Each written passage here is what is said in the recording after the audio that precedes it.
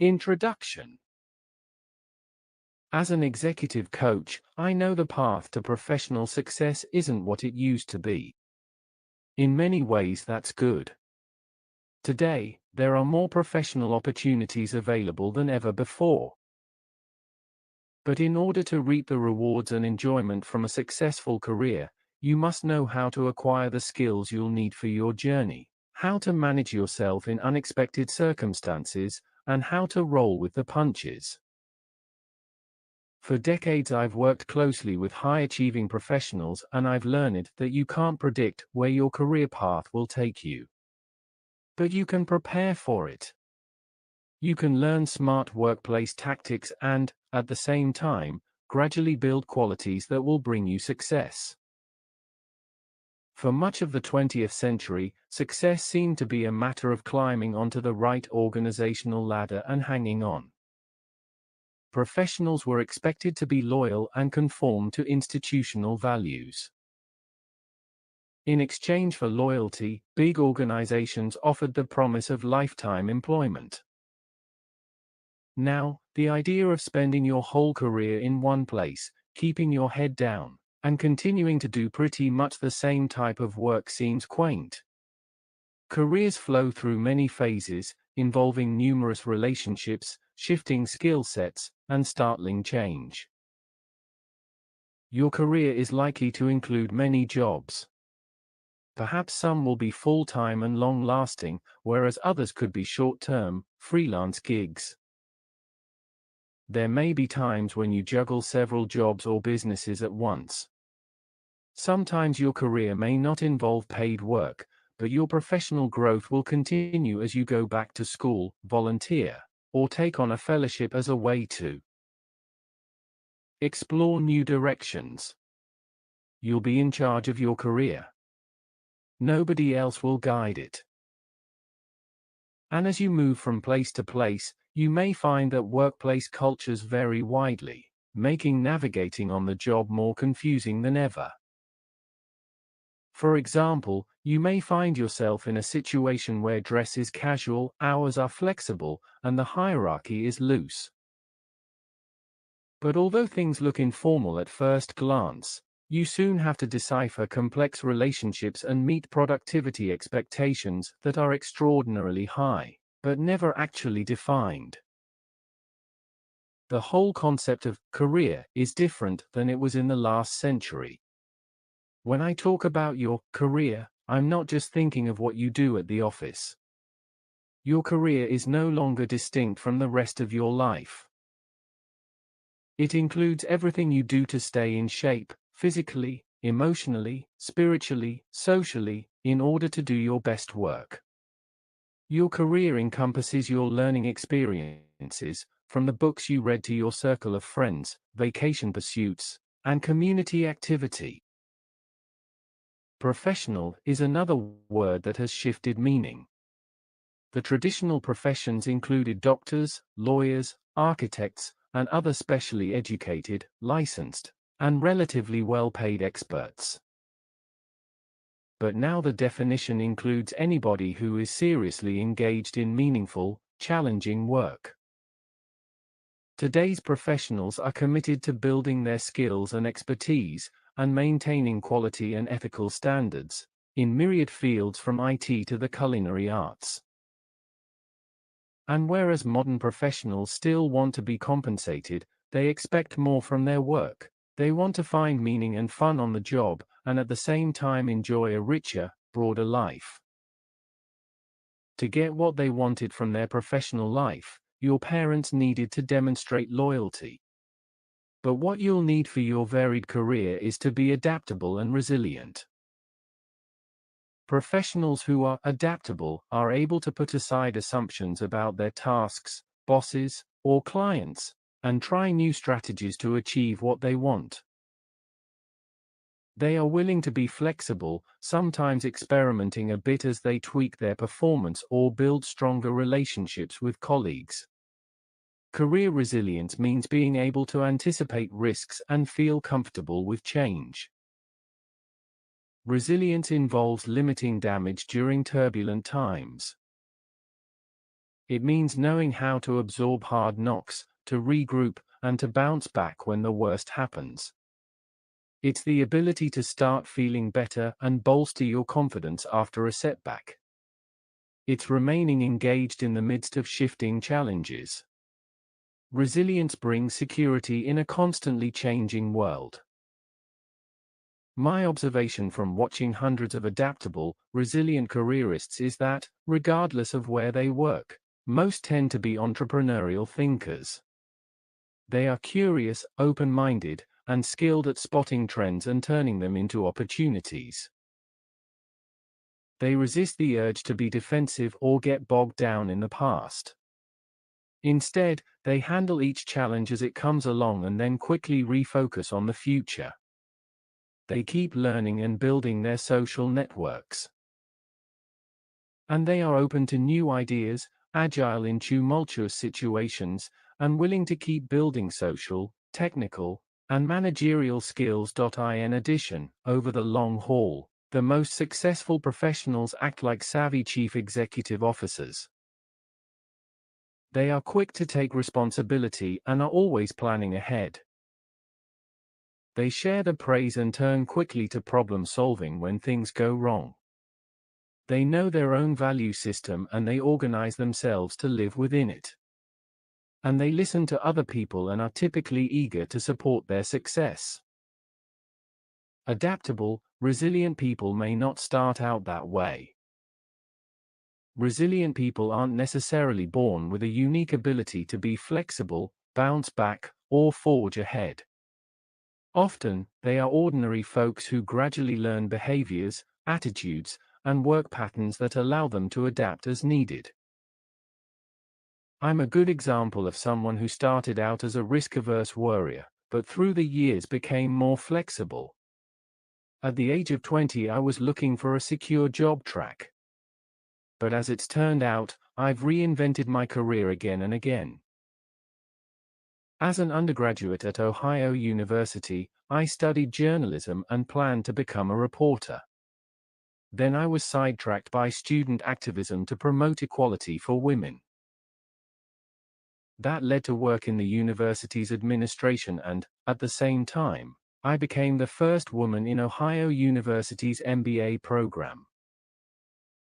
Eventually, I was called upon to take a fresh look at the university's employment practices and create its first affirmative action program.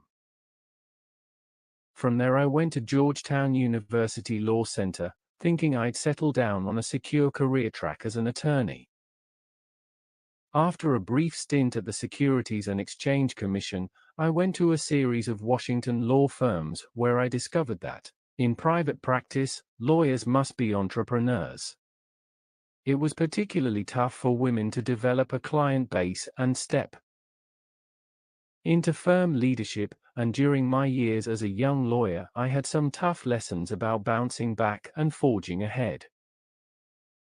Eventually, I was hired by my biggest client, Consolidated Natural Gas Company, to take charge of public affairs and policy. The leaders of that Fortune 500 company had great integrity and were good managers. I enjoyed my work and found satisfaction in fighting for issues like the development of alternative power projects. I thought I was at CNG for life, but then a corporate merger changed my plans. My job suddenly disappeared. But I was fine. As a corporate officer, I was well compensated with a severance package, and I discovered that I'd finally outgrown the need for a job that seemed secure. I decided to create a new career built around the activities I enjoy the most.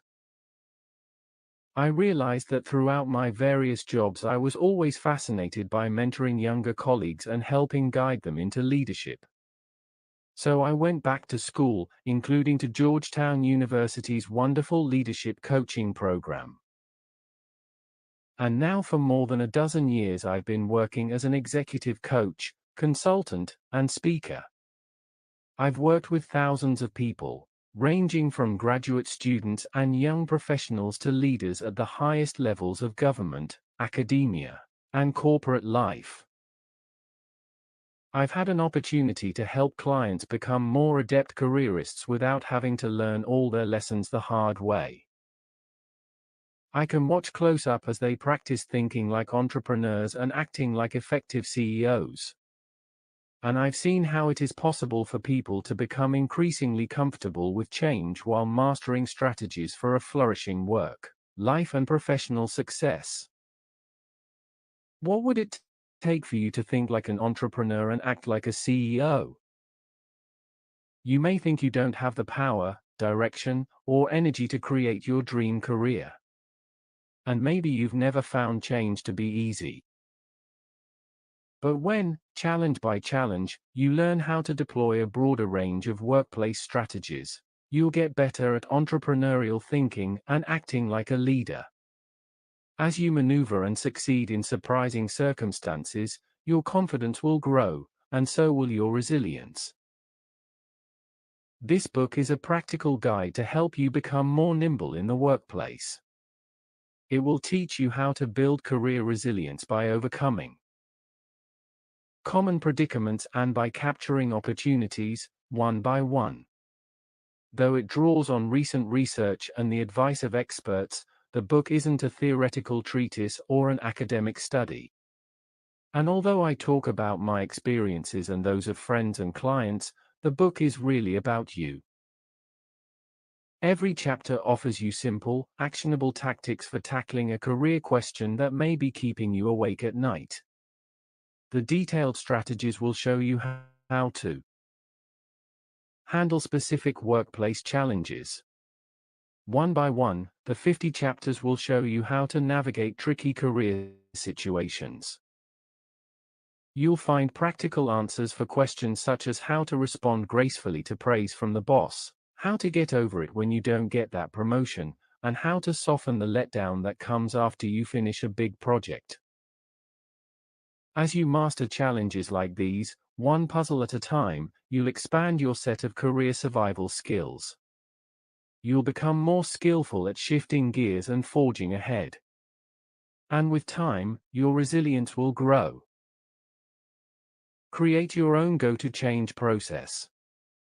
A key to being more adaptable is having a comfortable way to get started when it's time to make a career shift, particularly if you find change to be difficult.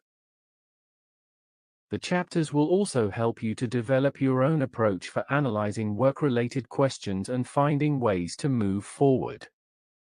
They will encourage you to think about how success might look in the future. And they'll show you how to create an action plan that can move you toward that vision of success. When you have mastered simple and reliable approaches to sorting out problems and making a change, you can face almost any career challenge.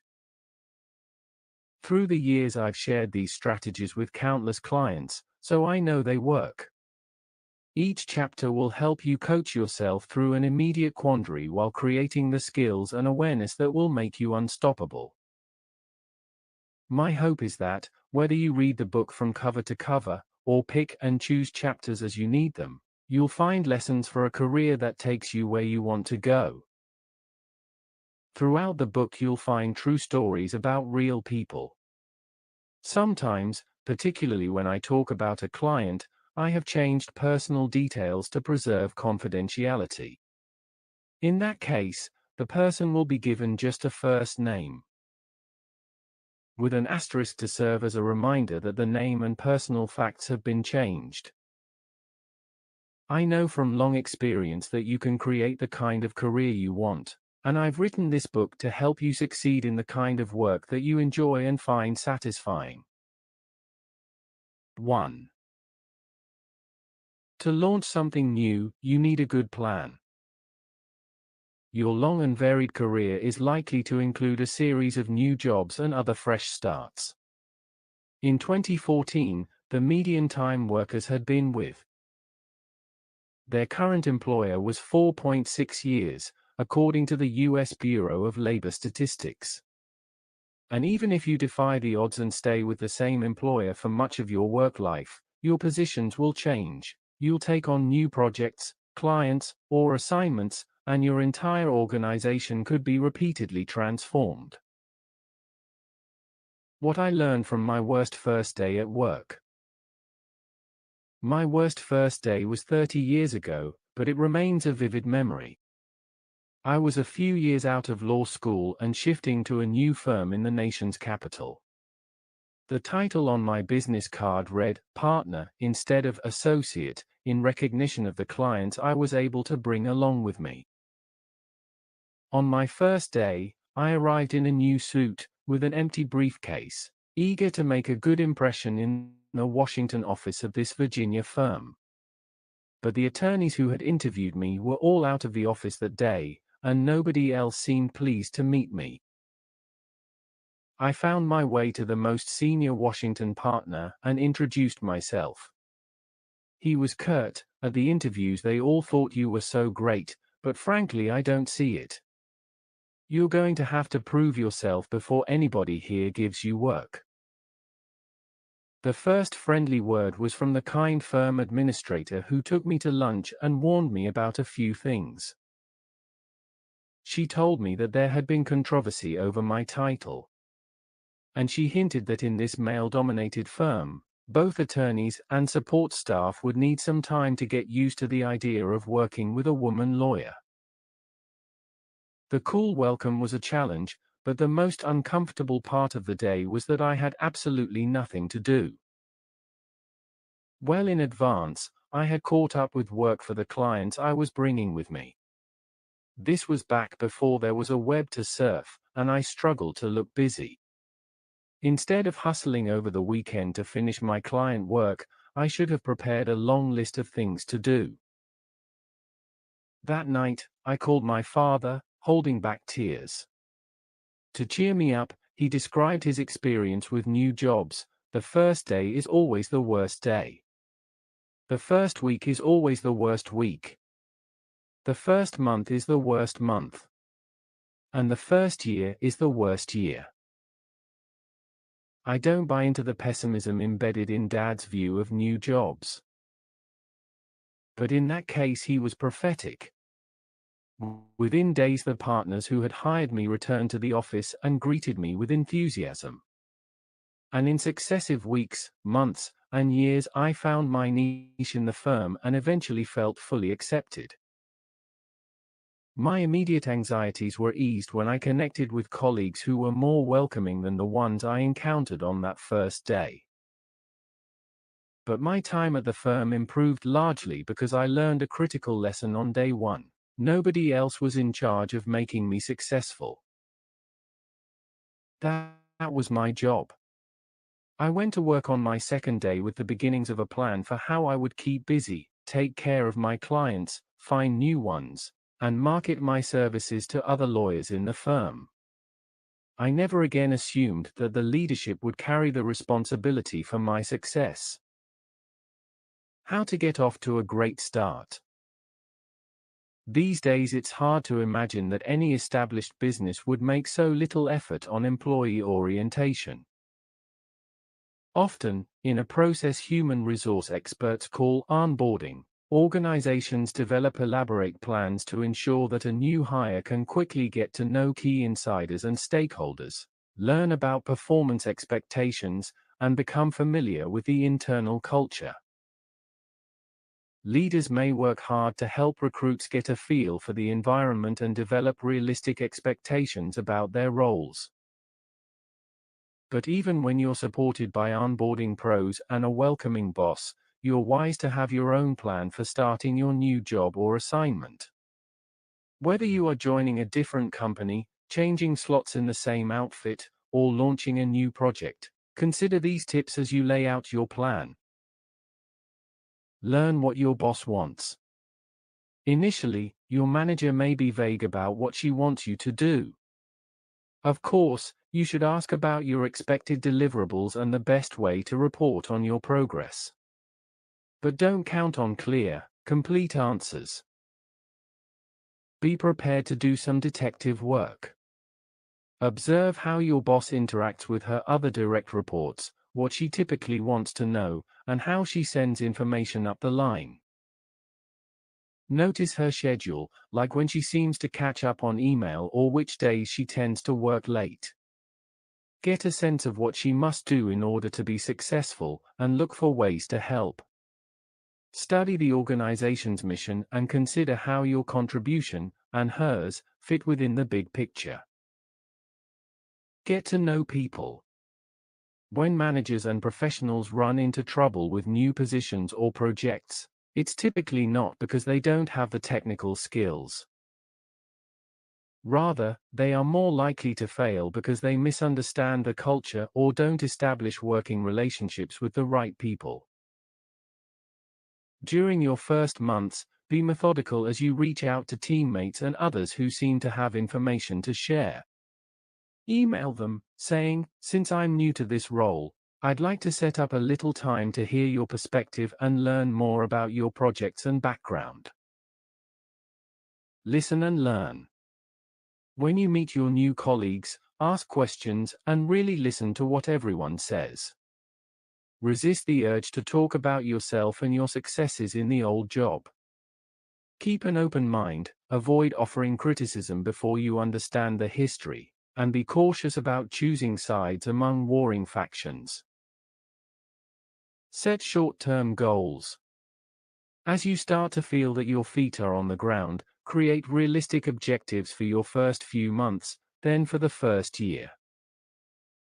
Reconfirm your understanding of your boss's expectations, focus on areas that seem to be high priority, and identify some relatively easy near-term achievements.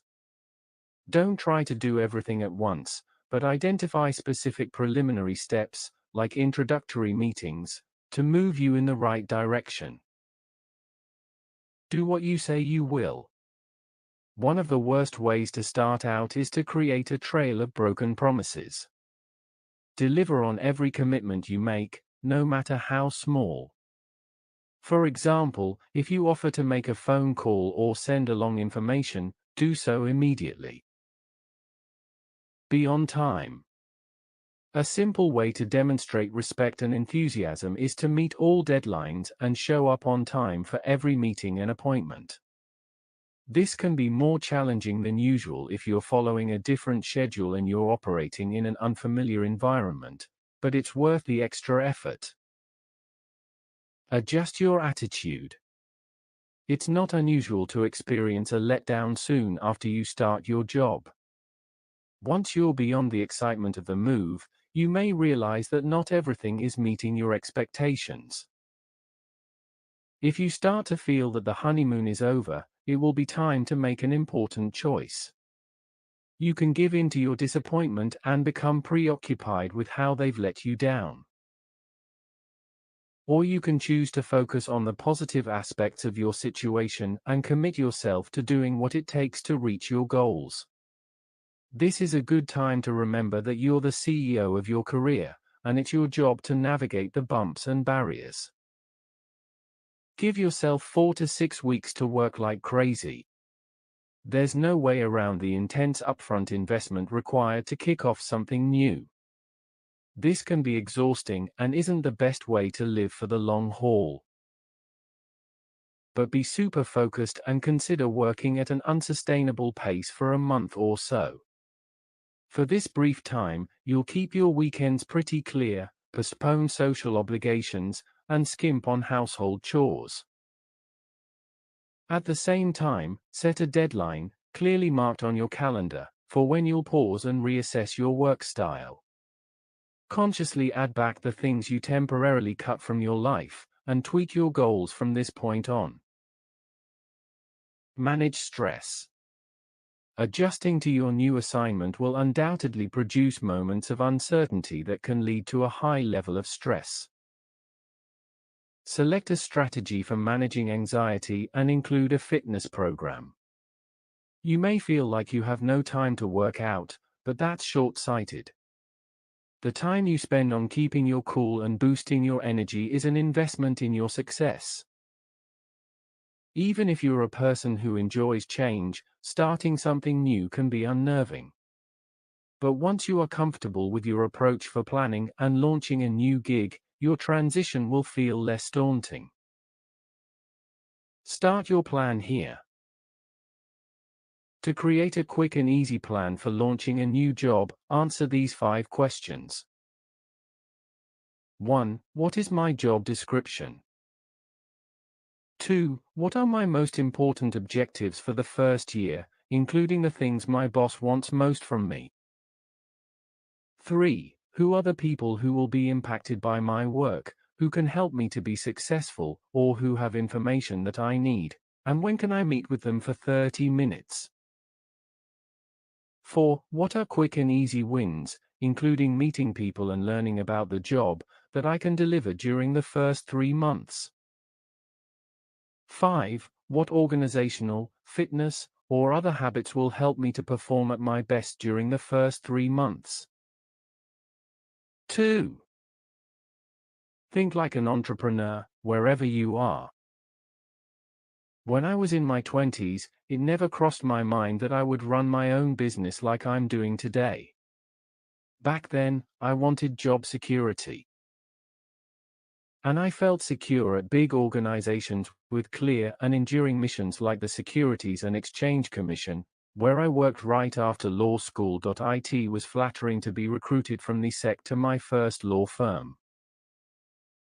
But when I first arrived, I missed the roadmap to promotion that had been so clear in a government job. Then when I watched more closely, I began to understand the rules.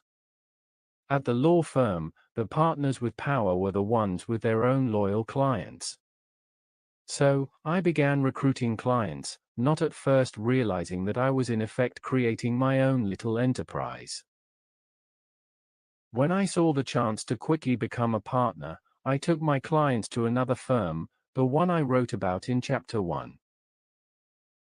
On that first day, I still was thinking of the law firm just as I would any other employer. But I was immediately forced to see how my arrival appeared from the firm's perspective. The partners didn't view me as an employee so much as a very small business to integrate into their operations. As a partner, I was obligated to market my services, produce billable work, and bring in more money than the firm had to spend in order to pay me and cover my overhead. I gradually realized that every organization of any significant size is a collection of smaller operations, all of which have to produce products or services that somehow support a shared mission. Years later, when I joined my largest corporate client as the public affairs executive, I understood that I had to think like an entrepreneur in order to find success and real security. At Consolidated Natural Gas Company, a Fortune 500 utility conglomerate, I was brought in as a change agent. I had to reorganize or invent costly outreach services, like lobbying on national issues and helping communities through our foundation. In every budget cycle, I had to sell the CEO and the board on my expensive programs, always explaining how they would support both the company's service mission and its bottom line. By the time CNG disappeared years later through a merger, I had developed a sense of what it's like to invent a business. And I was ready to try on my own. How to think like an entrepreneur. Before law school, I earned an MBA. I came away from business school with the impression that some folks are born with an entrepreneurial gene, but the rest of us just aren't cut out for creating our own thing. However, today's view is that entrepreneurship can be taught. And entrepreneurial literacy will contribute to your success, regardless of your field. In recent years, countless universities have created programs dedicated to the new interdisciplinary academic field of entrepreneurship. They draw students, from engineering to the arts, who understand that they'll always need the knowledge, skills, and flexibility to easily redefine their jobs or even create their own enterprises. The fascination with entrepreneurship isn't limited to undergraduate students. Journalist and career guru Kerry Hannon, who penned the foreword to this book, has written extensively about how entrepreneurial activity could be the next act for millions of baby boomers. She reports that a rising tide of people ages 55 or older want to keep working on their own terms, and at times that requires starting a new business. But even if you don't expect to ever create a business, developing a more entrepreneurial attitude could bring new vitality to your existing job. You might start your mental shift by imagining how it would be possible to reinvent your current job, change career gears, or launch a business or nonprofit at some point in the future. When my clients try to envision a different path, it often changes the way they look at their current environment. They may develop a more adventuresome spirit, experience fresh insights about their work, or connect with people in new ways. Intrapreneur is the newish term that some use to describe the employee of a large organization who acts like an entrepreneur. That might mean inventing something new without being asked, or accepting the task of turning a rough idea into a profitable, finished product. However we label them, I particularly enjoy working with clients who start thinking more like entrepreneurs. Even during the roughest economic times, they keep bouncing back, whether by renegotiating their job to meet a new need or heading out on their own. You can start immediately to develop a more entrepreneurial approach to your work. If you want to act like an intrapreneur, start here. Know the mission. Entrepreneurs tend to be passionate about their work. They set goals and they plan activities to support those goals. To be truly goal-minded, it's not enough that you understand your own objectives. You also should understand your organization's mission, the challenges it faces, and the way your contribution supports the collective strategy. Focus on the customer. If you start a business, your customers will ultimately determine whether you succeed. Everything you do in a business must be focused on your customers. It's your job to know what they need, what they want, and what they think. And it's the same if you work in a large organization. Your success depends on the products and services you deliver to your bosses, your colleagues, and other customers as well. Ask yourself how you might better serve your current customers and look for ways to broaden your customer base. Understand business basics. As a professional, you should be familiar with all the functions that make up a simple business. You need to be comfortable with commercial lingo and clear about how various business-like activities are embodied in your organization, even if it's a government agency. Ask yourself, do I have a mental picture of the operations that bring this outfit to life? Everything from product development to budgeting, marketing, and sales? Do I understand the roles of support services like human resources and public affairs? Practice failure. Successful entrepreneurs know that everyone has, and can learn from, false starts. When they experience a failure, they analyze what went wrong and apply the lesson to the next opportunity. There's a saying that entrepreneurs fail their way to the top. But if you're used to success, you may become so afraid of failing that you won't take chances. This can stifle your inventiveness and limit your ability to collaborate and innovate. To mitigate your fear of failure, take up some activities where your success is not assured.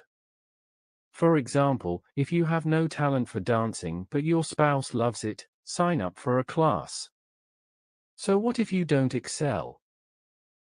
The two of you will still have fun and you'll discover that it can be okay to not excel. Choose to be positive. As we'll discuss in later chapters, the research is clear, you can learn to be more optimistic. Begin by noticing your own language, including the way you talk inside your head. If you are given to complaints, regrets, and self-deprecation, learn to let that negativity go.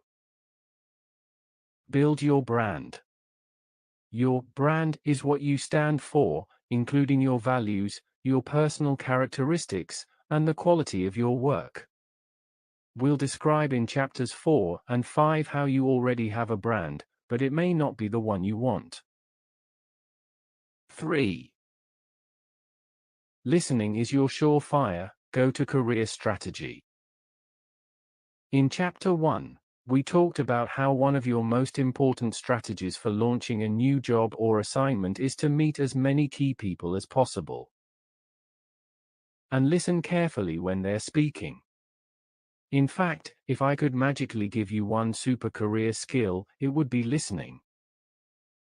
By listening, I mean you not only shut your mouth long enough for the other person to talk, but you also shut down the voice in your head when it tries to tell you what to say next. You concentrate on the speakers, and you hear what they say even if it means you have to fight the urge to be defensive or interrupt. Neuroscience and philosophers suggest that people go through life aching to have their concerns acknowledged and their presence felt.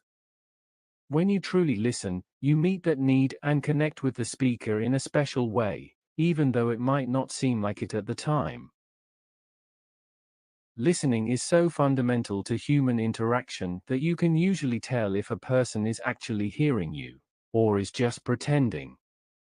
Research on mindful listening shows that speakers can sense whether the audience is paying attention or just waiting for their turn to talk. When you're really listening without passing judgment, you're more likely to be seen as genuine, charismatic, and even attractive. Becoming a stronger listener is like building your physical strength. You build your listening muscle by noticing your reactions to a speaker and then putting them aside.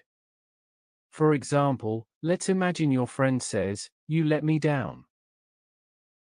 You instantly think, "That's not true." But rather than butting in, you put that defensive thought aside and hear what else your friend has to say. Then you could go further and encourage the friend by asking positively worded, open-ended questions. Instead of arguing, you might ask, "How might I have handled this in a more supportive way?" You can sharpen your skill by practicing throughout the day in low-stress situations, such as conversations with a barista or sales clerk. For just a minute or two, give your normal concerns a rest and shift your focus to the needs and interests of someone else. Great listening goes beyond hearing someone's words. It means noticing body language, facial expressions, and signs of emotion. It helps to be relaxed, so you might want to take a few deep breaths before starting a challenging conversation. A good way to begin a listening session is to summon up compassion for the speaker by imagining what it's like to see things from his or her perspective. Times when exercising your best listening skill is a good strategy. If you want one essential ability to help you become more resilient, work on the habit of genuinely listening to other people. Here are 6 situations where active listening is a particularly smart way to go. 1. When you're starting something new. If you're joining a different team or meeting new people, it's tempting to talk a lot, to show off your expertise. Often, the better approach is to ask questions and demonstrate your strength by paying close attention to the answers. 2. When you're a leader. Listening is a core competency of leadership. You'll grow as a leader if you practice the discipline of letting others talk before you do. As your team members speak, show that you're listening by nodding or restating a speaker's points. And find ways to let them know that you care about what they think, even though you may not always agree. 3. When you're trying to make your case. When we fall into debate mode during a meeting, we may ignore others' comments and obsess about the points we want to get across. Instead, it's more effective to understand our colleagues' goals and concerns so well that we can frame our suggestions with a minimum of conflict. Collaboration is a vital career skill, and it starts with appreciating the viewpoints of all the players. 4. When you're in the middle. Have you ever found yourself caught between two warring parties? You know it would be a mistake to take sides, but it can be a challenge to participate in meetings without seeming to align with one faction or another. The best approach here is to consistently present yourself as an open-minded listener. Let everybody know you're always willing to be fair and hear what folks want to communicate. 5. When they're hard to get along with. Once we start thinking of people as difficult, we may stop really hearing them. As they speak, we feel defensive and start working on our rebuttals. At some level they know we're ignoring them, so their obnoxious behavior gets worse. You can often diffuse a tense situation by putting aside your resistance and concentrating on what is being said. By quieting your negative inner commentary, you may launch a new era of healthy communications.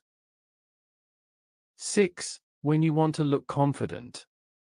When people feel insecure, they may chatter about nothing, brag too much, or insist their opinions are correct despite the weight of the evidence. Genuinely confident people aren't afraid to stay quiet. They already know what they think and now they want to know what you think.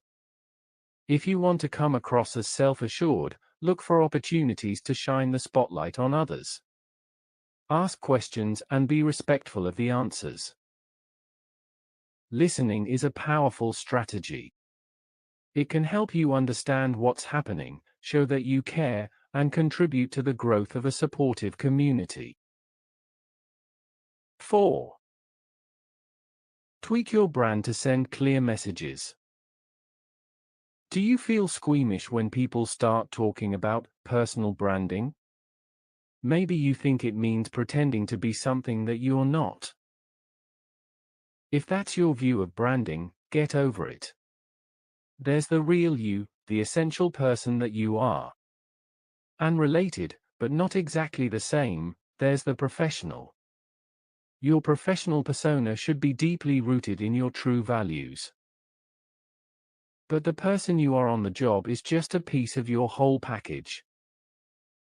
Also, in your professional life, whether or not you know it, there's your personal brand. Your brand might be quite different from the essential you, and even the on-the-job you. Even if you don't want it or like it, you do have a brand. It's already out there, alive, and influencing the way people react to you. Understand and shape your personal brand. Your brand distinguishes you from everybody else. Originally, the word brand simply meant a name or symbol indicating the owner or producer of a product. For example, ranchers used hot irons to brand cattle so they could spot their own steers among the free-roaming herds. And back when soap was usually just called soap, Pear's soap was named after the barber who invented a new kind of gentle cleaning bar. Today, the term brand isn't the same as a brand name. In a branding effort, marketers try to distinguish a product, highlighting how it differs from its competitors. But the modern concept of brand is even broader than that, because it encompasses not just the qualities of products, but also how customers feel about those products. When we refer to a brand, we're getting at something that reaches way beyond the actual product to include a full range of customer reactions. For example, the Coca-Cola brand reflects not just soft drink attributes and whether people like the taste, but also the emotional reactions customers might have to the happy messages in Coke commercials.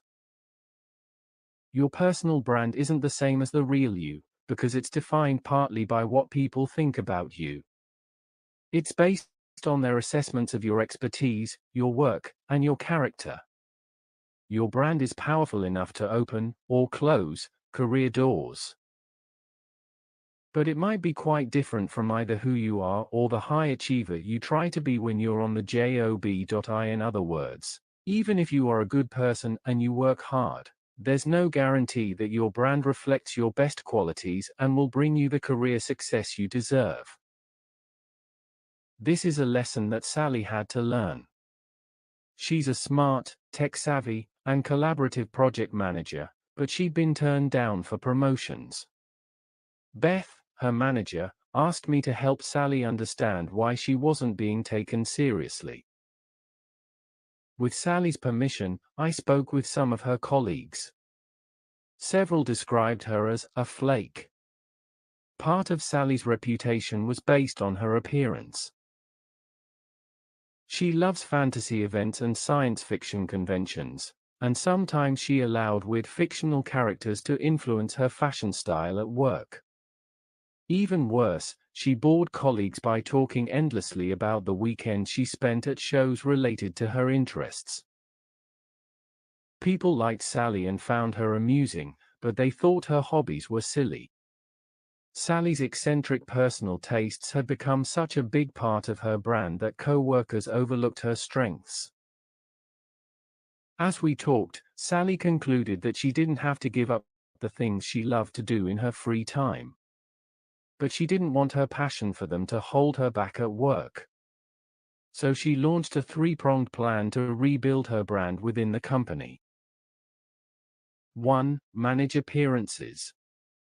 Sally aimed for a more mainstream personal style, so that her co-workers' reaction to her clothes and grooming wouldn't blind them to her competence.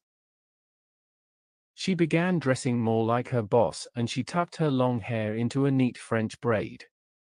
She also stopped trying to interest work friends in her weekend activities.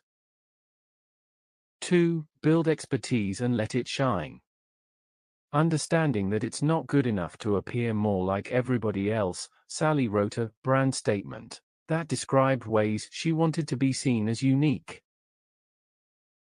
In particular, she hoped to be recognized for her technical abilities. She set the goals of becoming expert in a hot new technology and having her expertise recognized. She took an online course, kept studying and experimenting on her own, and published an article in an industry journal.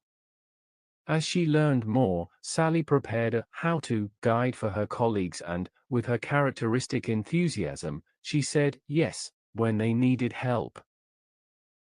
3. Show up like a leader. Sally took a course that required her to start a leadership journal. As she wrote about the leaders she admired, she became more conscious of how she wanted to appear. She wrote a list of the leadership characteristics she most admired, looked at it frequently, and thought about it as she planned her participation in routine meetings. Visualizing the kind of leader she wanted to be helped her become more confident about her contributions and decisions. Rather quickly, Sally changed her brand. Beth said other managers were talking about how Sally had finally grown up. With her new, well-chosen expertise, Sally became known as an innovative thinker. Soon, she was assigned to a key project. Try these strategies to manage your brand. To gain control of your brand, start with an honest assessment of how you come across. If you're creating impressions that don't serve you well, then it's your job to change them. If you're ready to do some rebranding, start here. Research your current brand. When marketers want to enhance a product brand, they may start with customer surveys. If you want a better sense of your brand, gather feedback from other people.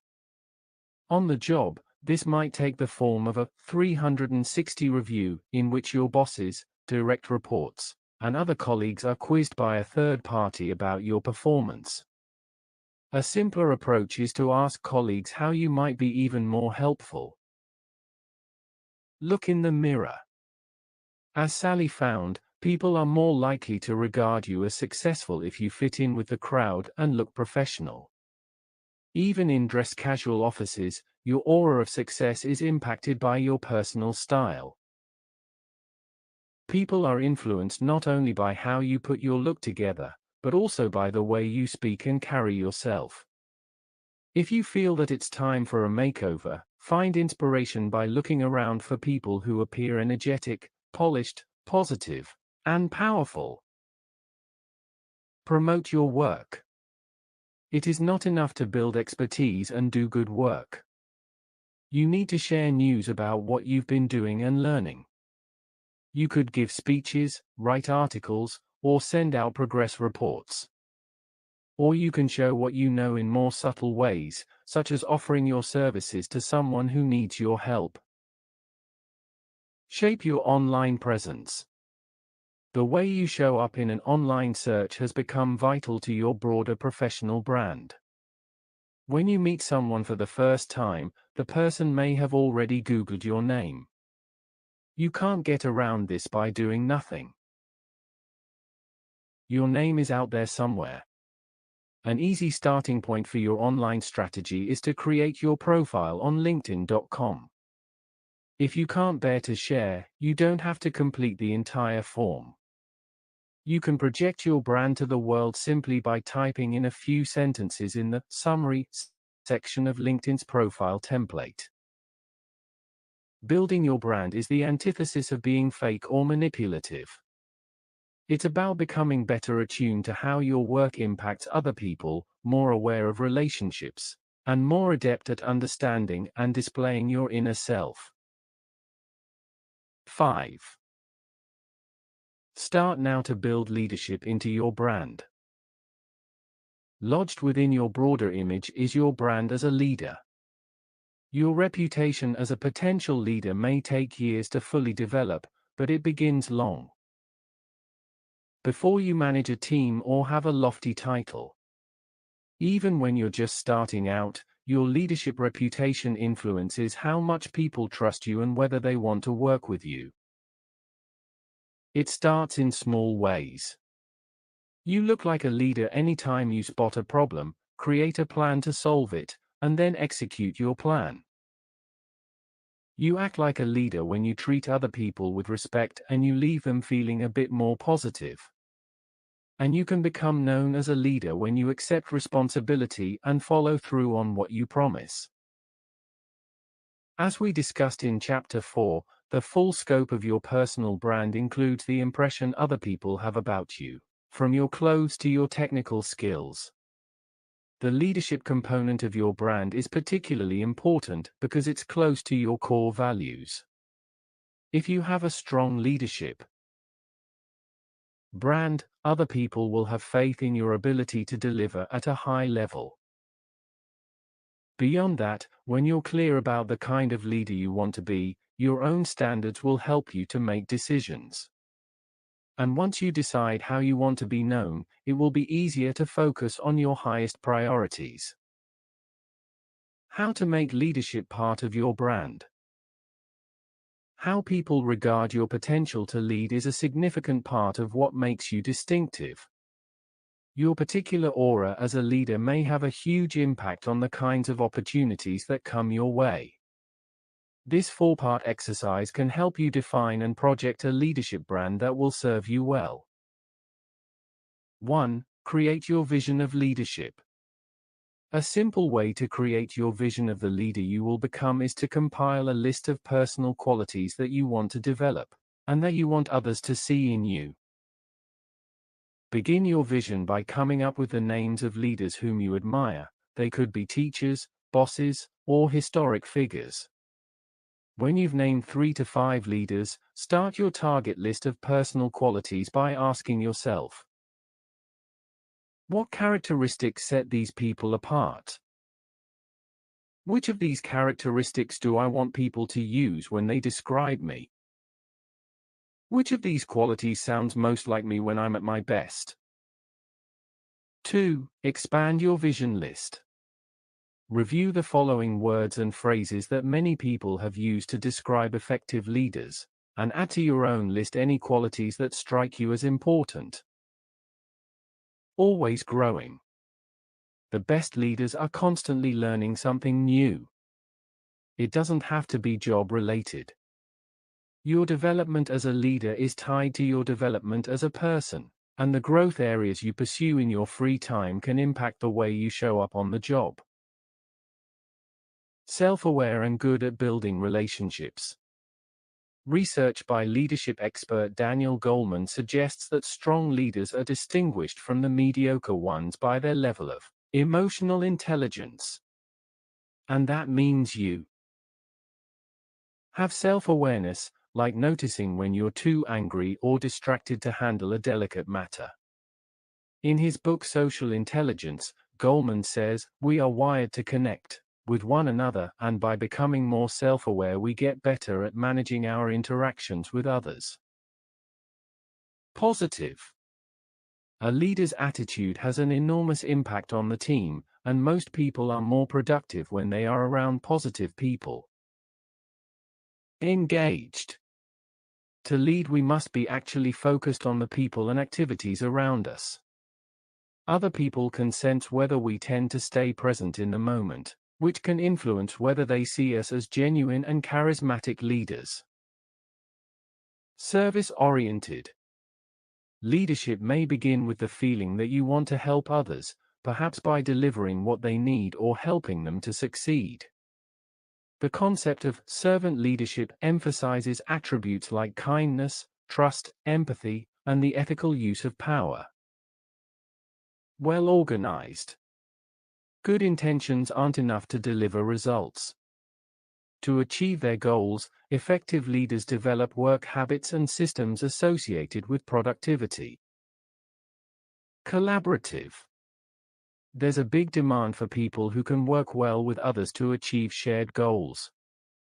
One reason for this is that innovation is so often the outgrowth of a collaboration involving people with different views and skill sets.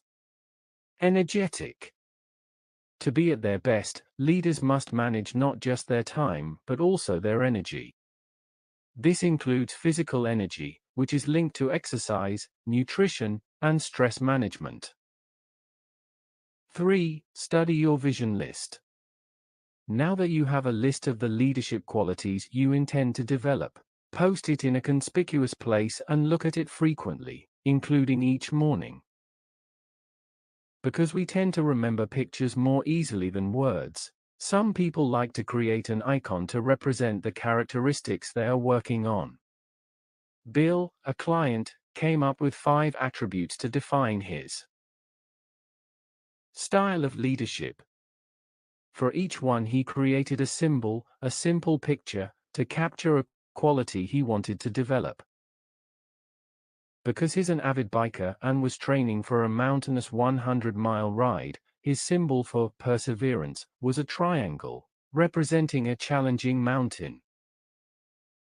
Bill could glance at his sketch of those 5 icons and instantly recall the characteristics he hoped to develop as a leader. Eventually, to thank his wife for supporting his efforts, he had a jeweler find or create each of the icons in a charm. Then he was reminded of his growth path each time he looked at the lovely gold bracelet that his wife wore. 4. Act this way. A key to projecting your brand is identifying the attitudes and behaviors that will earn the reputation you want. Once your vision list is complete, a quick look will remind you of how to act. You might also consider a methodical way to practice the qualities on the list, one by one. If you're working on several characteristics, you might try a flavor of the month approach. Let's say you want colleagues to see you as reliable, creative, and positive. Go to your calendar and, for each of the next 3 months, choose one attribute to be your theme for the month. Now here is the most important part. If "be reliable" is your target for May, commit to a specific type of behavior to bolster your reputation for reliability. For example, you might plan to arrive right on time for every May meeting. Your brand sets you apart from the competition. And your brand as a leader reflects and influences the way other people encounter your deepest values. 6. Power up by tweaking your personal style. Did somebody tell you that if you work hard and do a great job, it won't matter what you wear to work? Sorry, that's just not the case. The way you present yourself to other people has an impact on how they evaluate your accomplishments and potential. And your personal style, your clothes and grooming, makes a difference to the way you're perceived. Obviously, your style is particularly important when you're job hunting or making presentations. Thinking about these occasions, I went to an expert, my sister, Libby Vick. Libby spent 10 years in Washington politics and public relations, and for more than 20 years has been on the faculty at Northern Virginia Community College. In her business and professional communications classes, students of all ages and backgrounds explore how they come across on the job or in the job market. Whether you're giving a speech or just trying to make a good impression, Libby says, your audience may focus less on your words than on your nonverbal message. In addition to things like posture and facial expressions, personal style is a part of that message. Having a tasteful look doesn't require lots of money. Libby believes you can look smart whenever it's evident you thought carefully about how to put yourself together. Women on a tight budget can still appear stylish. One approach that often works is to wear mostly black, or black and white. For men, dressing for success is both more flexible and more complicated than it used to be. A good tactic is to see how others dress and come up with a look that's a bit less casual than most guys in the group. But male or female, and whatever look you select, make sure your clothes are clean and pressed. You'll feel better about yourself when you know you look good, and chances are you'll perform better as well. Libby says that in her early teaching days she didn't require students to dress up for presentations. Then she realized, the speeches they give when they're wearing sweats to class are nothing like the speeches they give when they know they look good. Libby says everything comes back to focusing on your audience and recognizing that all good communication is audience-centered. So give some thought to messages you want to communicate and what your look will convey to the people you're trying to reach. If it's apparent that you made an effort, they may be more open to what you have to say. Times to kick your style up a notch. Sometimes you feel too busy, tired, or disengaged to make an effort as you prepare for the workday. Losing interest in your appearance can be part of a downward spiral in your career. When that happens, a bit of a makeover might help you to break out of the funk. Another time for a redo is when your career is on an upswing. A chic new look can be a subtle way to let the world know that you are on a roll. And you may want to buff up your look when you work with younger people. If your wardrobe hasn't changed in years, they may assume that your mindset is back in the 90s, as well. Notice what your young colleagues are wearing and modify their choices to create a look that works for you. If you don't know where to begin, ask for advice from a fashionable friend, explore fashion blogs, or find a personal shopper. Work with older people. It won't help your career if you look like a kid. Get rid of the flip-flops if your colleagues will think your informal dress suggests you don't mean business. Interact with clients or customers. You won't make much of an impression if you're dressed like you don't really care. You'll be more credible if you look as if you considered all the details, including what to wear. Are giving a speech. Libby says it's tougher than ever to make a presentation, what with audiences constantly yearning to check their phones. No matter how well you know your material, you'll lose your audience at the beginning if you look sloppy, uncertain, or unprepared. Dress up a bit in an ensemble that makes you look good, and you'll get off to a strong start. Hope to move up. If you're eyeing a promotion, dress like you've already climbed the ladder. Instead of blending in with your peers, take a cue from your bosses, or their bosses, and dress as if you're one of them. Are seeking a new position. In interviews, first impressions are critical. And people will register how nicely you've cleaned up, even before you open your mouth. Dressing conservatively is often the safest bet, but you also want to look like you fit in with the office culture. Being a little overdressed is acceptable because it shows the interviewer how much you care. Want to avoid stereotypes. My hit mother, Lorna Jones, passed her driving test at age 93. I asked if she'd been nervous about driving with a motor vehicle department official in her car, and she said it had been no problem because she was prepared. I had my hair done and I dressed like a professional, she said. After 80, if you dress casually or look untidy, people may assume you have dementia. When you look classy, folks are more likely to put their prejudices aside. In a work setting, your personal image is part of your brand. It suggests something about how much you value the work, and how you expect others to treat you. 7. Talk back to the voice in your head. Throughout school there was a voice in my head saying, if you don't study, you're gonna flunk. I've no idea where those words came from. My pa didn't pressure me about studying, but I heard the refrain every time I was tempted to skip my homework. The voice seemed to fade away when I was an undergraduate, but it roared back when I entered Georgetown Law. I was excited to be in Washington and tempted by the leisure options, from museums to bars. That nagging warning, though, often kept me at my books.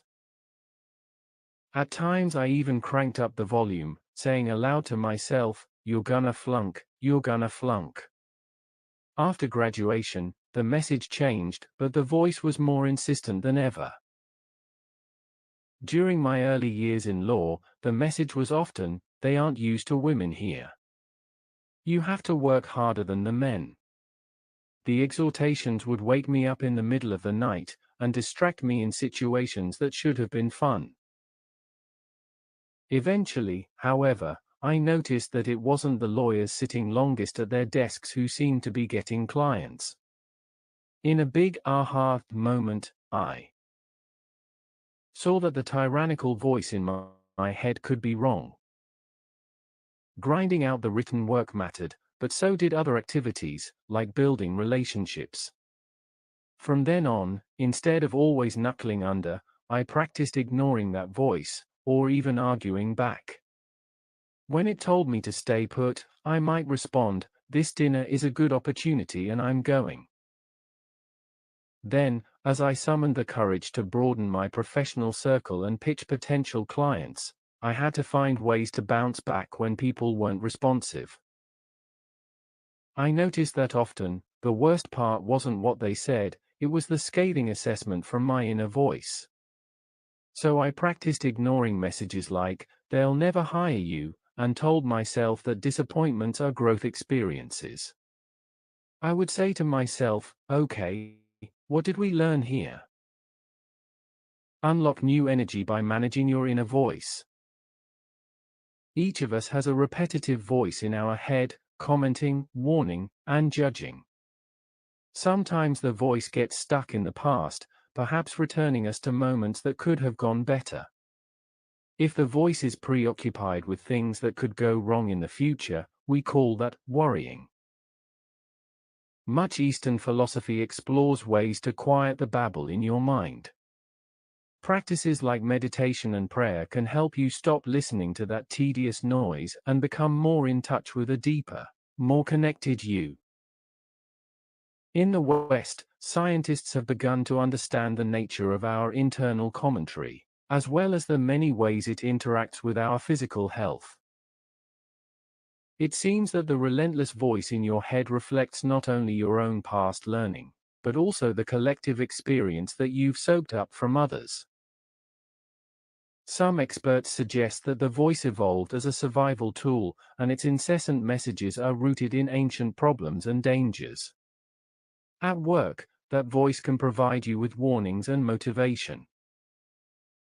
When we're fully engaged in rewarding tasks, the voice may grow quiet. Too often, however, the whining monologue can become a nuisance, keeping us awake at night and subjecting us to needless worry. The voice can discourage us from taking risks, distract us from important work, and undercut our productivity. The good news is that you don't have to let that negative self-talk exhaust you. Here are a few ways to break free from compulsive negative thought patterns. Just notice. Simply observing which thoughts tend to recur can help break their hold. Identify the niggling phrases that flow through your mind most frequently. Each time one returns, just observe it and try not to react. Remind yourself, it's just that old thought and I don't have to listen. Reframe them. Make a list of your recurring negative thoughts. Draft a more positive alternative to each thought on your list. For example, if you keep thinking, this job is boring, your rewrite might be, today, I will take one step to make this job more interesting. When the same old thought occurs, counter with the revised version. Repeat the reframed statement over and over. With enough repetitions, you can replace the old message with the more helpful new one. Name them. You can get distance from recurring negative thoughts by putting a label on each thought pattern. For example, you might say to yourself, that's just my Monday morning chatter, and let the babble go. Another technique is to visualize the narrator in your mind who is voicing the message. Then you may be able to dismiss your worries by saying, oh, that's just my Monday morning Grinch talking. I love Rick Carson's classic book, Taming Your Gremlin, which suggests that you imagine how your internal narrator may look. By picturing your nasty little gremlin, you weaken its power to badger you. So much of building resilience and feeling more comfortable with manageable risk is a matter of getting out of your own way. A good starting point is simply becoming aware of the voice in your head and recognizing that you don't always have to listen. 8. How do other people get self-discipline? Do you know people who have so much self-discipline that it makes everything look easy? Does it sometimes feel like your career would take off if you had as much discipline as one of your colleagues? That was the case with Doug, an energetic communications and marketing consultant. He is an expert in his field and his charismatic personality helps him to attract more clients than he can easily serve. He has a strong team to share the work, but when we first spoke, Doug complained that he couldn't seem to get organized. He had so much going on that he couldn't keep track of the details. Opportunities would slip away when he failed to follow up, and he worried that his disorganization would result in a serious mistake. Doug would invent reasonable processes for keeping track of prospects and client projects, and his team would adopt them. But then he'd create chaos by ignoring his own systems. He'd fail to report on his activity, forget about his promises, or reinvent a critical strategy without sharing the plans. The problem is I just wasn't born with enough self-discipline, Doug said. It's easy for people like my assistant Jane, who's methodical but not so creative, but I'm a different kind of person. So how do I get more control? It is true that some people, like Jane, are naturally methodical planners, whereas others, like Doug, are more spontaneous. But, by definition, self-discipline isn't easy for anyone. A common definition is that self-discipline is the ability to motivate oneself in spite of a negative emotional state. In other words, self-discipline is about making yourself do things you don't feel like doing. And there's no single strategy for boosting your level of self-discipline. One reason is that this elusive quality can take many forms. Sometimes it's about avoiding immediate gratification in order to obtain a greater benefit, like when you quit smoking. Another type involves doing something you don't enjoy in order to achieve a goal, like running every morning so you can lose weight. But you can develop more self-discipline if you want to. As I explained to Doug, building your self-discipline is rather like building your body. Even if you're very weak, you can start today to build the strength of your muscles, one by one, and with time you'll increase your level of fitness. In the same way, you can start now to strengthen your self-control muscles. By working on them a little bit every day, you'll gradually develop more discipline. You can increase your self-discipline. As a young professional, Doug loved deadline pressure and was proud of his ability to respond to client emergencies. But the cowboy style that worked when he was a sole practitioner wasn't effective when he was trying to lead a dozen people. He began to see how one of the most important qualities for career success, and for joy in life, is self-discipline. He stopped scoffing at research that suggests people with self-control are happier, better able to handle stress, and more likely to reach their goals. More important, Doug discovered that self-discipline is a learned behavior. It is something you can work on, issue by issue, day by day, freeing you from considerable anxiety and wasted time. Self-discipline looks different for different people. For Doug, it began with a new practice of writing things down. At first, he started writing for 10 minutes each morning, planning out his day. When that habit seemed firm, he began carrying around a notebook for capturing everything from phone messages to commitments he made to clients. Try this plan for building your self-discipline. The people who stand out in a competitive environment show up on time, meet deadlines and commitments, take on the tough issues, and do everything they promise. To be that kind of person requires self-management. If you're ready to build your discipline muscle, begin with this 10-point plan. 1. Start with a goal. Is there something that you would like to do, if only you had the discipline to do it? Let's say, for example, that you think your job would flow more smoothly if you could get to work on time. Decide upon a manageable goal and express it in specific terms, like, I will arrive at work by 8 o'clock every day for 2 weeks. 2. Visualize what self-discipline would look like. Identify the steps that could help you achieve your goal if you did, in fact, have the necessary discipline. To reach the office on time, would you turn off the TV and go to bed earlier? Lay out your clothes the night before? Fill up your gas tank during the weekend? 3. Choose discipline. Once you have a detailed vision of how you would act if you did have the discipline, start choosing to act like that. The opportunities to practice will take the form of a series of small decisions, like whether or not to turn off the TV at bedtime even if something good is on. Each time you meet the challenge of choosing self-discipline, you'll be exercising your self-control muscles. 4. Write it down. Keeping some form of log or diary is tremendously reinforcing and can help you to gradually build your self-control. Once you've identified the decisions that will help you get to work on time, keep track of how often you make the right choice. 5. Reject excuses. When you're trying to practice discipline, there's a danger you'll be defeated by the voices in your head. Notice when you're tempted by internal arguments such as, I'm too tired to get organized tonight. Simply by becoming aware of how you rationalize will help you to grapple with temptation and keep you moving toward your goal. 6. Encourage yourself.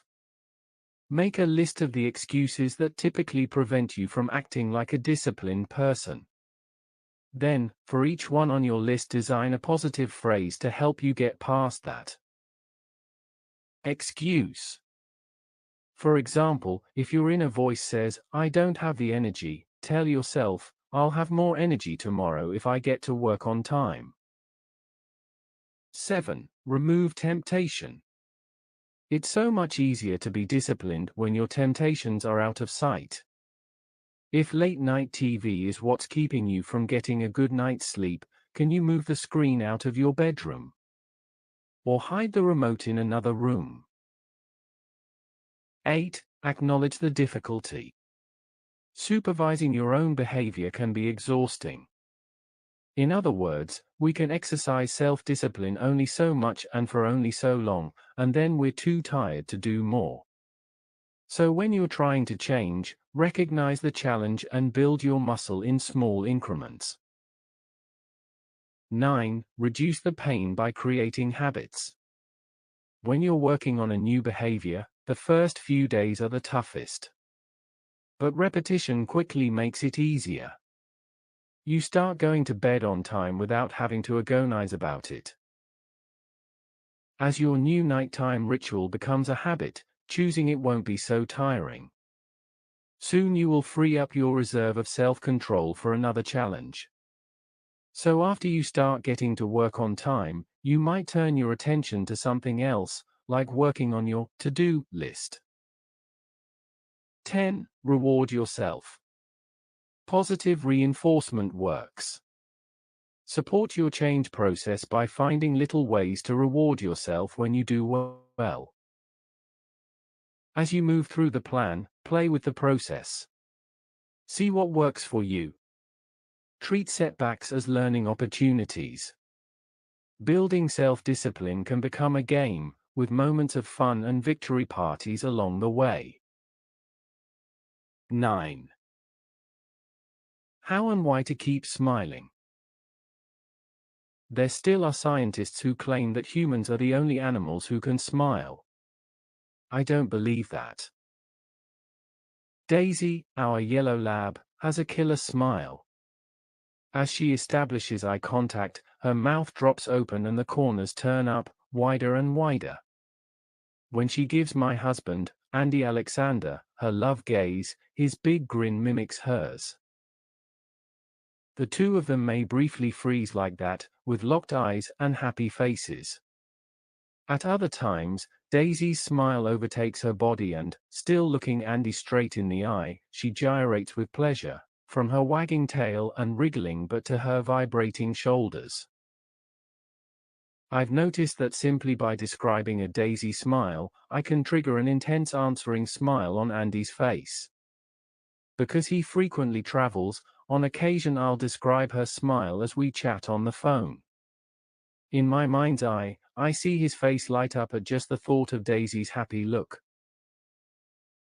Although there's disagreement about the validity of canine smiles, it's widely known that the human smile is contagious. Dale Carnegie wrote about that back in 1936 in his immensely popular book How to Win Friends and Influence People. In its section on 6 Ways to Make People Like You, Principle 2 was just one word: smile. Carnegie said, "Your smile is a messenger of your goodwill and a simple way to make a good impression." He advised readers to smile even when they don't feel like it, because action and feeling go together. If you smile, you'll feel happier, and those around you may as well. Reasons why smiling is still a good strategy.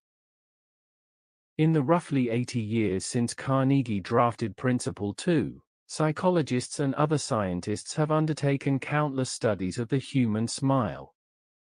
It seems that the phenomenon is more complicated than Carnegie suggested. For one thing, your smile and the message it carries are shaped partly by your culture.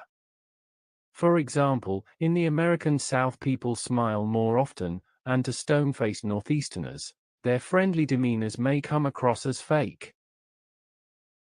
Also, immediate circumstances can shift the way your expression is interpreted.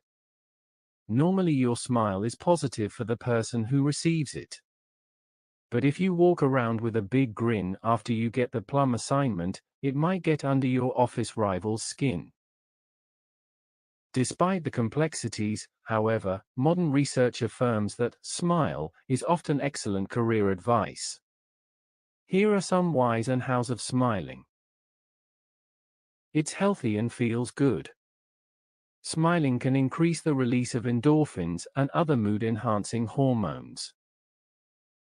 It can calm your heart rate and blood pressure, contribute to a heightened sense of well-being, and lead to improved health. Smiling can help you release tension and work-related stress with an impact so profound you may experience it at a cellular level. You'll look good. When you smile, there's a better chance other people will perceive you as competent, attractive, likable, and memorable. They are also more likely to find you approachable and see you as trustworthy. And they'll think you look younger. On top of all that, the odds are better that they'll remember you the next time you meet. It's contagious. We are hardwired to mirror each other's happy looks. When you smile at colleagues or clients, they may automatically return your expression.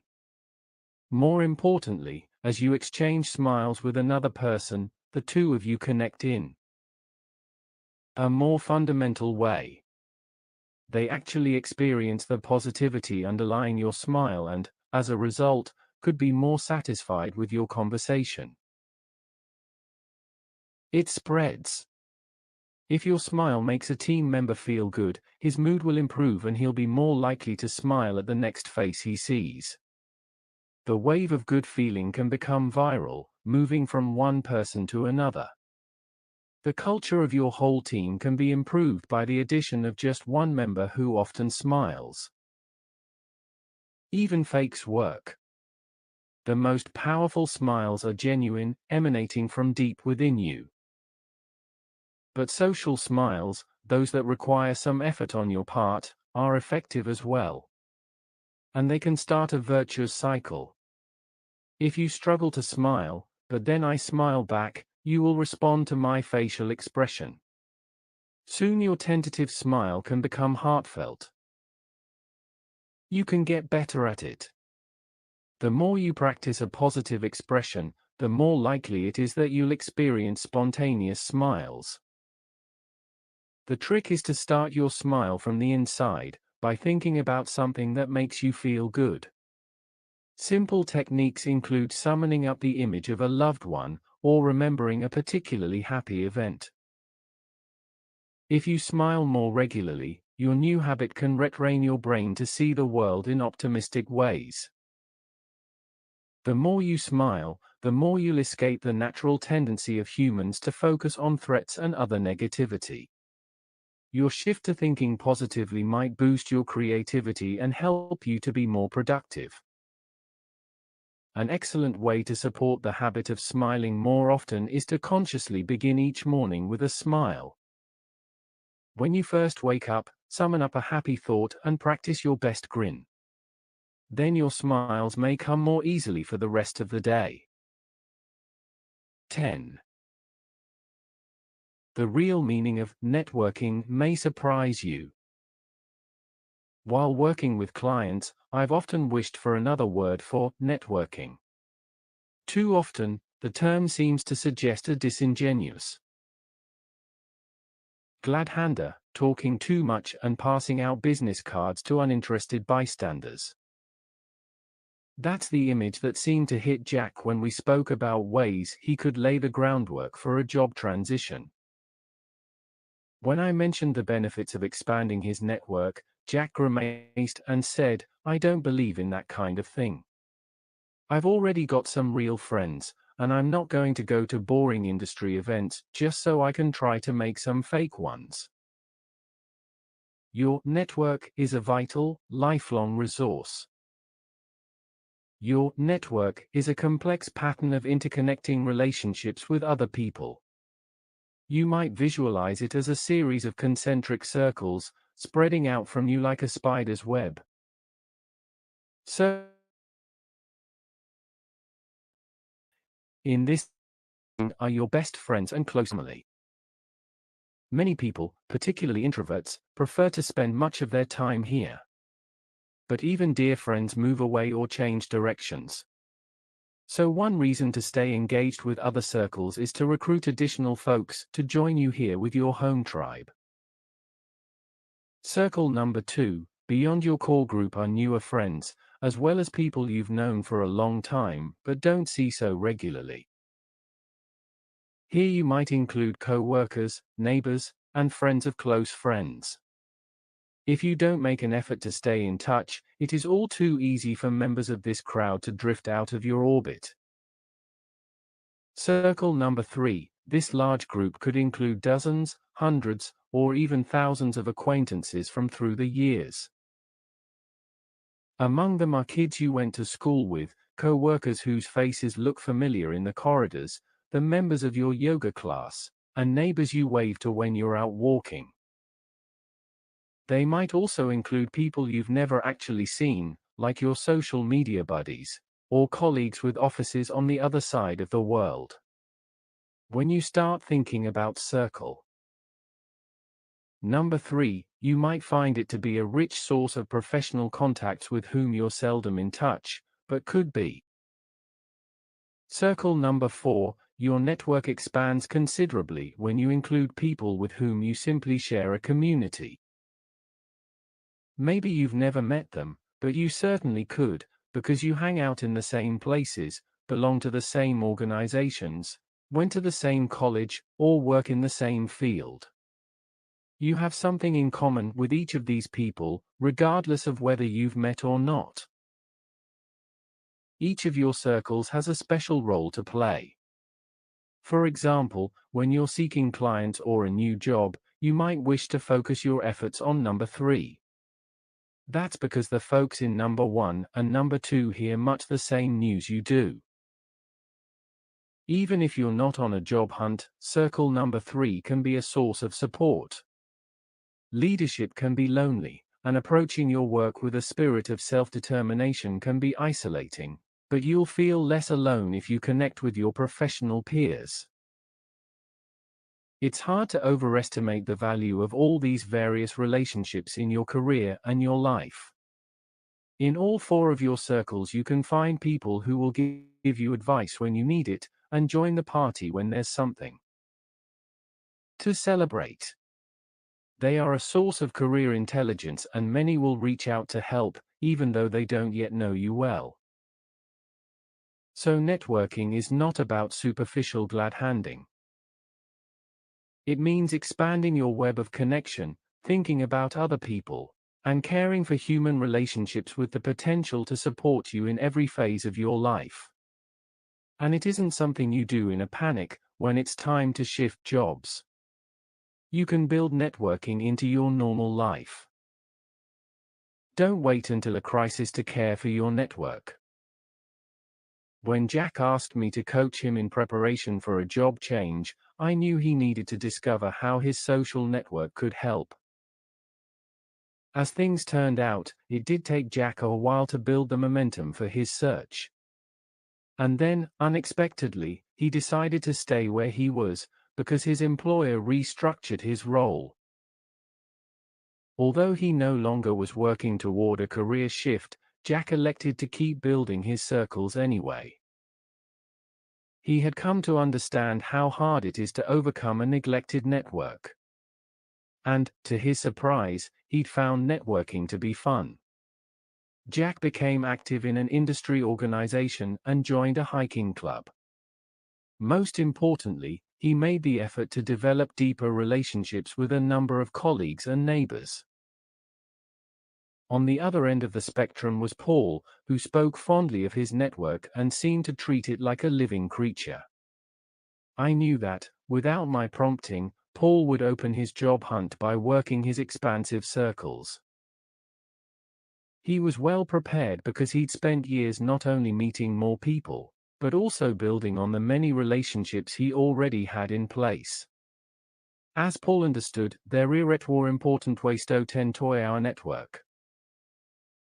1. Keep it growing. Collecting more contacts is what people often mean when they speak of networking.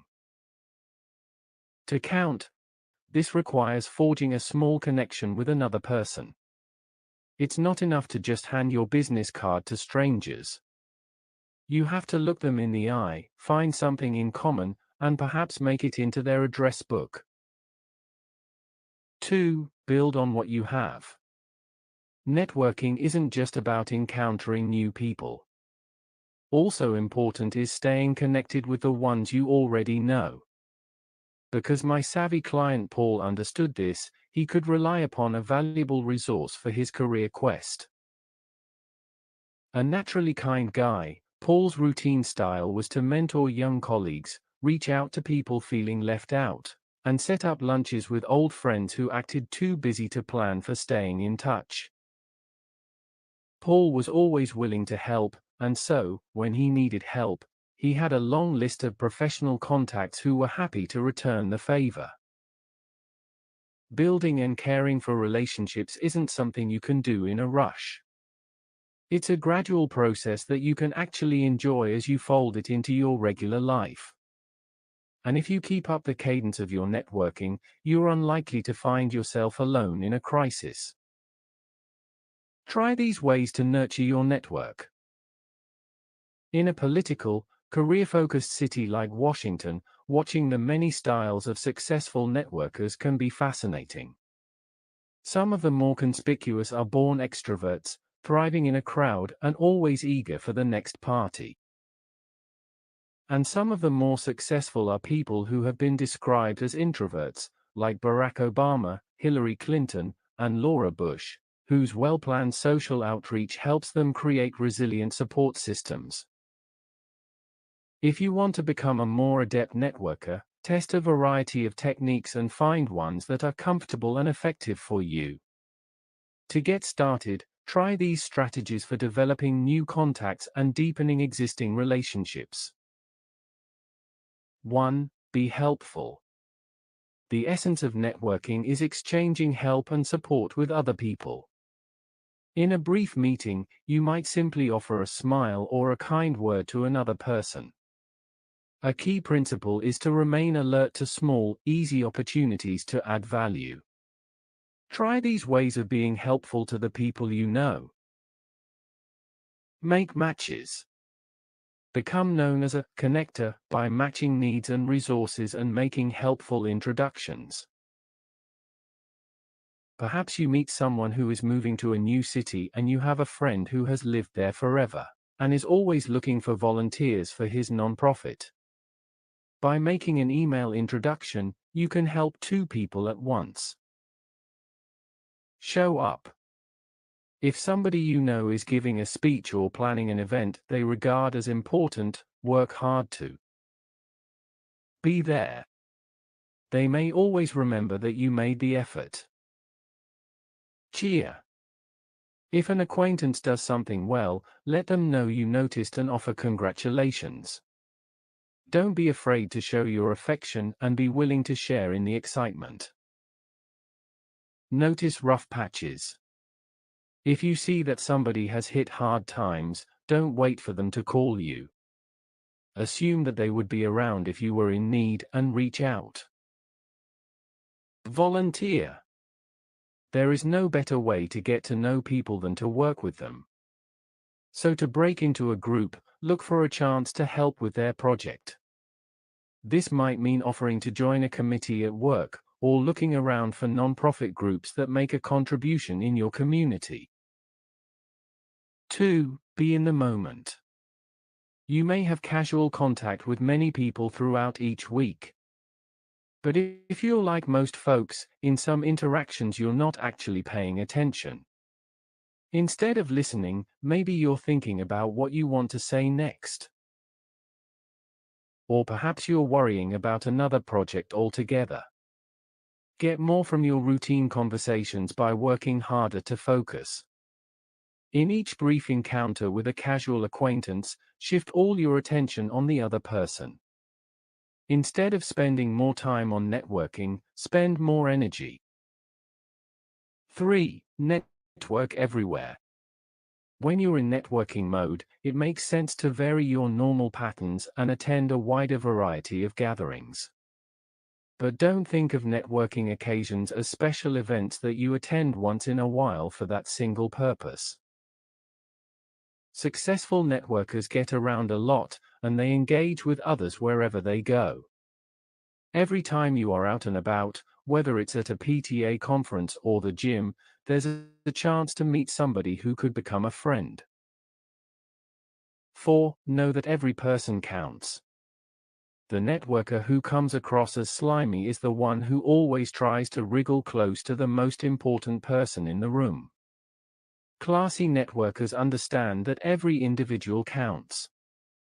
And they all figure out that some of the junior staffers they treat with kindness this year may be buying their product or running their company sometime down the road.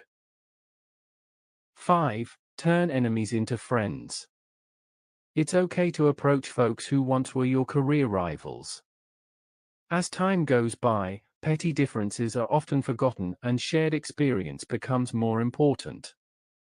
A person you once regarded as an adversary may warmly greet you. 6. Work the crowd in smart ways.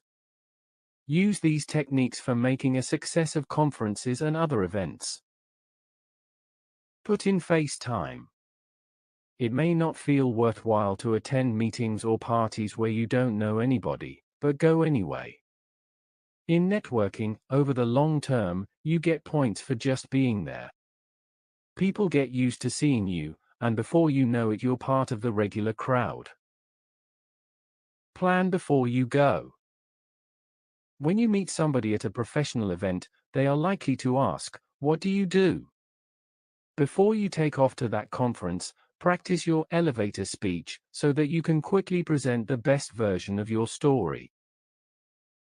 And have some questions in mind, so you can deftly refocus the attention on them. Your questions needn't be job-related. I used to play the game of seeing how many people I could get talking about their pets. Take a few risks. Know that most people feel shy at least some of the time. So if nobody is speaking to you at an event, it might be because they don't know what to say. Even if it makes you nervous, look for people who are standing or sitting alone and introduce yourself. Keep your list of questions in mind and accept the challenge of learning about them. Here's a moment to summon up a bit of your entrepreneurial spirit. If some stranger does reject you, just let it go. Remind yourself that they don't know you, and it's probably about their problem, not yours. Be willing to serve. If you want to attract friendly notice, watch out for opportunities to do some of the work associated with the event. Conferences often give rise to follow-up tasks and membership options. So join committees, sign up for mailing lists, and volunteer for assignments, even if it just means carrying out the coffee cups. Follow up. When you do meet somebody interesting, find a way to stay in touch. Let them know you enjoyed the conversation, send along information they might use, and sign up for their mailing lists. And whenever it seems appropriate, write thank you and congratulation notes. Are you ready to get out there and build your network? One way to begin is connecting with a broader range of your professional peers. Contemplate your circles and define goals for developing existing relationships or recruiting new ones. 11. What to say when your work is praised. I grew up believing the proper way to respond to a compliment was with modesty. If somebody said, "Great outfit," my response was something like, "Oh." It was a bargain and I've had it for years. As a young lawyer, if I worked long hours on a tough memo and a partner said, "You did a nice job," I was inclined to answer in the same self-deprecating way. I'd belittle my efforts by saying something like, "No big deal," or "It was a team effort." My typical response was wrong in so many ways. For one thing, it lowered the partner's assessment of the quality of my work. Instead of reading my mind and understanding to produce a first-class draft, he might take me at my word and regard the project as not a big deal. Beyond that, when I deflected a compliment, I drained the energy from what should have been an enjoyable moment. The partner probably felt good as he approached me to offer praise. But then my response made him feel a bit let down, instead of more upbeat. I took the fun out of the exchange with my negative comment. Not only was my response deflating to the partner, but it was also a missed opportunity for me. With my no big deal attitude, I denied myself some of the benefits a compliment can bring. It wasn't until I became a manager that I understood how the compliment exchange should go. Both the recipient of the praise and the person saying the nice things should end up feeling better after the conversation. To your brain, receiving a compliment is like getting a prize. Think of it as comparable to somebody giving you a little reward. And research suggests that you'll perform even better after accepting a reward.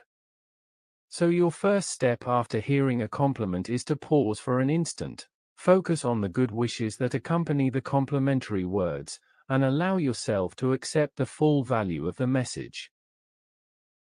Then, when you open your mouth to respond, you have two goals. First, reinforce the positive evaluation that led to the compliment. Second, make the giver of praise feel good, and thus more likely to offer you kudos the next time. Tips on accepting compliments on your work. Once you understand what's at play, it can be quite easy to learn how to gracefully deal with praise from your bosses and colleagues. With a little practice, you can master these 5 steps. 1. Say thanks. Begin your response to a compliment by saying, "Thank you," and sound like you mean it. Even if a little voice in your head says, "I don't deserve it," or "He doesn't mean it," ignore your doubt. Smile and express appreciation for the nice words. 2. Show your pleasure at a job well done. It's not vain to acknowledge satisfaction with your own good work. After saying, "Thanks," you might extend the happy moment by adding a brief phrase like, "I'm proud of this one," or "I'm so pleased that I could help." 3. Share the credit. You don't want to deny your contribution. At the same time, you don't want to hog the limelight if that wouldn't be fair. If it truly was a team effort, spread the praise. Add a simple comment like, "I couldn't have done it without Tom, he was terrific." 4. Return the compliment. You can prolong the happy moment by offering a glowing remark in return. Say something like, "Your good advice made such a difference." But this works only if your words are sincere. Fake praise can be just another way of deflecting a compliment. 5. Keep it short. When the compliment exchange goes on too long, it can become uncomfortable. If the flow of praise feels unending, it's okay to turn it off with a light remark like, "That's enough now. You're making me blush." Manage your imposter syndrome. Sometimes high achievers find it extremely difficult to hear praise, believing they don't really deserve it. If you feel like an imposter, and not really good enough to deserve such a lavish assessment, know that you're not alone. A lot of amazingly successful professionals sometimes feel, deep inside, like imposters. Try to ignore your discomfort and accept the tribute gracefully. You might also explore these techniques for becoming more comfortable when your work gets rave reviews. Set specific goals. If you define precise objectives, and your bosses agree to them, ultimately everybody will know whether you are successful. If you write down measurable goals, create an action plan for achieving them, and then follow the plan, your success will be hard to miss. You will find words of approval easier to accept when they clearly reflect the facts of what happened. Ask for details. Sometimes positive sounding feedback doesn't actually feel good because it seems vague or overblown. If you feel like you could have done much better, but they say, "Terrific job," it is hard to know what's really going on. If you have a good relationship with your boss, ask for a more specific critique of various aspects of your accomplishments. Calm your self-talk. Maybe the problem isn't so much their lavish applause as it is the retort from that pesky voice inside your head. If your habitual response to praise is to tell yourself, you could have done better, it's no wonder that you don't enjoy it. Notice your internal response to positive feedback, and practice letting go of negative refrains and replacing them with phrases like, "It feels good when they recognize my hard work." When you approach your work life like an independent entrepreneur and accept responsibility like a CEO must, there's a danger you may feel isolated. Part of the way you get past that is to learn how to easily accept and give feedback, not just within the chain of command but across a broader web of professional relationships. 12. Give positive feedback in smart ways. The term positivity includes a range of thought patterns and emotions, including joy, serenity, amusement, hope, and inspiration. In the last decade or so, scientists have begun to better understand how vital positivity is to the quality of your life. First, of course, it feels good, and it can have a big impact on the state of your physical and mental health. Beyond that, it actually changes how your mind works. From a leadership perspective, it's important to understand the link between positivity and productivity. There's no longer any doubt, most people do their best work in an environment that's predominantly positive. It's crucial to be able to discuss your team's projects in an honest way, of course, and sometimes the news is bad. But the constructive approach is to focus criticism on the work product itself, rather than on the person. And when possible, the negative assessment should be framed within a generally positive dialogue. The human brain tends to overfocus on negative cues. This may be a result of evolution. Our ancestors, who were alert to threats like lurking animals, may have survived at a higher rate than their less aware peers, who died out. In today's workplace, this tendency means that your colleagues probably overfocus on negative feedback. On a day where half the boss's comments are critical, they may go home feeling like they heard not a single kind word. Some research suggests that workers are most effective in an environment where about 80% of the feedback is positive. This is something not understood by Josh, a client who was general counsel of a federal agency. He came to coaching after a staff survey suggested that many lawyers working for him felt underappreciated. They were disengaged, their morale was low, and they had real concerns about his leadership style.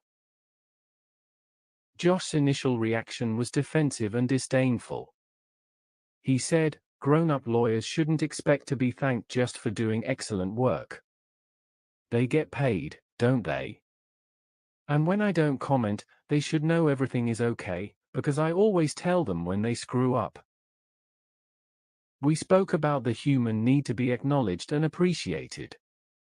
And I pointed to numerous studies demonstrating that people will be more productive in a positive work environment.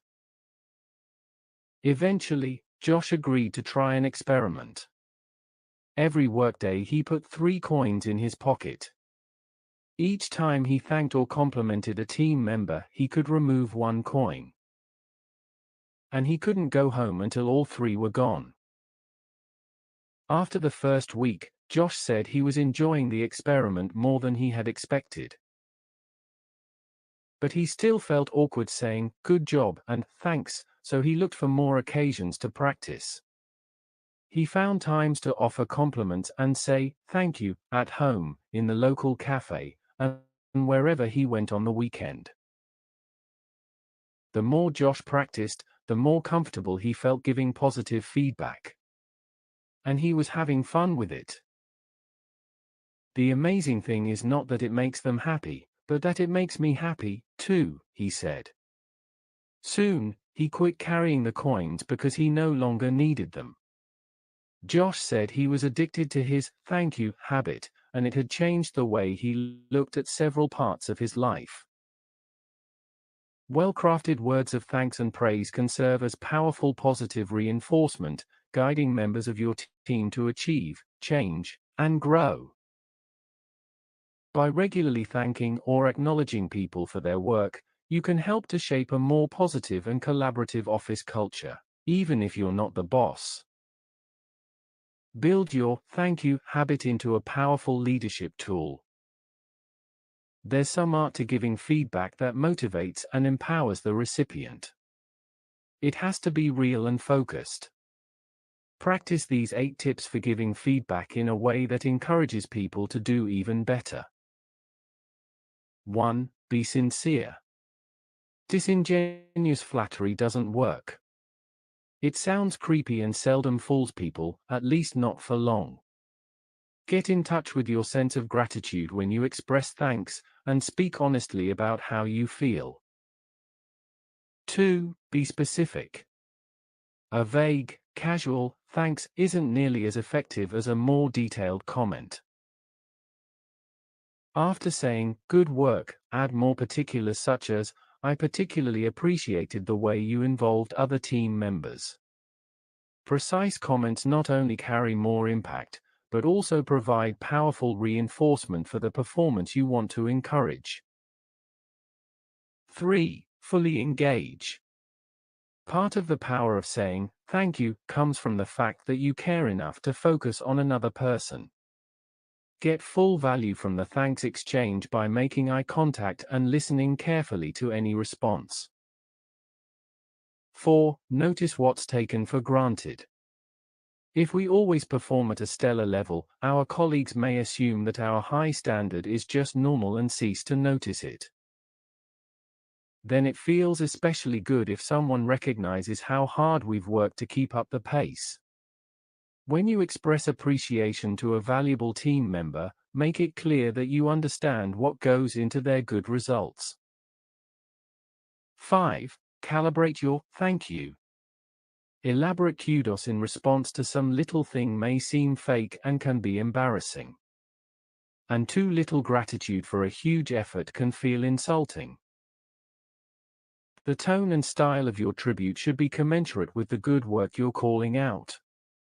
A casual email can be enough to make somebody feel appreciated for a routine task. But a face-to-face encounter is more appropriate if they pulled out all the stops. 6. Write. Don't forget the power of a handwritten note. It still feels good when another person takes the time to sit down and write about what we've done. 7. Be surprising. Formalized praise, such as during an annual review, is important, but it's not enough. With time, routine assessments feel ho-hum, no matter how positive they may be. To show you mean it, express your gratitude or admiration when it's not expected. 8. Be quick. Offer your commendation as soon as possible after the activity that inspired it. Words of thanks and approval have more impact right after we've done the work. The thank you habit can be good for you. When you regularly look for opportunities to express appreciation, you are more likely to focus on and support the values and activities that matter most.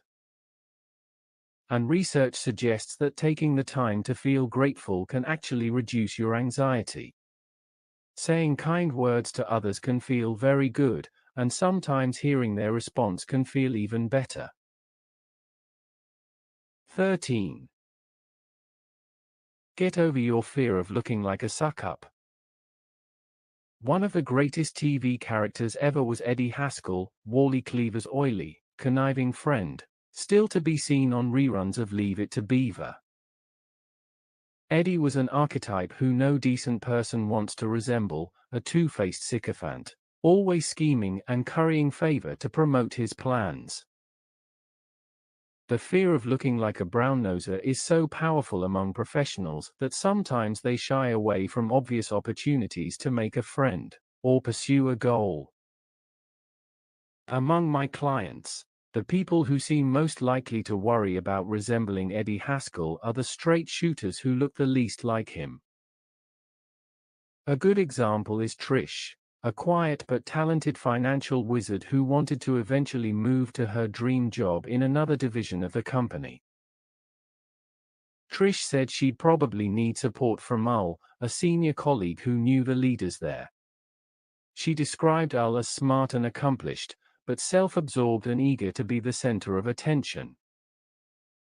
I suggested Trish find ways to build her relationship with Ul, and speculated that he might respond well to a bit of flattery. She said, "Yep, he probably would. But I couldn't do it. I just don't like to suck up." Even though it could mean a lot for her future, Trish didn't want to cultivate a friendship with Ul because he seemed arrogant and might expect her to kowtow. I said she needn't grovel and asked her to simply make a list of Ul's strengths and areas of expertise. Next, I suggested she spot opportunities where Ul's advice might actually be helpful. Trish identified Ul's types of special knowledge and found projects where she could use his insights. Then she began to ask him for occasional guidance. To her surprise, Ul responded warmly and eventually became her mentor. Ultimately, he guided her into the transfer she'd been seeking. Trish's reluctance to appear unctuous had almost prevented her from getting to know the man who became her champion. Trish is not alone. Modest but otherwise self-aware people often have a disproportionate fear of looking like a bootlicker. Are you reluctant to offer a heartfelt tribute for fear it will be taken as apple polishing? Do you avoid voicing sincere admiration because people might think you have a hidden agenda? If so, you're probably overreacting. There are many times when offering a compliment is an authentic move, and it's wise to get beyond your fear of kissing ass. Here are 7 situations when you should stop worrying about seeming to suck up. 1. When you're supporting a positive environment. As I mentioned in Chapter 12, research suggests people are more productive in a workplace where most of the comments are affirmative. If you consistently contribute to the environment by keeping most of your words authentically upbeat, people won't regard your praise as manipulative. 2. When it's a boss.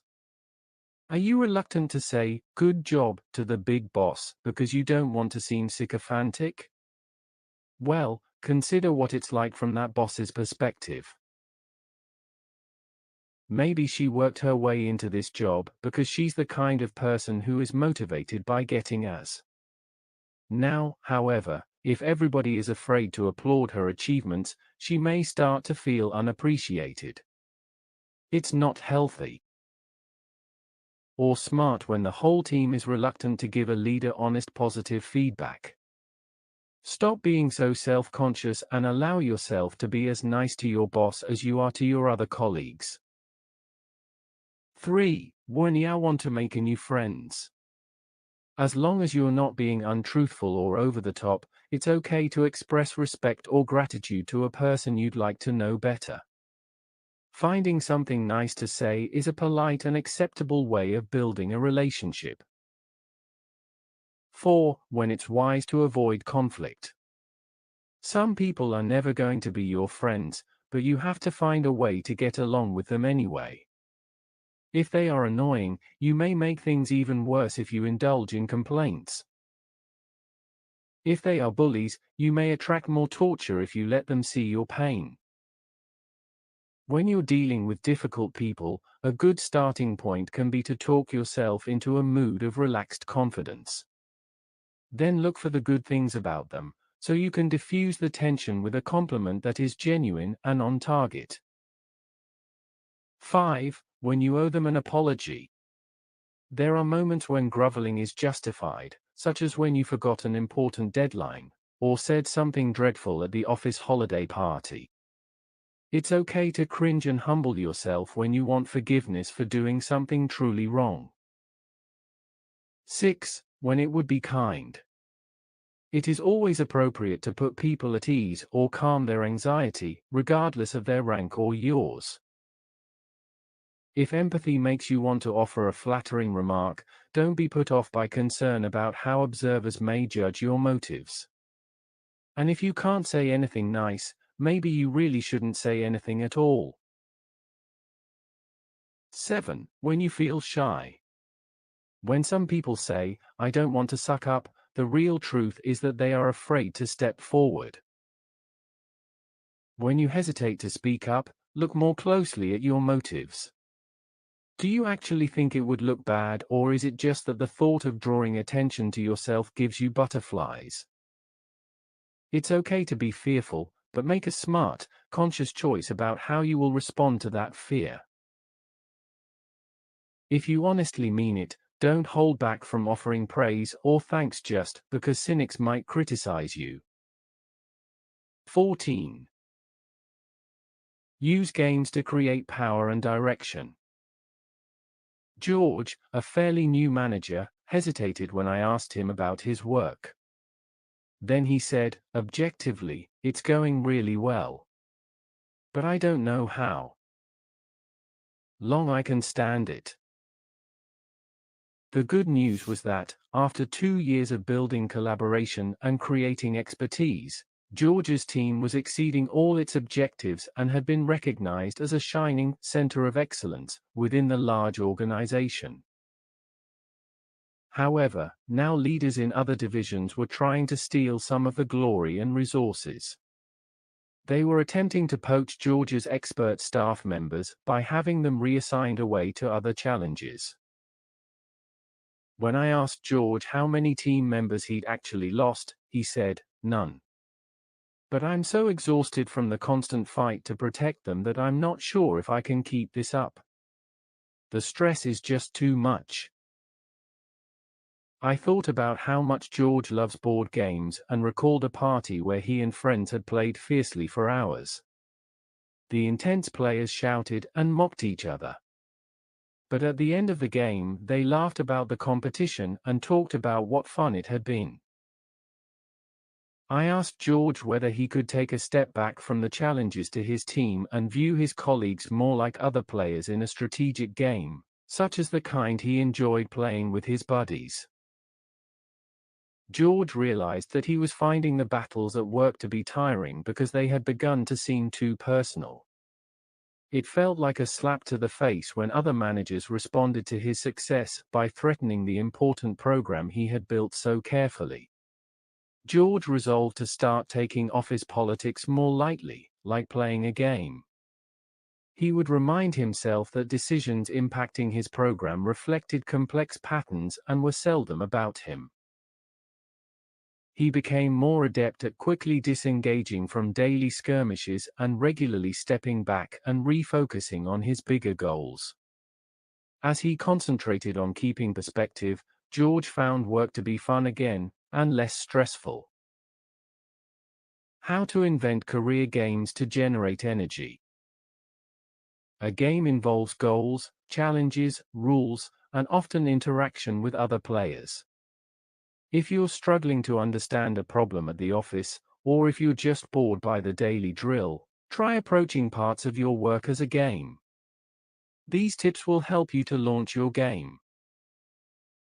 First, define the rules.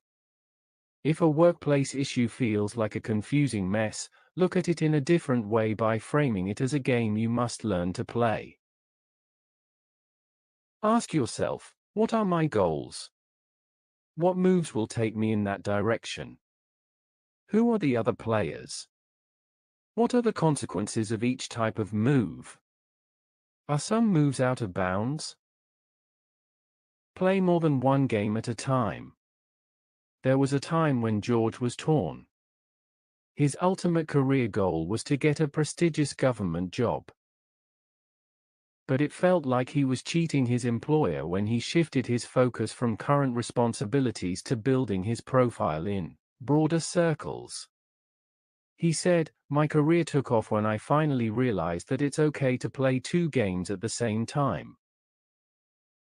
Every morning I not only thought about how to excel at my day job, but also visualized how to prepare for my dream job.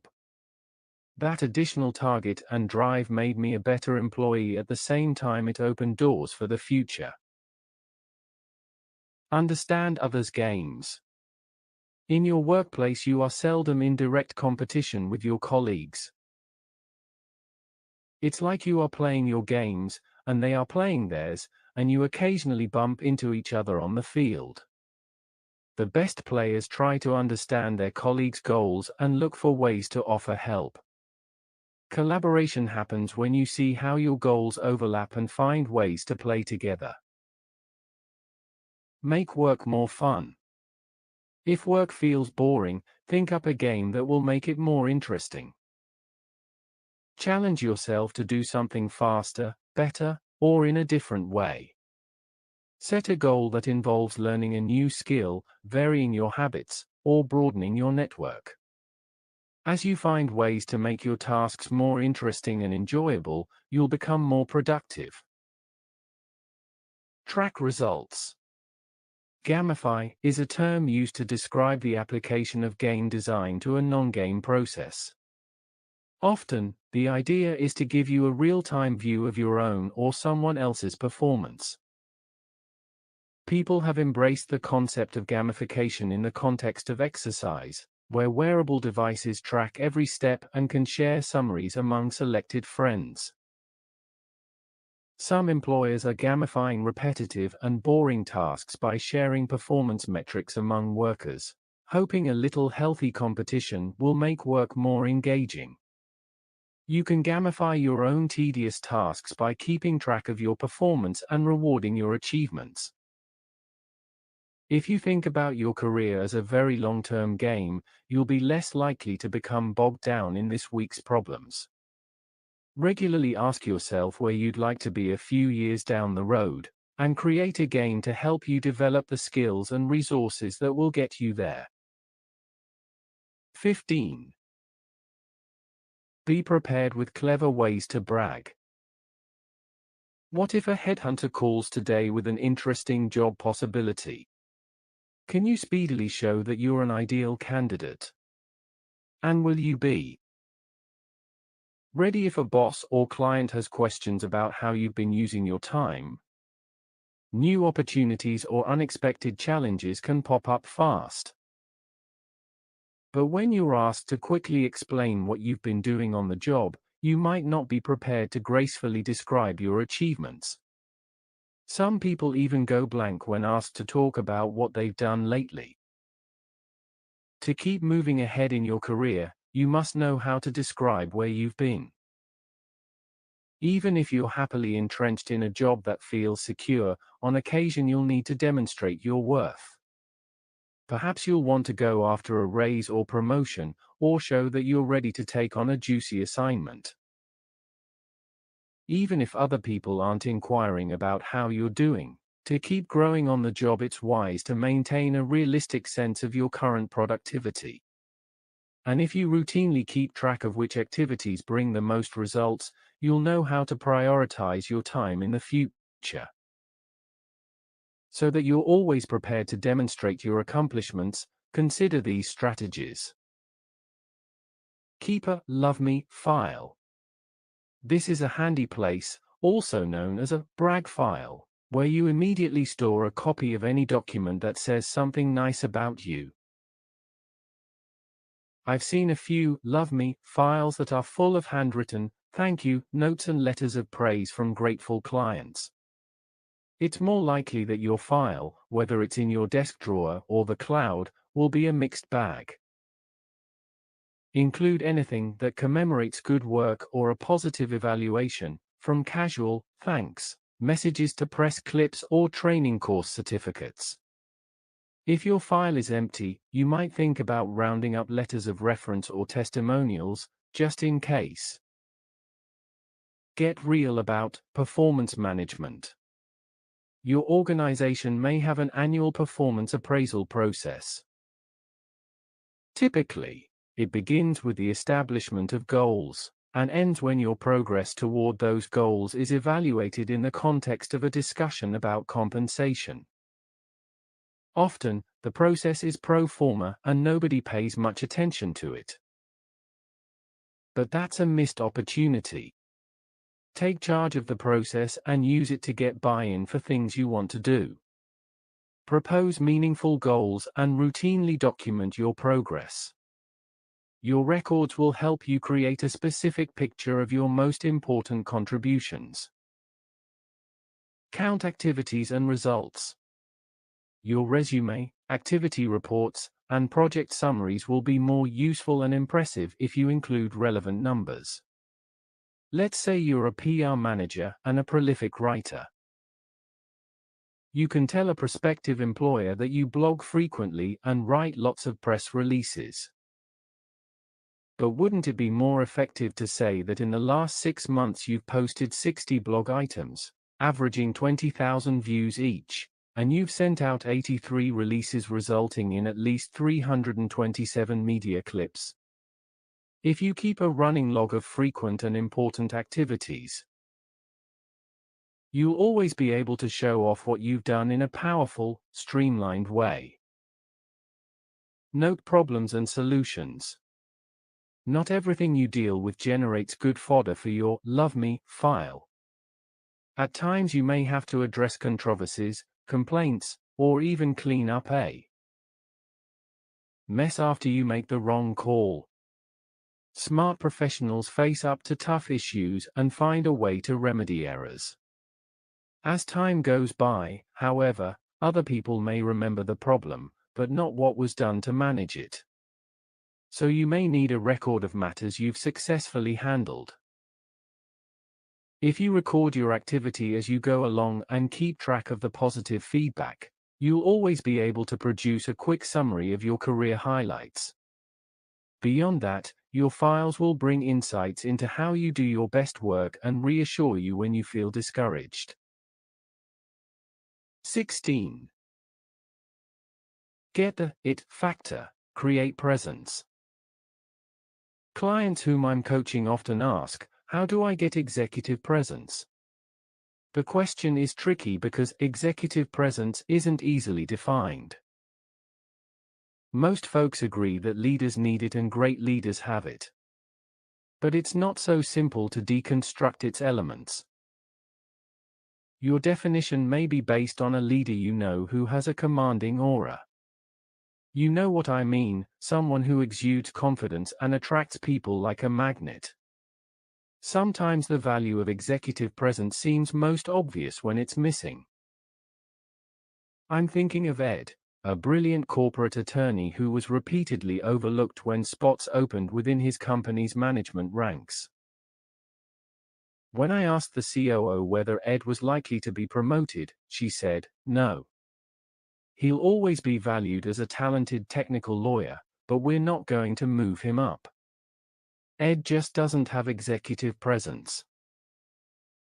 The COO didn't try to define executive presence, but I knew what she meant. The attorney could write memos like a dream. When asked a question, however, he seemed hesitant. He'd mumble, then he'd shuffle down the hall. He just didn't have it. He didn't radiate that assurance, that dignity, that sense of control that others see as executive presence. Use this checklist to build presence. Do you sometimes worry that you don't have enough of that it factor? Do you fear you'll miss out on career opportunities, despite your great work, because you lack a powerful demeanor? Presence is an elusive quality, like love or happiness, you can't just pick some up. But you can do a great deal to appear more like a leader. You can build your presence by changing the ways you look and behave, and even how you think and feel about yourself. Here's a checklist of key factors that contribute to executive presence. If you want to enhance your gravitas, read through the questions and find points to work on. 1. Do you have a leadership vision? As we discussed in Chapter 5, it's easier to act like a leader when you have a clear sense of the attributes of leadership. If you can't easily describe your vision of a leader, list characteristics you admire, such as reliability, honesty, or a positive attitude. Look at your list frequently so that you're reminded to incorporate these traits into your daily behavior. 2. Do you seem organized?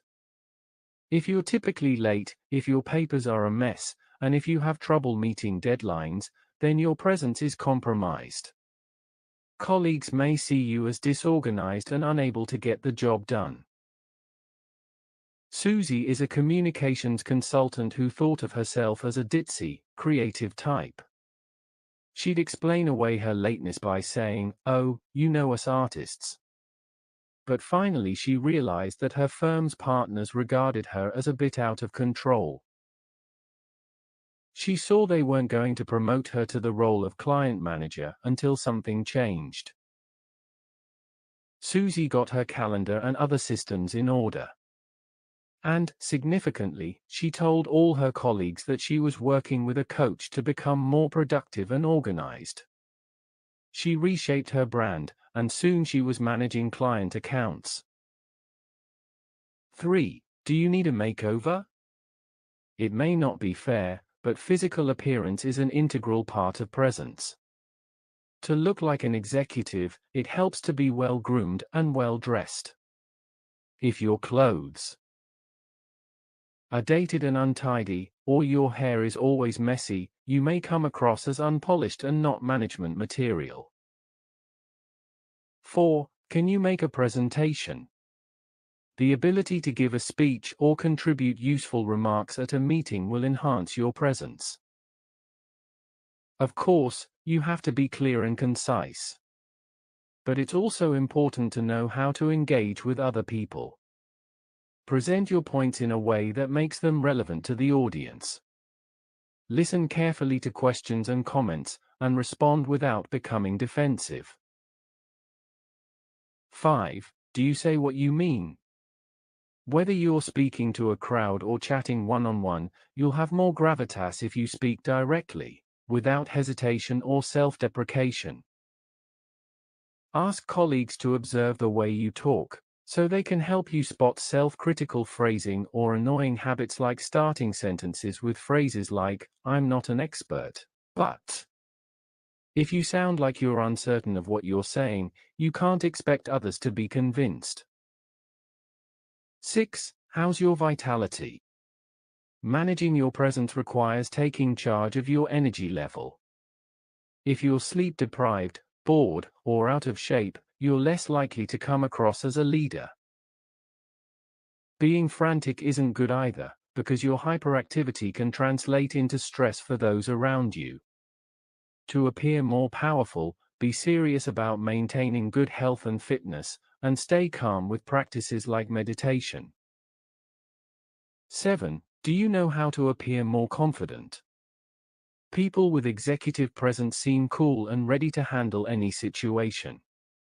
But a superb record may not be enough to give professionals a belief in their own ability to master the next crisis.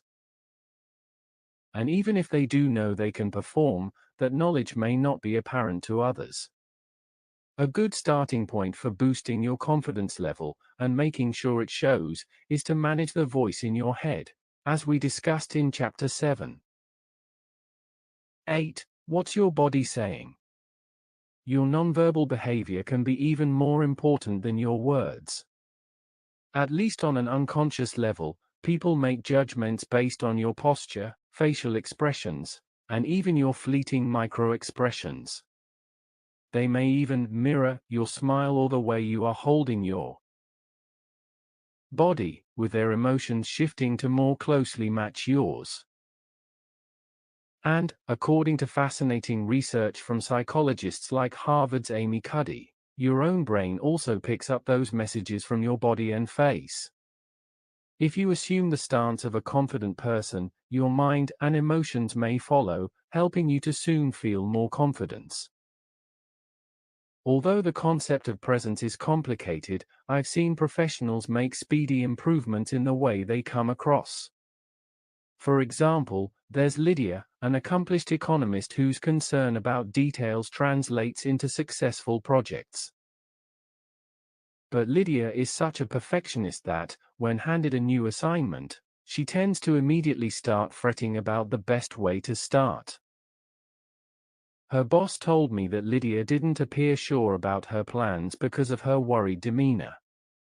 People hesitated to follow her directions because she often looked so anxious and uncertain. Lydia understood that she'd be a better leader if she could appear more decisive. To work on this, she explored various forms of self-talk before settling on two techniques. First, before entering a meeting, she would define her intent for the occasion. It might be something such as, "I'm going to raise point X and come across as interested and positive." Then she'd encourage herself with repeated affirmations such as, "My plan is on target and I know it will work." Lydia also became conscious of her body language, and realized that when anxious she'd bow her head, cross her arms, and hunch her shoulders. Inspired by Dr. Cuddy's moving TED Talk, "Your Body Language Shapes Who You Are," she began practicing power posing. Before making a presentation or attending an important event, she would go through a quick series of exercises, like holding her arms up high in a V shape. She said that the poses did seem to make her feel surer of herself. She also started regular yoga classes again and found that they helped her body stop feeling and looking so tense. I spoke with Lydia's boss a few months after she began working on her presence, and he was surprised by her transformation in such a short time. Building presence can mean work on many levels. There is much you can do to rapidly enhance your executive presence. And, on a deeper level, you can continue to strengthen your presence through exercises intended to develop the level of your self-awareness. Use these questions to check in with 4 aspects of yourself. 1. Your physical self. How is my posture? Am I tense? Shall I relax my shoulders and other parts of my body? What is the expression on my face? Am I frowning? Is my jaw clenched? Can I generate a smile? How is my breathing? Is it shallow or hurried? Is it time for a deep, slow breath? 2. Your intellectual self. Has that internal voice been nagging me with worries and regrets? Shall I put them aside for now? What are my top goals for the day? For the next hour? What is my plan for reaching my most immediate goal? Is it time to shift my focus away from my own problems and onto another person? 3. Your emotional self. Has there been a moment today when I experienced an intense emotion? What was it? Did that surge of emotion impact the way I responded to another person? What am I feeling now? Are there feelings I want to let go before going back to work? 4. Your spiritual self. What key values will help me with the decisions I must make today? Have my activities so far today been in keeping with the values that matter the most to me? What are 3 things I feel grateful for? Is it time for a moment of meditation, affirmation, or a quick prayer? Can I help someone? 17. To make a career shift, start with 1 grain of sugar. We all go through puzzling or difficult times. And sometimes we need a major change, perhaps even a new professional direction. You're the boss of your career. So when it's time to go another direction, you're the one who must come up with a plan. But what do you do when you don't know where you want to go? There's no simple solution. Typically, What you must do is launch a process that sets the groundwork for your transition.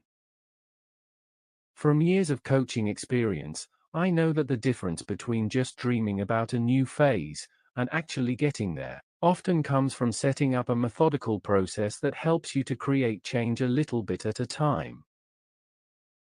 Create your change process. Whether you want to shift professional tracks or simply pump up your performance in your current gig, setting up a change process that works for you will provide a clear starting point. When working with clients, I often suggest a technique for managing change that I've been using since I was a teenager. When I was growing up, I followed my New Zealander parents' example and drank lots of tea.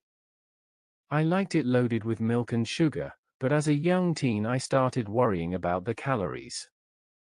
I didn't want to give up my habit of drinking cups of tea every day after school, but kicking my sugar habit seemed too tough. Then one day I was inspired to reduce the sugar so gradually that I'd never miss it. As I sat at the kitchen table, staring at the heaping pile of sugar on my spoon, I decided to make progress by removing just a few granules. In the following days, I estimated earlier volumes and tried to remove a few more grains I kept at it, progressively lessening the amount of sugar from 2 or 3 spoonfuls to none. It took nearly a year, but I learned to enjoy sugarless tea without ever feeling deprived. I was so intrigued by the power of creating change through small, painless steps that I applied what I called the sugar grain principle to other aspects of my young life. For example, I became better at keeping my room neat with very small steps, like routinely shutting the closet door or spending just 5 minutes cleaning each morning. I remembered the sugar grain principle years later, as a senior at Ohio University. An injustice in the way female students were treated motivated me to support gender equality. I didn't expect to actually change practices that were widespread, but I thought the principle might help to frame a satisfying gesture, just for me. I promised myself to do at least one small thing in support of greater equality for university women every day. It didn't have to be much. A thing could be as small as a sugar grain, but I needed to come up with something, anything, every single day. It was easy at first. A day's contribution might be as basic as speaking in class about equality. But with time it became more difficult to find my daily thing, and I was forced to move out of my comfort zone. To meet my quota of sugar grains, I spoke at meetings, started a radio program focused on gender equality, and became the first woman to enter the university's MBA program. As I scrambled harder to define new things, I worried less about failure and became more creative. Eventually, the president noticed, made me his assistant, and asked me to write a detailed report on the status of women. Most of the report's recommendations were accepted, and ultimately I led Ohio University's implementation of Title IX, the landmark federal legislation outlawing gender discrimination in education. I knew nothing about institutional change, but I found my way one sugar grain at a time. In my job, I met individually with scores of women, often encouraging them to embark on career paths traditionally dominated by men. Still in my 20s, I was called upon to advise faculty members, and others far more experienced than I, who wanted to step into leadership or into fields traditionally closed to women. I had no training in career development. Once again, I relied on my experience with gradual change. I developed a model that, at least inside my head, I called the sugar grain process. I used the model to help professionals rethink their goals and start taking steps in new directions. Through the years, I've repeatedly worked through the sugar grain process while navigating my own varied career. And I've shared the process countless times, as a mentor, a manager, and coach. I understand that the sugar grain process is not unique and that many similar models can create success. But I have 40 years of experience in fostering career change using this approach, and I am absolutely confident that it works. How to change careers with the sugar grain process. Let's say you're bored with the kind of work you've been doing, but you don't know what you'd like to do next. If I were your coach, I'd suggest you go through this 5-part process. 1. Develop a vision of the career you want. Your vision is a wish list of elements you'd like to see in your next career phase. Don't worry if you can't be precise. Chances are you will be surprised at how much you already know. Start your list with pros and cons of your current position. First on your list are the things you appreciate about your job, elements that you hope will continue. Then consider the negatives. Does each con suggest an opposite pro that belongs on your wish list? For example, if you don't like the isolation brought by your current project, you might add a pro, like more frequent social interaction, to your list. Jump ahead and look back. Imagine it's 3 years from now, and the past 3 years were professionally satisfying. Envision yourself feeling very successful. Now describe what made the past 3-year period so productive and satisfying. What did you do, or what occurred to bring you to this good place? Maybe, in this imagined future, you met a new group of people or built your profile on social media. Does this exercise suggest elements you want to add to your vision list? Consider elements you want in your life. Ask yourself whether the worst part of your job is what it's doing to the rest of your life. Should your wish list include time or opportunities to pursue interests or relationships that would make your life more meaningful? For example, if what you really want is to spend more time with your kids, maybe less weekend work should go on your career wish list. Or perhaps you want to live in a different kind of place. 2. State your most pressing goals. After studying your wish list, define several achievable goals that could pave the way for your shift. For many people, 3 is a good number of goals for getting started. And these initial goals don't have to be precise. You might start with something like, broaden my professional network, learn to better manage stress, and develop expertise in an important technical area. 3. Identify some sugar grains for each goal. Once you have identified goals, even if they are not yet specific, it's time to start finding little things, the sugar grains, that will move you roughly in the direction that you want to go. Start a list of grains, small action items, for each goal. For example, your grains on stress might include taking a meditation class and ordering a useful book.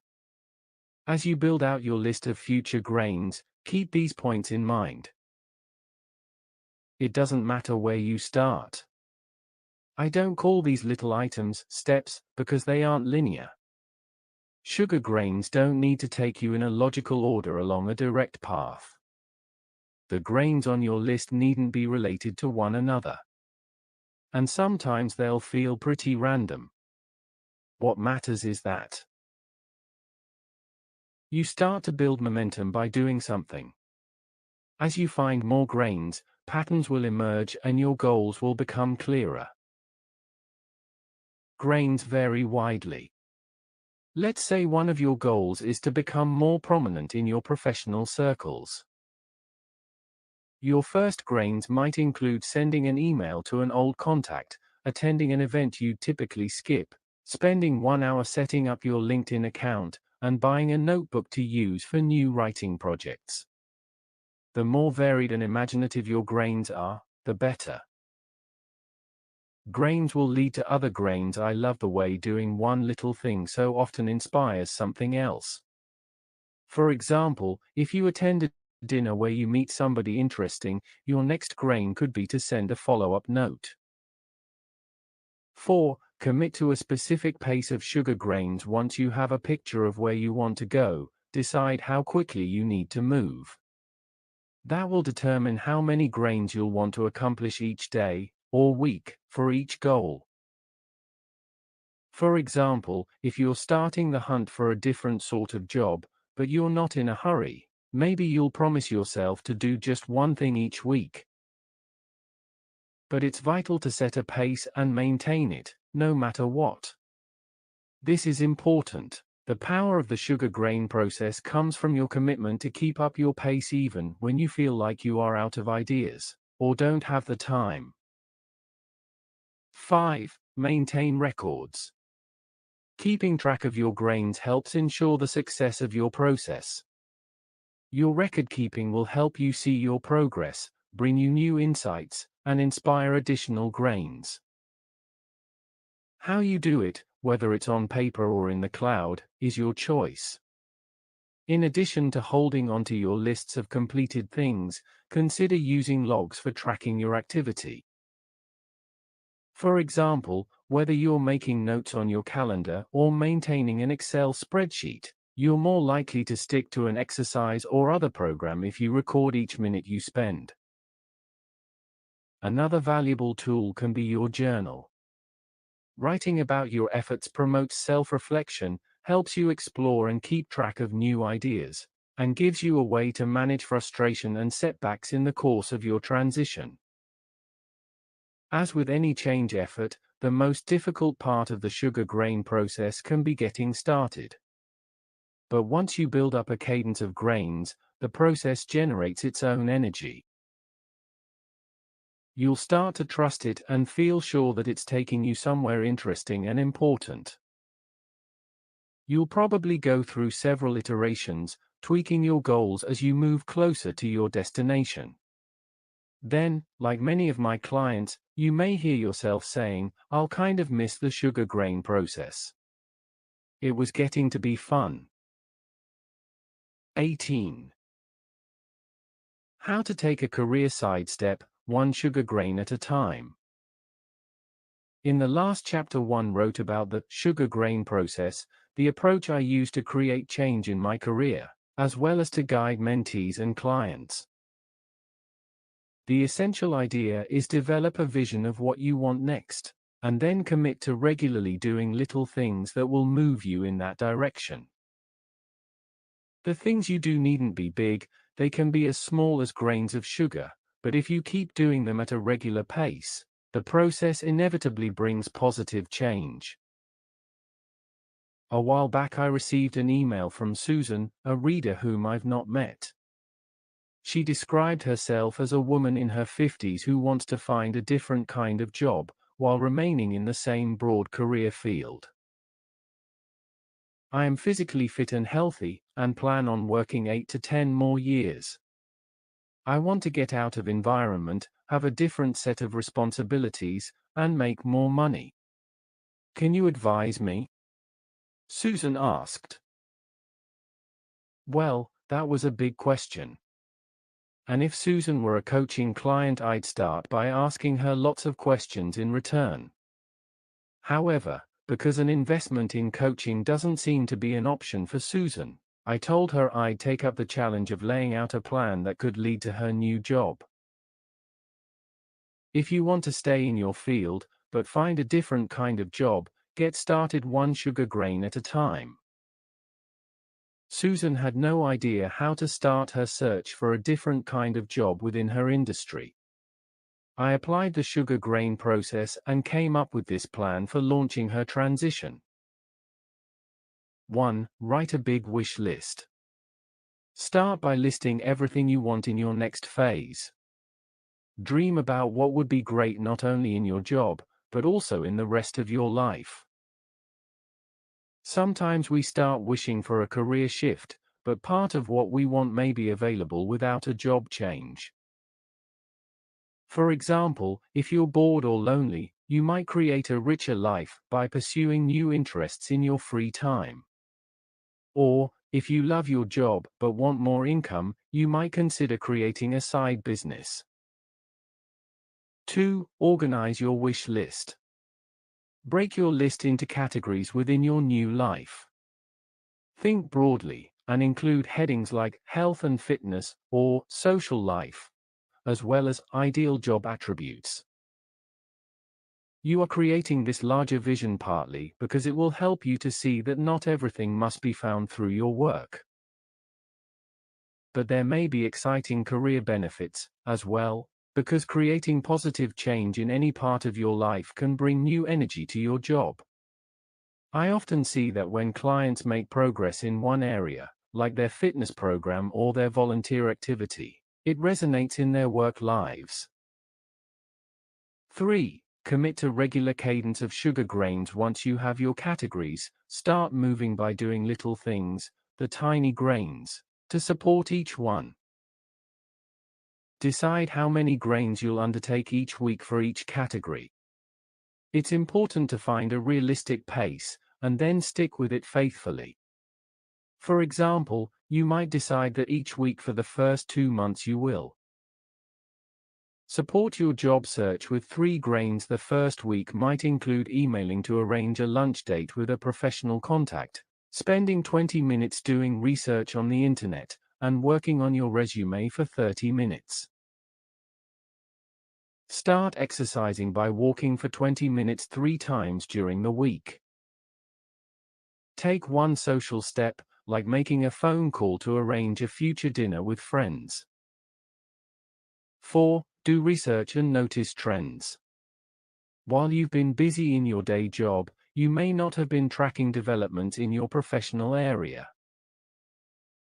Your job-related grains should include looking around, identifying people who are making contributions, money, or headlines. Read everything you can, but don't stop there. Look for conferences and associations where you can learn from people working in fields not far removed from yours. 5. Network methodically. On your list of potential grains will be the names of people who might be willing to brainstorm with you. Include not only those you've known well through the years, but also professional acquaintances who seem career savvy. Then work your list. Set up coffee dates, or find other ways to visit with just about anybody who might be able to spot trends or suggest opportunities. Ask your contacts if they can suggest others who might be willing to talk with you. If people are too busy to help, they'll let you know. And, if they are willing to chat, know that someday you'll be able to return the favor or pay it forward with another job seeker. 6. Engage online. Social media is now playing a major role in the job search arena. Today's job seekers are at a disadvantage if they don't at least have profiles on LinkedIn.com. Twitter is also a tool that allows you to connect with recruiters and others you might not be able to reach by phone or email. 7. Learn something new. Taking classes is an excellent way to pick up new skills and broaden your perspective. When you are engaged in learning, it helps you see your routine work in new ways and become more creative.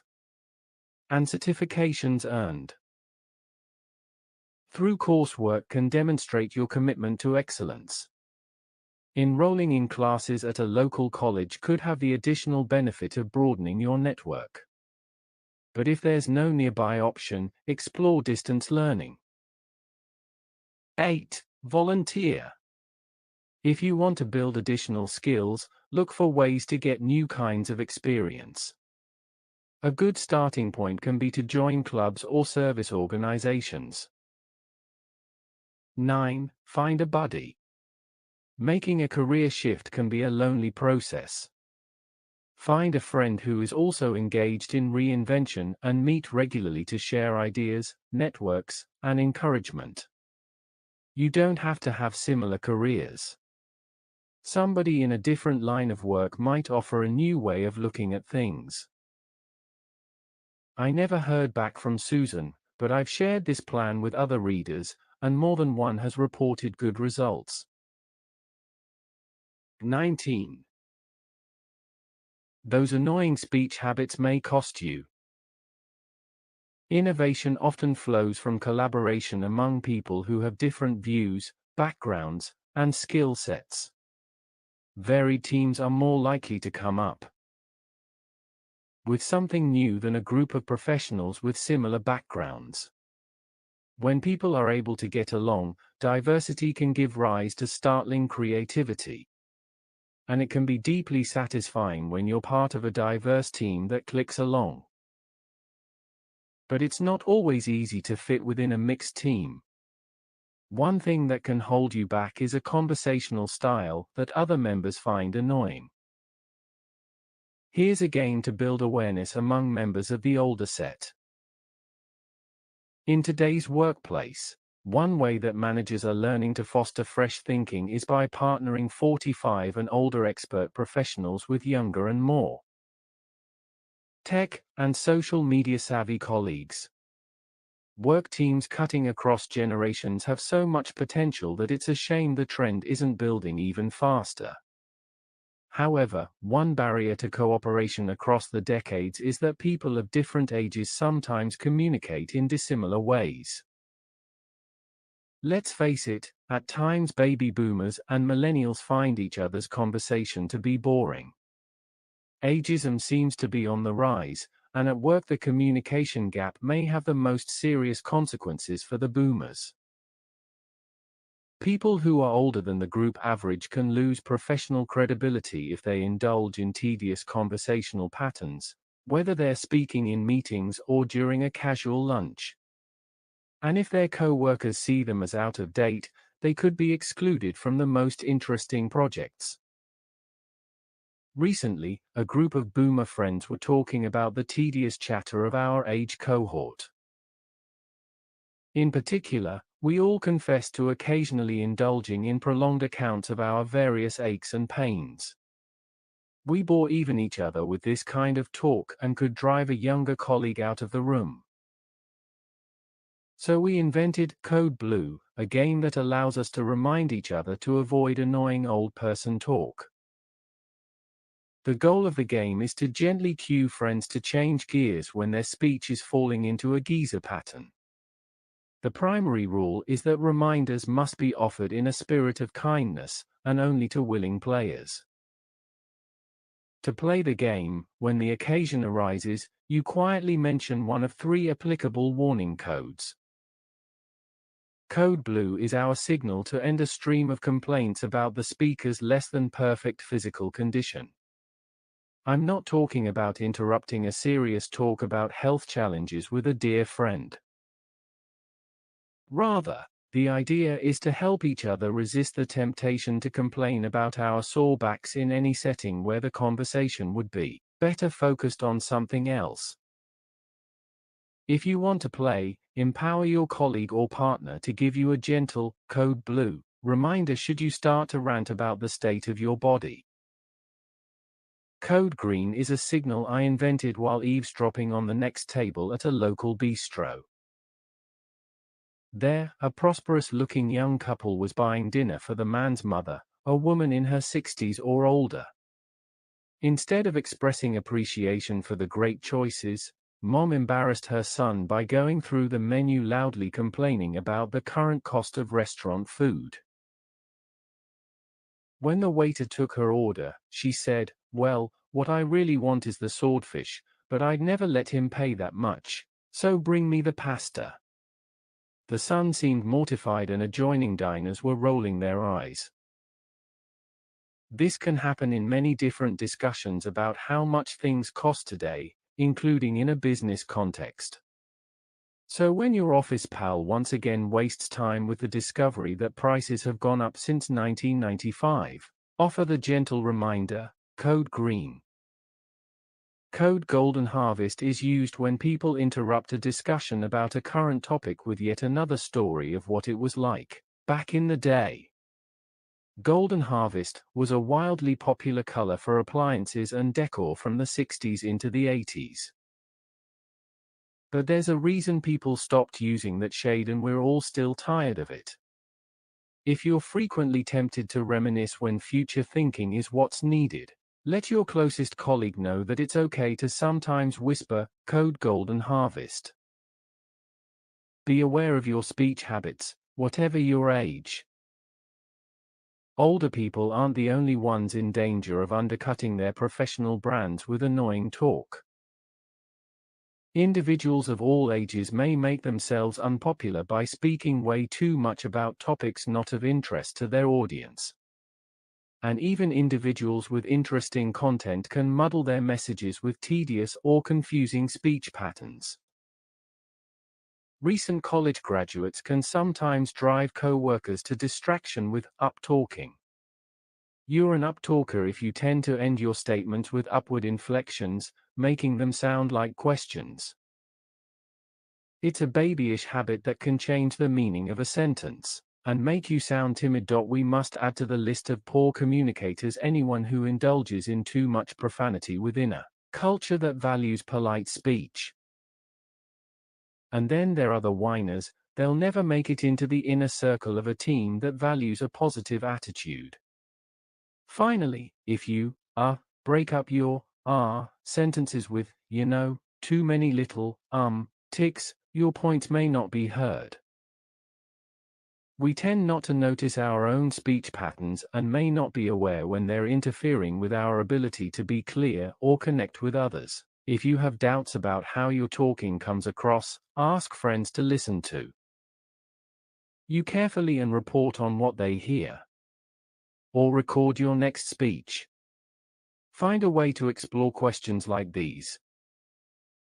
Do I use the same words or phrases, like awesome or am I right, over and over?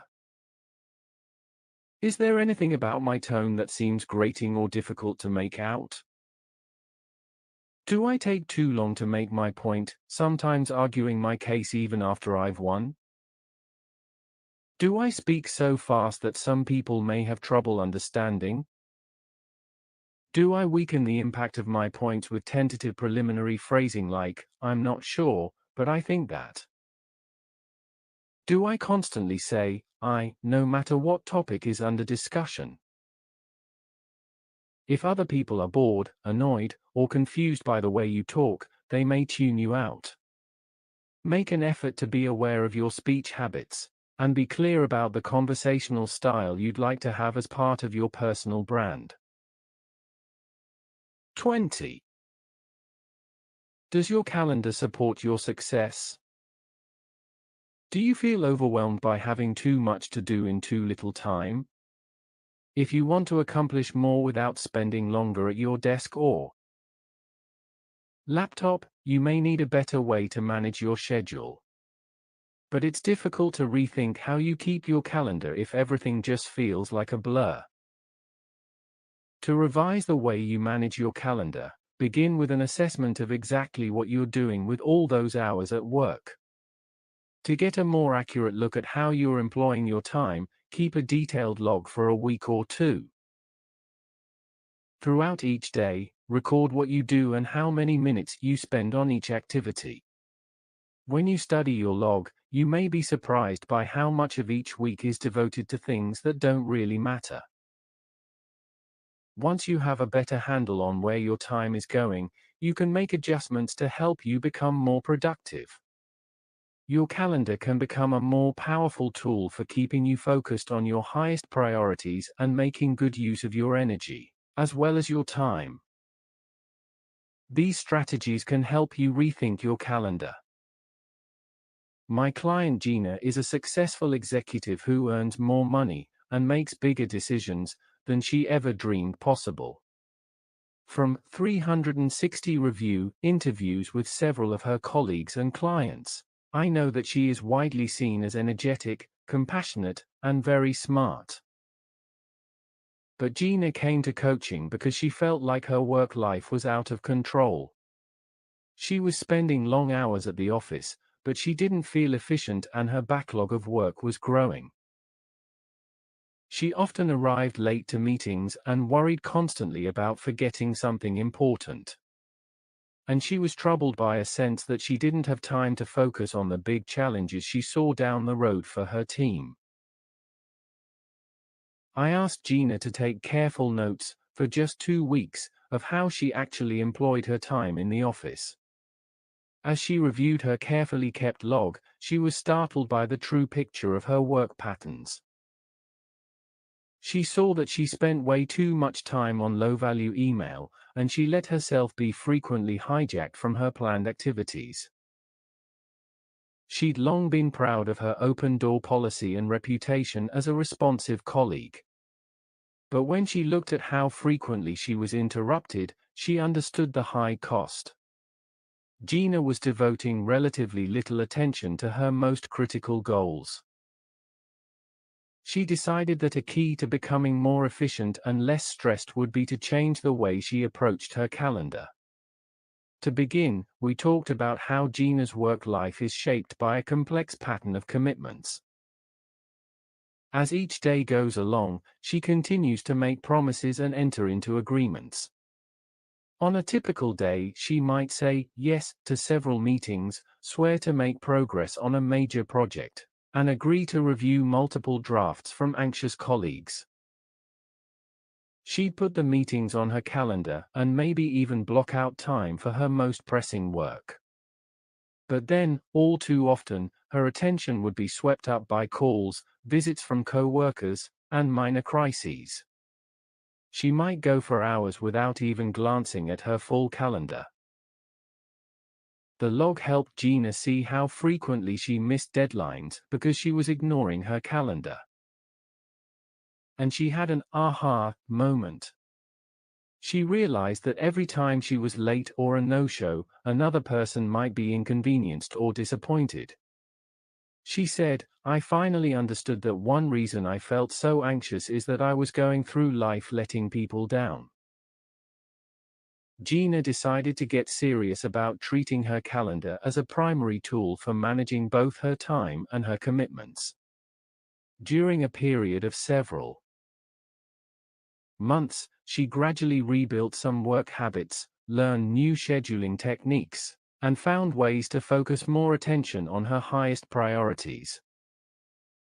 Once she rebuilt her relationship with her calendar, Gina felt more in control and much less stressed. These scheduling tips were helpful to Gina, and they may help you. Take time to plan. Look at your calendar first thing every morning and frequently throughout the day so that you can envision what lies ahead, complete necessary preparation for the next event, and spot any problems. Notice the gaps between appointments and decide in advance how to use that available time to accomplish your most pressing tasks. Coordinate with your to-do list.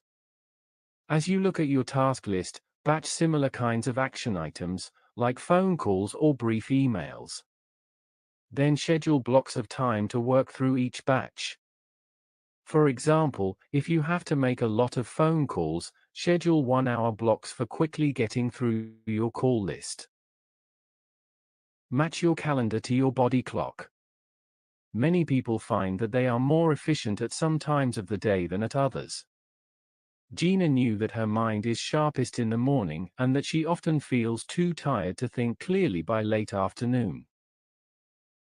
But she saw from her log that she often spent her morning hours answering routine email, visiting with colleagues, and handling relatively simple administrative tasks.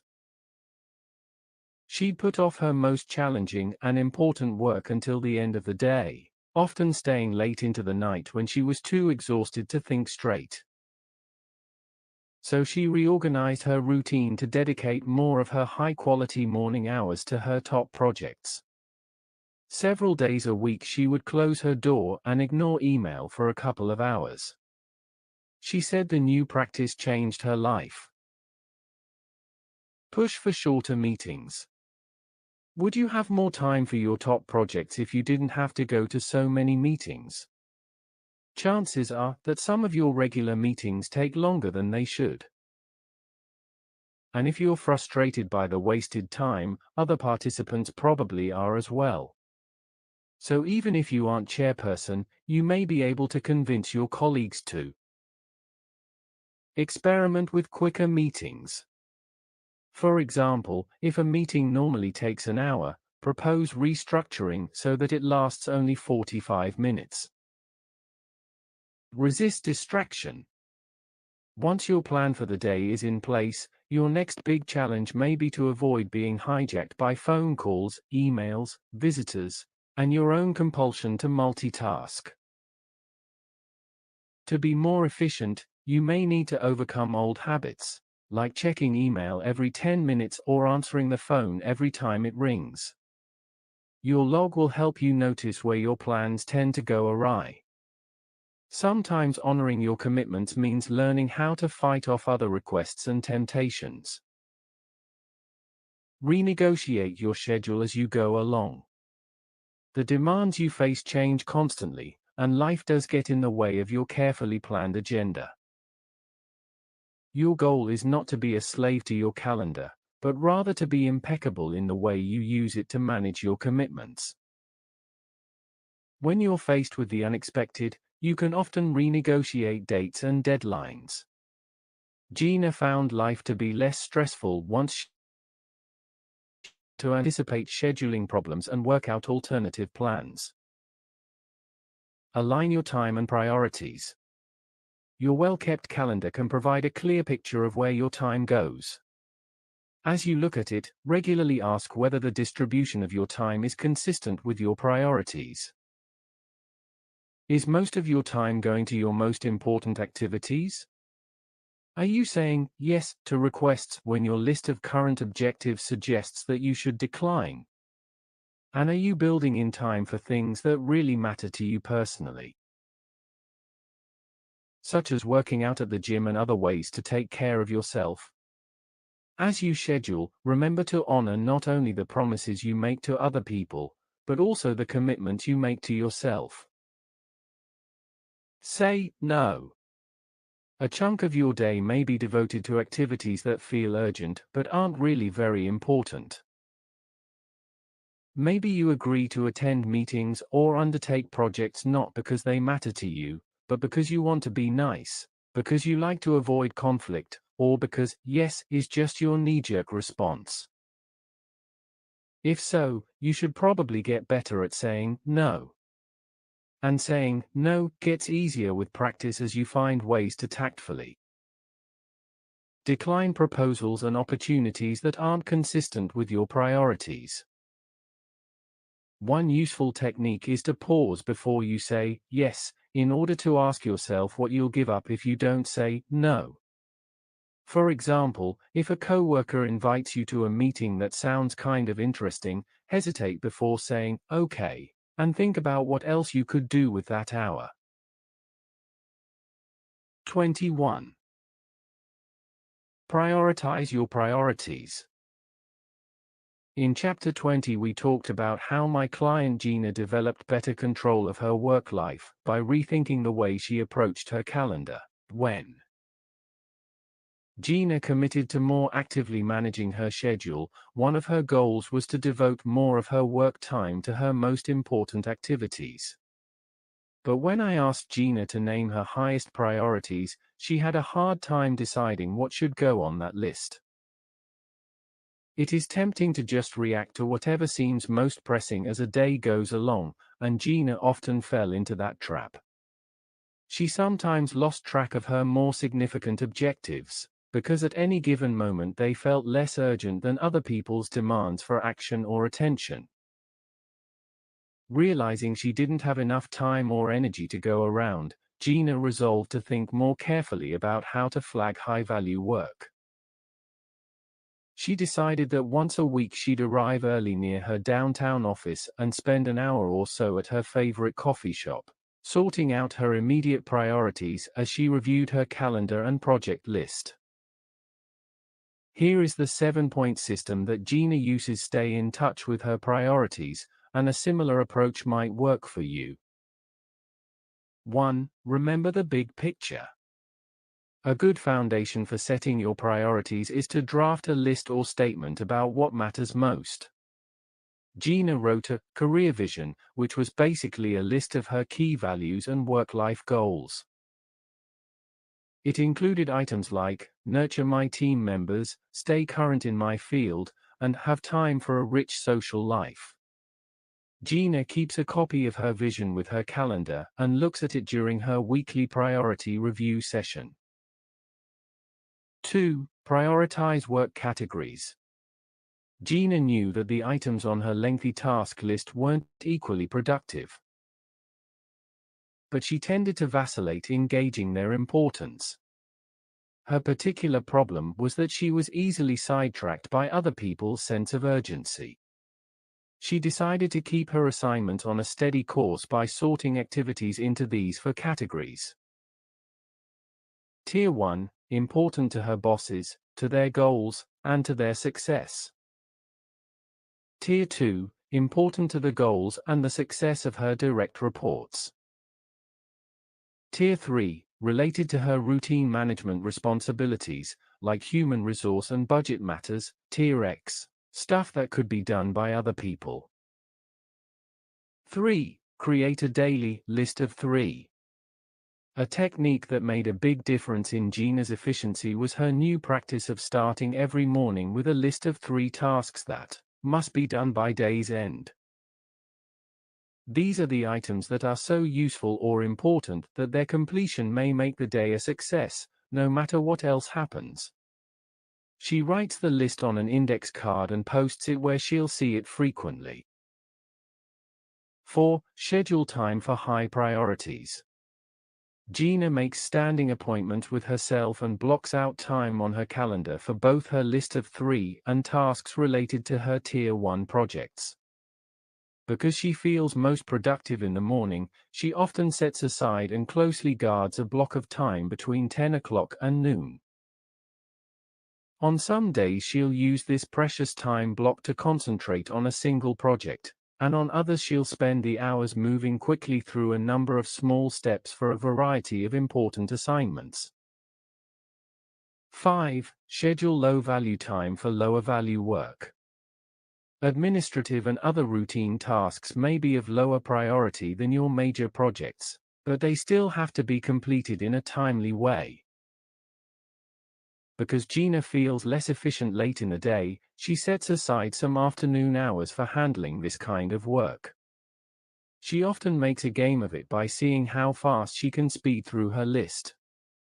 And she rewards herself, sometimes by leaving a little early, when she completes certain tedious reports. 6. Find the biggest bang for your buck. Some things aren't top priority in the grand scheme of things, but they're worth doing immediately because of how much trouble they'll save you in the long run. For example, if you suspect that a quick explanatory meeting would allow you to calm down a disgruntled colleague, you might want to add it to your list of 3. If you wait, the problem may fester and ultimately the misunderstanding will require much more of your energy to resolve. 7. Get rid of clutter.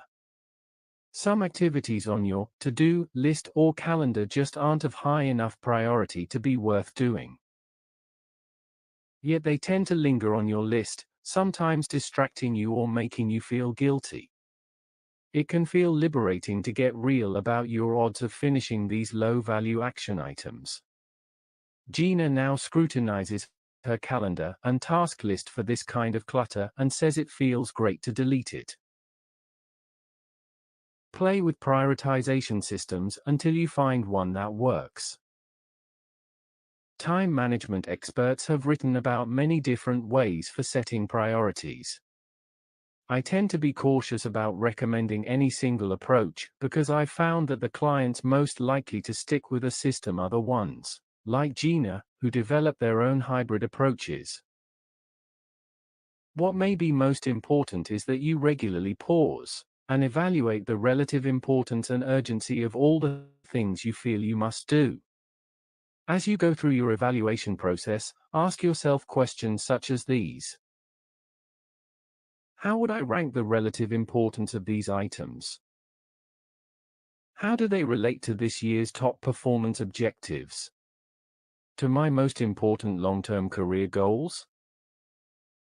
Is this both urgent and important? Or just urgent? What will happen if I don't get this done? What does my boss or client want most from me?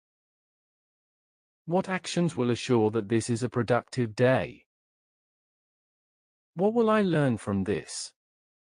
Will it help me to grow? Will this help me build or improve relationships with other people? Could this expand my business or job description? What will it take to make this a success? 22. Getting your boss to listen. How can I get the boss to listen? That's a question I often hear from clients. Perhaps you have the same problem. Is it sometimes hard to complete a project because you can't get the boss's attention? Do you head home feeling frustrated because your boss won't give you the feedback you need? Or, even worse, does your career feel off kilter because you and your leader are out of sync? No boss is perfect, most managers are too busy, and some are flat out weak. But complaining won't get you anywhere, and you have too much at stake to just throw up your hands when the communication process breaks down. Part of your strategy as an entrepreneurial professional is to communicate smoothly with your bosses and clients, no matter how difficult it may be to reach them. Your goal is to assure delivery of your key messages even when it doesn't seem fair that you have to do so much of the hard work. These tips can help you get through to your boss. Even if you and your boss communicate pretty well, these strategies can make your messages even more effective. 1. Be succinct. Assume your boss is busy and won't want to waste time. If you ask for 3 minutes to discuss something important but then talk for 10 before reaching your point, the boss could be feeling impatient or annoyed by the time you make your case. 2. Plan ahead. Before your conversation, be clear in your mind about your points, and be prepared to state them simply and directly. To prevent confusion or distraction, limit the number of items you intend to raise. If you've requested a meeting where you'll discuss several issues, propose a brief written agenda. A simple email with a sentence about each topic can set up your conversation in a good way. 3. Be clear about your goal. Sometimes you have to choose between having your say and having your way. It can be tempting to use your face time for venting about your problems, but that might not lead to solutions. Be strategic in the way you frame your issues, and focus on positive proposals that will support your specific objectives. 4. Understand their communication preferences. If you don't get through, it may not be the content of your message so much as how or when you deliver it. Different people take in and share information in different ways. For example, bosses who are extroverts may be external processors, who want to use you as a sounding board while they explore their own thoughts.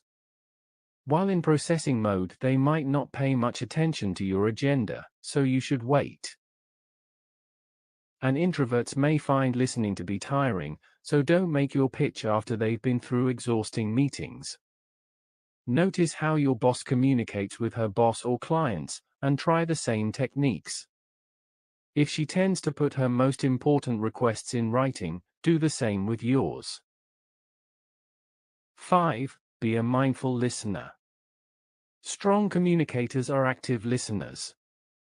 Your bosses expect you to listen carefully, and good listening helps you understand what they want. But at times when we think we're listening, we're sometimes focused on something else, such as what we want to say next. When you truly concentrate on deep listening, you'll come across to your boss as alert, centered, and respectful. 6. Let go of frustration. If the boss doesn't seem to listen, you actually have 2 challenges. The first, of course, is to break through the logjam by becoming an even better communicator. But there is only so much you can do, and much of this is about the boss, not about you. So the next challenge is to learn how to not let it bother you so much. It's vital that you don't obsess, or your annoyance could make the situation worse. Writing in a journal is one way to examine your negative reactions and let go of some of the emotion. 23. Leading upward, manage the boss in a good way. Although successful leadership styles vary considerably, the best leaders have attributes in common. For example, most tend to have integrity, strong value systems, and a genuine desire to do the right thing. The leaders I most admire are consistently willing to step forward and serve, even if a task is menial or unlikely to lead to recognition. And their influence over other people extends in all directions. In other words, not only are they adept at managing their direct reports, but they are also able to guide other colleagues and collaborators. Some of the stronger leaders exercise a special skill. They are able to lead upward, influencing their bosses to make better decisions and become more effective. For example, there's Sam, who didn't expect to rise beyond his role as the VP of Communications. He had 5 years until retirement, and he wanted during that time to contribute even more to the company he loved. Without telling his colleagues, Sam adopted the goal of thoroughly supporting and even mentoring Joe, his young and recently arrived CEO. Because of his job, Sam had a good, comprehensive view of the company's activities and customer relationships. And he made an effort to listen to colleagues and stakeholders at every level. Sam gathered and sorted feedback and data, and relayed it in a positive, effective way to Joe. Being well informed, and having Sam as a sounding board, helped Joe to grow quickly into his job. And his private mission of fully supporting Joe made Sam's last years of work more interesting and rewarding. In my own corporate career, the boss who taught me most about leadership was a humble guy named Dave Weatherwax. During his decade as Senior VP and General Counsel of Consolidated Natural Gas Company, Dave remained modest and never seemed to seek the limelight. And yet he exercised great influence, often quietly guiding the rest of the C-suite. During my first year with the CNG, I watched Dave carefully, trying to learn from his low-key but effective approach to management. Finally, the day came when a colleague and I met with Dave to pitch a major initiative, asking his support for a public outreach project we thought might be outside his comfort zone. In making our case, I raised every argument I could think of, carefully framing my points to reflect Dave's goals, interests, and possible concerns. Dave listened intently, and then to our surprise he approved the proposal on the spot. His only change was to set a budget much bigger than the one we'd requested. We were almost giddy with success as we left his office. Then he stuck his head out his door and called us back. He said, "I just want you to know that I saw what you were doing. But I don't mind being led, if it's done really well." Dave let us know that upward management can benefit everyone, but it must be done adroitly and in the right spirit. Here are strategies to consider if you want to become better at leading up. First, set unselfish goals. Leading upward is not the same thing as trying to manipulate the situation so you look good or somehow score a win. Leading is about offering proposals, guidance, and support that serve the interests of the organization. When you step in to lead your boss, your intent should be to remain relatively invisible as you give the enterprise a helpful nudge. You quietly act like a CEO, serving the team with vision and integrity, and nobody else needs to know about it. Part of Dave's leadership strength was his authentic humility. He had no interest in self-aggrandizement, but sincerely cared about serving the greater good. Understand what your bosses need. If you want to influence and assist the people above you, it's critical to have a good sense of their goals and responsibilities. Develop a theory of how success will look from their perspective. Consider the organization's mission, current strategy, and primary challenges, and look carefully at what your bosses are trying to accomplish. Maintain your areas of expertise. One reason for Dave's considerable influence was that everybody respected his judgment as a lawyer. Even after his portfolio was broadened to include a variety of functions, he was recognized as the ultimate legal expert. A good way to maximize your influence is to develop an area where you are recognized as the authority.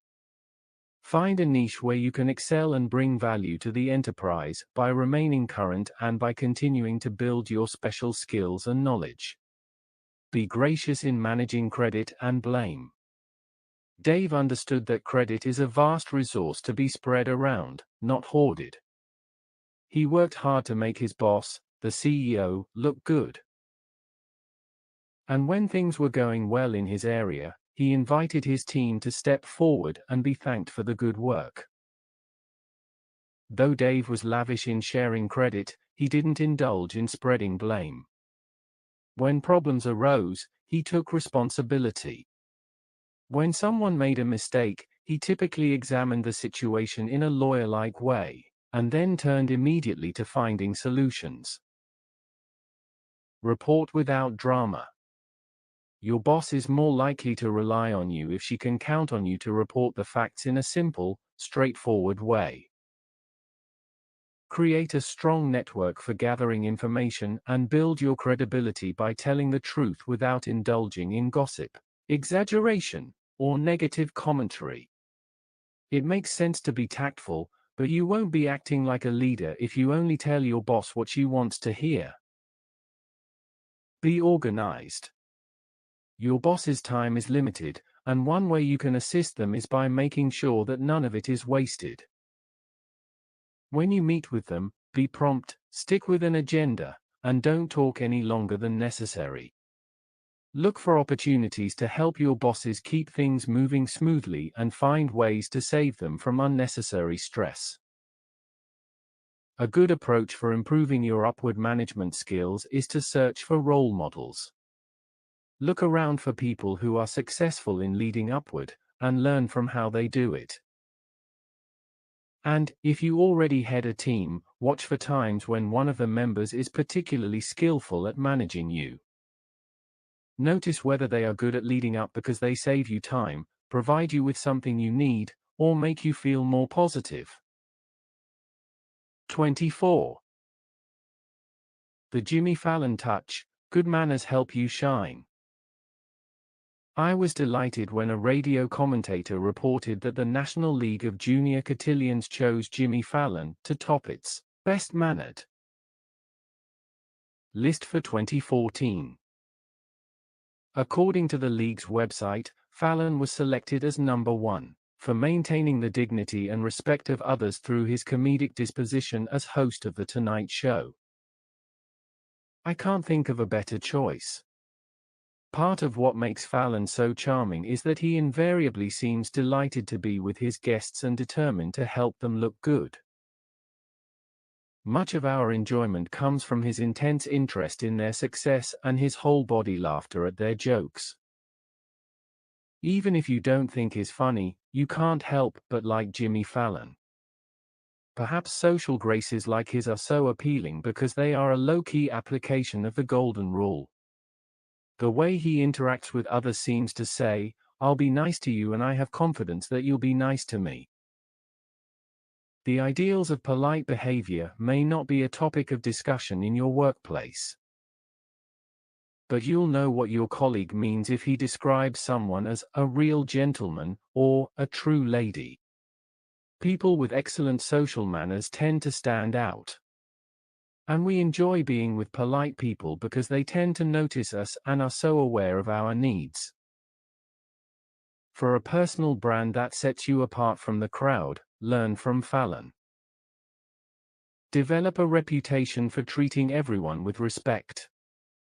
Of course, what counts most are the big things, like pitching in to support your co-workers in a crisis. But you can enhance your brand by consistently exhibiting good manners in even small ways. These 7 strategies can help you develop the Jimmy Fallon touch. 1. Say hello. When we're around other people, it's always decent to acknowledge their presence. Your rude coworkers may act like others are invisible, but with a simple, good morning, you can forge a sense of connection and goodwill. 2. Shake hands. The perfect handshake is valued in US culture, and it allows you to exude confidence and warmth. This simple gesture can help you to make a good first impression, reconnect with someone you haven't seen in a while, or say a polished goodbye. Try these tips to perfect your handshake.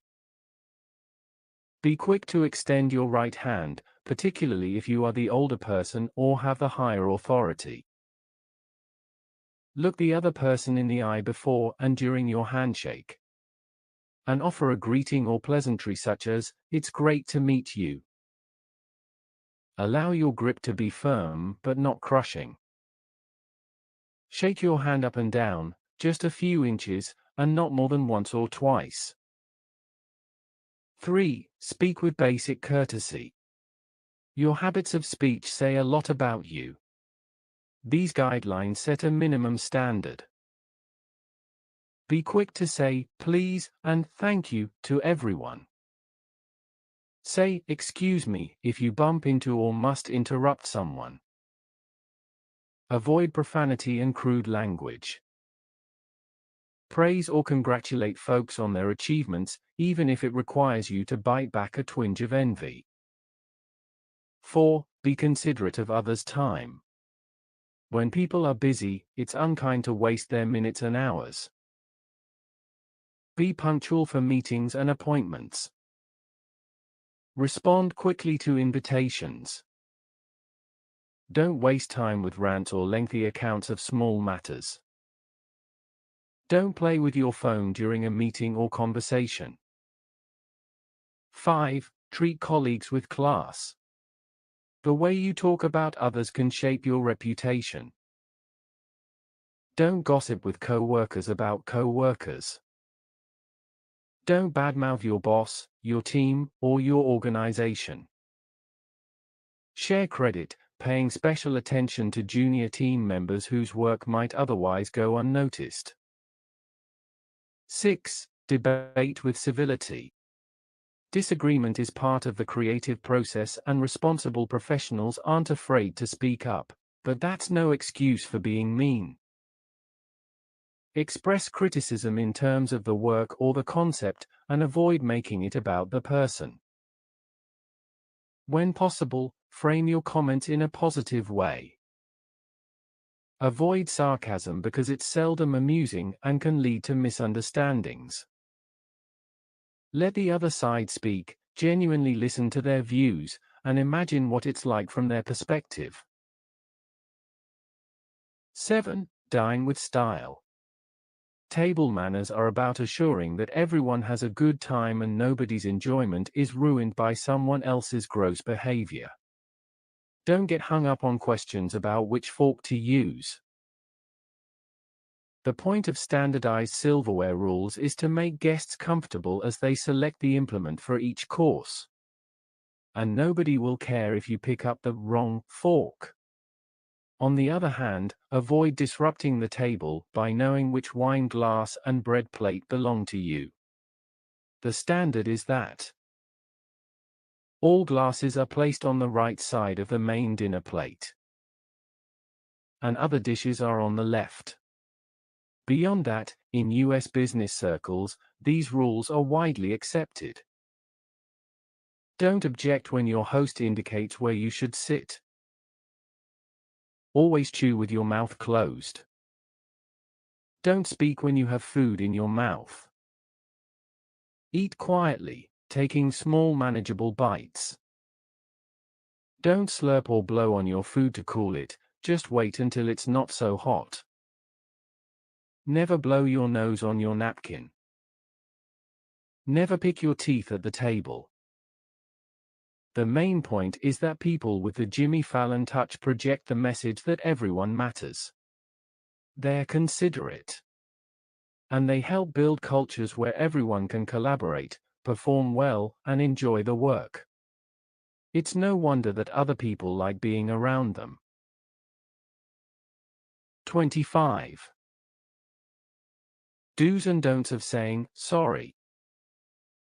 As we discussed in Chapter 19, people often judge you by the way you speak. If you develop annoying speech mannerisms, distracted listeners may not value your comments or perceive the full scope of your expertise. On the other hand, your personal brand is enhanced when you're seen as someone who always seems to say the right thing. Do you aspire to be one of those tactful, well-spoken people who are welcomed into most conversations?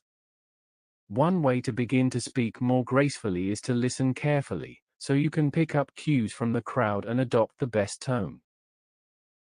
Listening to the way other people interact enhances your sense of balance. It helps you to avoid the extremes of expressing too much or too little, or coming off as too warm or too cold.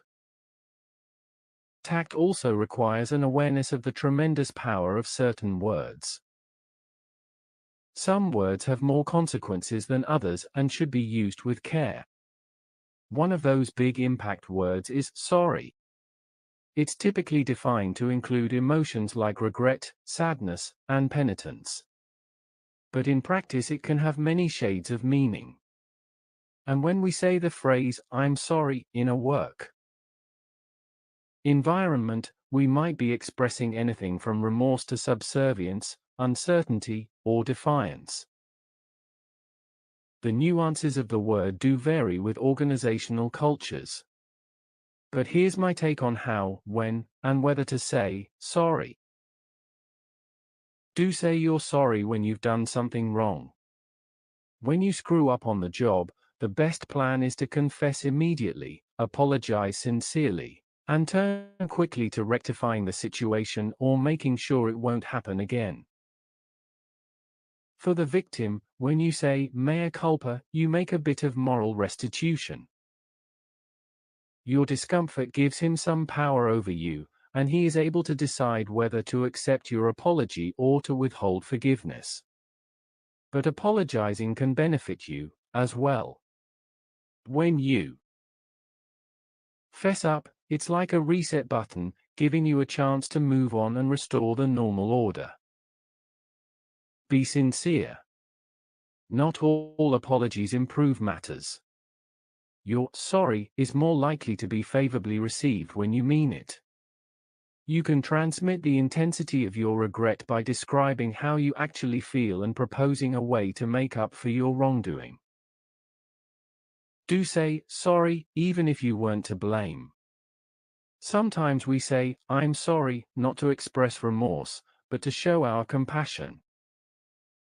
This might happen when things go wrong in some way far beyond your control, such as when horrible weather inconveniences your guests. Or you might say, "I'm so sorry," to acknowledge a personal loss, such as a death in the family. Some psychological research suggests that this kind of superfluous apology can promote a sense of trust and connection between you and the listener, and make everybody feel better. Don't say it when you don't mean it. Saying, "I'm sorry," when you actually feel the opposite can come across to the recipient like an insult. Sorry is a complex word and it can be inflammatory when your nonverbal message is the opposite of regret. Don't make the situation worse by accompanying the phrase, "I'm sorry," with a grimace or an eye roll. And avoid beginning your sentence with, "I'm sorry, but." When you don't feel at fault, avoid making a fake apology. Instead, focus on improving the situation and say something positive such as, "Let's see what we can do to fix this." Don't say "sorry" to soften an insult. If you say, "Sorry, but this draft is no good," don't think your wording will make the message any easier to accept. If your remorse is genuine, make clear what it is you regret and then be direct in the way you deliver the rest of the message. You might say, "I'm truly sorry if this will ruin your weekend, but the client needs a number of changes in your draft." Don't say sorry when there's nothing to apologize for. Some people repeatedly say sorry as a conscious way to express deference or humility. For others, the pattern may be an unconscious expression of uncertainty. Either way, constant apologies can make you look frightened or powerless. My competent and generally confident client Tina developed the verbal tic of saying, "I'm sorry," every time she was about to ask a question or make a suggestion. Her use of the phrase became so ingrained she didn't know she was saying it. As soon as this habit was brought to her attention, Tina realized it made her sound like she was experiencing a crisis of confidence. Her closest colleagues admitted they found it annoying and, with her permission, they helped Tina break the habit by reminding her when there was no need to apologize. Do you think that you say, "I'm sorry," too often? Or perhaps you find it difficult to apologize and don't do it often enough. Becoming more aware of your speech patterns can help you decide whether they need some tweaking. To capture a clear picture of this kind of speech habit, keep a log for a few weeks. Write down every instance in which you apologized, noting what you were regretting and any impact from your remark. Sometimes it's hard to hear your own words, so this could be an occasion to call upon friends to gently point out your habit. 26. Find the magic 20%. My most vivid memories of business school include a few instances when Professor Bill Day put aside the class syllabus and spoke vividly about phenomena that could make a difference in our lives. In one such discussion, the professor urged us to stay focused on the important things in life by relying on the 80-20 rule. That rule of thumb tells us that most of the results in any situation are determined by a small number of the causes. Expressed another way, the rule predicts that about 80% of your achievement will flow from about 20% of the things you do. The numbers of 80 and 20 aren't absolute. The key point is that your bottom line isn't impacted in the same amount by each unit of your work or of your time. So a small proportion of your activity may be responsible for most of what you get done. The rule seems to have endless applications and has been given a variety of names, like the law of the vital few. Many accounts suggest that it was first applied as a business principle about a century ago as Pareto's law. Economist Vilfredo Pareto wrote that, in any situation, just a small portion of the resources will yield most of the outputs. For example, he said that if a government were to give a number of poor people money to invest in small businesses, the investors wouldn't all be equally successful. A small group would make most of the money resulting from the investments. What captured my imagination was when Professor Day told us that computer modeling can illustrate principles, like the 80-20 rule, that demonstrate how the universe isn't just hopeless disorder. It was comforting to hear his evidence that the world operates according to some kind of logic. And I welcomed his suggestion that we can spot familiar patterns and use them to make better choices in our careers and in life.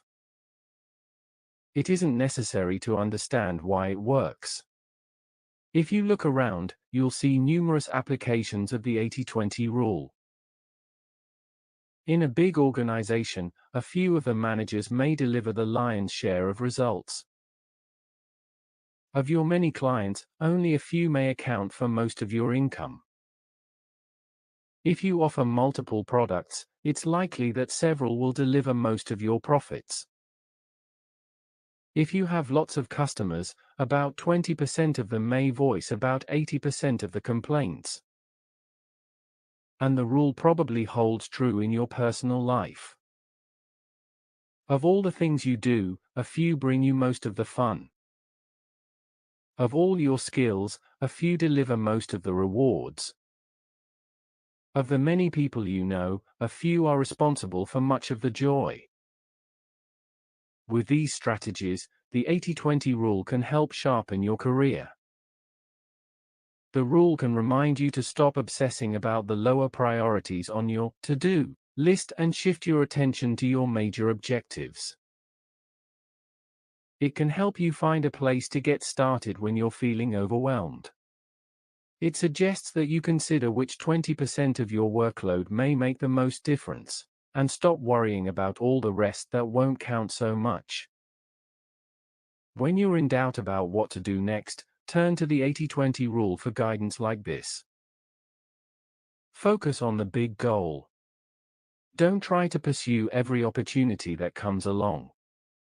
When there's too much to do, concentrate on activities most directly related to your key objectives. Shift more of your attention to the 20 or so % of tasks or events most likely to support your top priorities. Don't try to be great at everything. Find ways to spend more of your time on the activities that you do well and that yield results. Let's say you're a fundraiser who is great with people but not so proficient at generating those vital follow-up reports. Instead of spending long hours struggling over your desktop, find ways to free up your time for face-to-face contact. To meet your deadlines, get smart about delegating, outsourcing, using new technology, or renegotiating the desk work that will never be your strong suit. Choose your companions. Make choices about how much time to spend with the various people in your life. At work, don't obsess about annoying or unproductive colleagues. As much as possible, disengage yourself from the time wasters and naysayers. Instead, direct more of your attention to people who may become productive allies. Look at the data. Sometimes it is worth examining the actual numbers to determine precisely how much of your time and resources result in most of your achievements. As we discussed in Chapter 21 on managing priorities, a good way to get a more realistic picture of your work patterns is to keep a log for a while. You may be surprised by how few of your activities deliver most of your success. Simplify. Applying the rule is sometimes simply a matter of getting rid of clutter and distractions. If everything seems too complicated, look for ways to get rid of some of the massive 80%, so that the vital 20% will become more evident. This might require delegating tasks, declining invitations, getting rid of low-value products, simplifying your routines, and reducing the archive of documents and stacks of stuff that you've been saving, just in case. Pursue your passions. Identify which 20% of your life yields your greatest satisfaction, enjoyment, and sense of well-being, and reflect that knowledge in the way you schedule your time. If being in nature helps to keep you feeling balanced and there's no time on your calendar for a walk in the park, it's time to make a shift. 27. How to create mentoring that works both ways. Back in the 1970s, feminists seized on mentoring as a way to help women ease their way through the men's club atmosphere then dominating so many American offices. Through the years, the idea has become mainstream, and now there's a widespread understanding that having supportive mentors helps both women and men to advance professionally. But the definition of mentor varies widely, and not all career-focused mentoring programs succeed. What makes structured programs and individual efforts so difficult to get right is that mentoring involves building a relationship between two people. And strong human relationships require a delicate mix of hard work, honest communication, and good luck. As with any healthy relationship, a mentoring partnership prospers only when both parties receive value. Initially, the mentor may be motivated simply by a desire to give back and to be a good citizen. And early in a relationship, the mentee usually does get the most benefit, including sympathetic advice and, sometimes, an active champion at critical moments. But when the relationship really clicks, the mentor eventually receives at least as much as she gives. If you're the mentor, one of the first rewards is the pleasure of having someone listen to you and the good feeling that flows from him or her following your advice. Then, as a relationship grows, the mentee's questions and feedback can give you a chance to pause and gain a new perspective.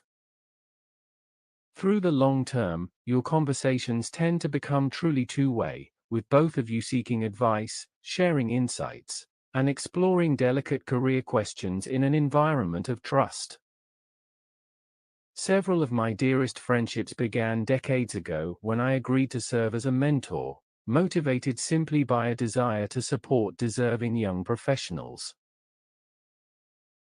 I can't think about mentoring without feeling a wave of gratitude for two particular mentees, Andrea Wilkinson and Sherry Little.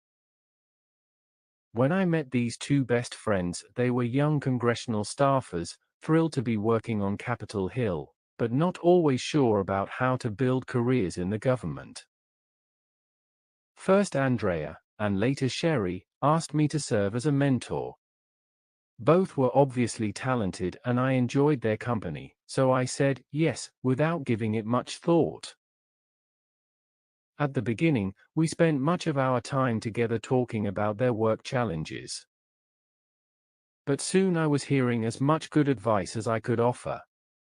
Through the years, Andrea and Sherry have pushed me beyond my career comfort zone, sent along clients and opportunities, challenged me to be less self-deprecating, and have been there for all my biggest events.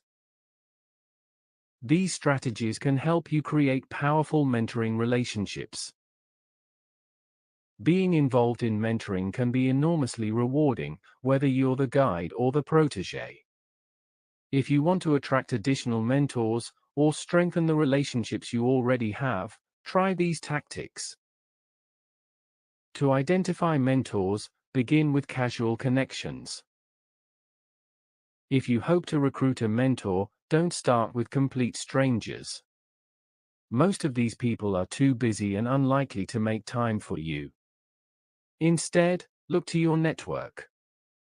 As we discussed in Chapter 10, your network extends from your inner circle all the way out to communities of folks you haven't even met yet, like members of your professional groups or your college alumni association.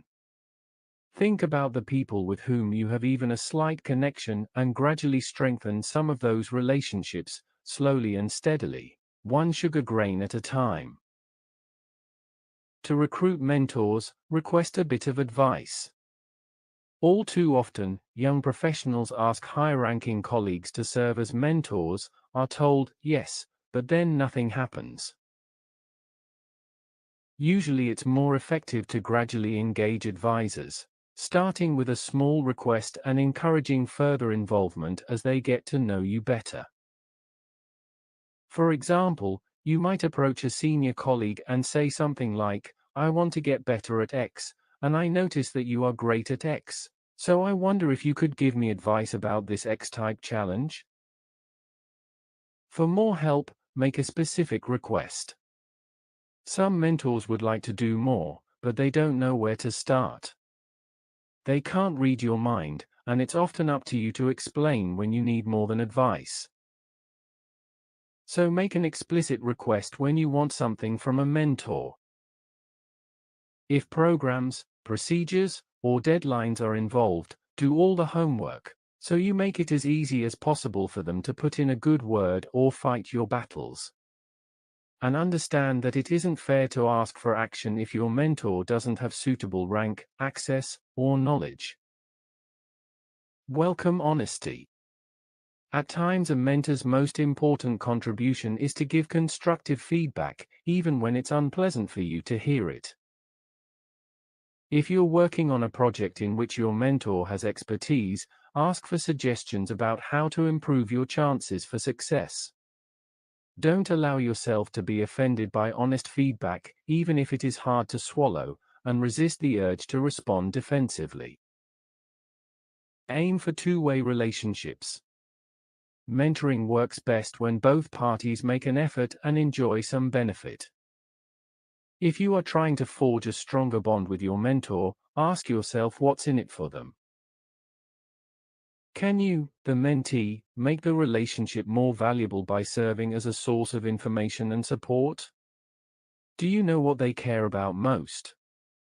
Have you figured out the kinds of activities and venues they prefer? Practice sponsoring and mentoring. To learn how to create better relationships, look for opportunities to practice being the mentor. Even if you are at the bottom of your hierarchy at work, you can find mentees through alumni and nonprofit networks. As you find ways to make contributions to your mentees, you will get a better sense of how to manage upward and energize your own mentors. Although there are many reasons to be a mentor, much of the joy comes from helping someone else. If others guided you along your professional path, now is a good time to pay it forward. If you didn't have the help you needed, break the negative cycle by giving someone else the kind of support that would have made your life easier. If you want to be a great mentor, consider these suggestions. Listen. You can't solve everything. But you can always help by asking questions in a positive way and genuinely listening to the answers. Request plans. When mentees identify realistic goals, suggest that it's time to create a plan. Help them identify action steps and milestones, and hold them accountable for moving forward. Make connections. Be alert to opportunities to tap into your own network on behalf of mentees who need information or introductions. Once you build up a bank of mentoring relationships, it can be particularly gratifying when your long-term protégés agree to help out your newest crop of mentees. Meet regularly. Don't let strong mentoring relationships fade away after the initial challenges have been addressed. If the match between the two of you still feels right, suggest ways to continue the conversation, even if there is no pressing need. You've both made an investment, and the best part of your partnership may be just beginning. Reciprocal mentoring can be powerful. The classical image of mentoring involves a relationship where an older, capable person helps to guide someone with less experience and knowledge. That idea of a wise, generous senior advisor leading us along a career path can be wonderful and soothing, but it's not always available or even desirable. Here's what can make mentoring really hum: creating relationships intended to work both ways. I thought about this new style of mentoring during a long weekend at our Virginia farmhouse, as I dropped in and out of a 3-day conversation between my husband, Andy Alexander, and one of his much younger professional pals. Andy was the longtime Washington bureau chief for the Cox newspapers chain, where he also ran the international news operation. He won journalism awards and served a term as ombudsman of the Washington Post. Once a classic newspaper guy, these days his work includes teaching and fostering media innovation, mainly at Ohio University's Scripps College of Communication. Andy's 20-something friend Ryan Lytle has racked up an impressive resume as a multimedia expert. An outstanding 2010 Scripps College graduate, today Ryan is a rising star at Mashable.com, a global source of news for the digital generation. As the two men brainstormed about trends in delivering the news, what fascinated me about their interaction was the way each one listened so intently and seemed to be learning from the other. When I asked about it, Ryan said one thing he learns from veterans who grew up in a very different news business is how to build organizations and grow leadership. Andy said, "Everything I do professionally is about the future of journalism. And part of being engaged is staying in touch with the people, like Ryan, who are creating that future." Andy and Ryan didn't create a formal mentoring relationship, but their style of dialogue illustrates the benefits of an emerging concept, reciprocal mentoring, where each partner is both teacher and student. Both men enjoy and benefit from their talks. The differences in their age, skill set, and experience are what make their sharing so interesting and valuable. If you're ready to give reciprocal mentoring a try, consider this approach. Think about the potential exchange. As a starting point, define what you want to learn and some of the strengths you have to offer. If you have potential partners in mind, approach them with the idea of mutual mentoring. If the problem is that you don't know where to start, spread the word about what you're seeking.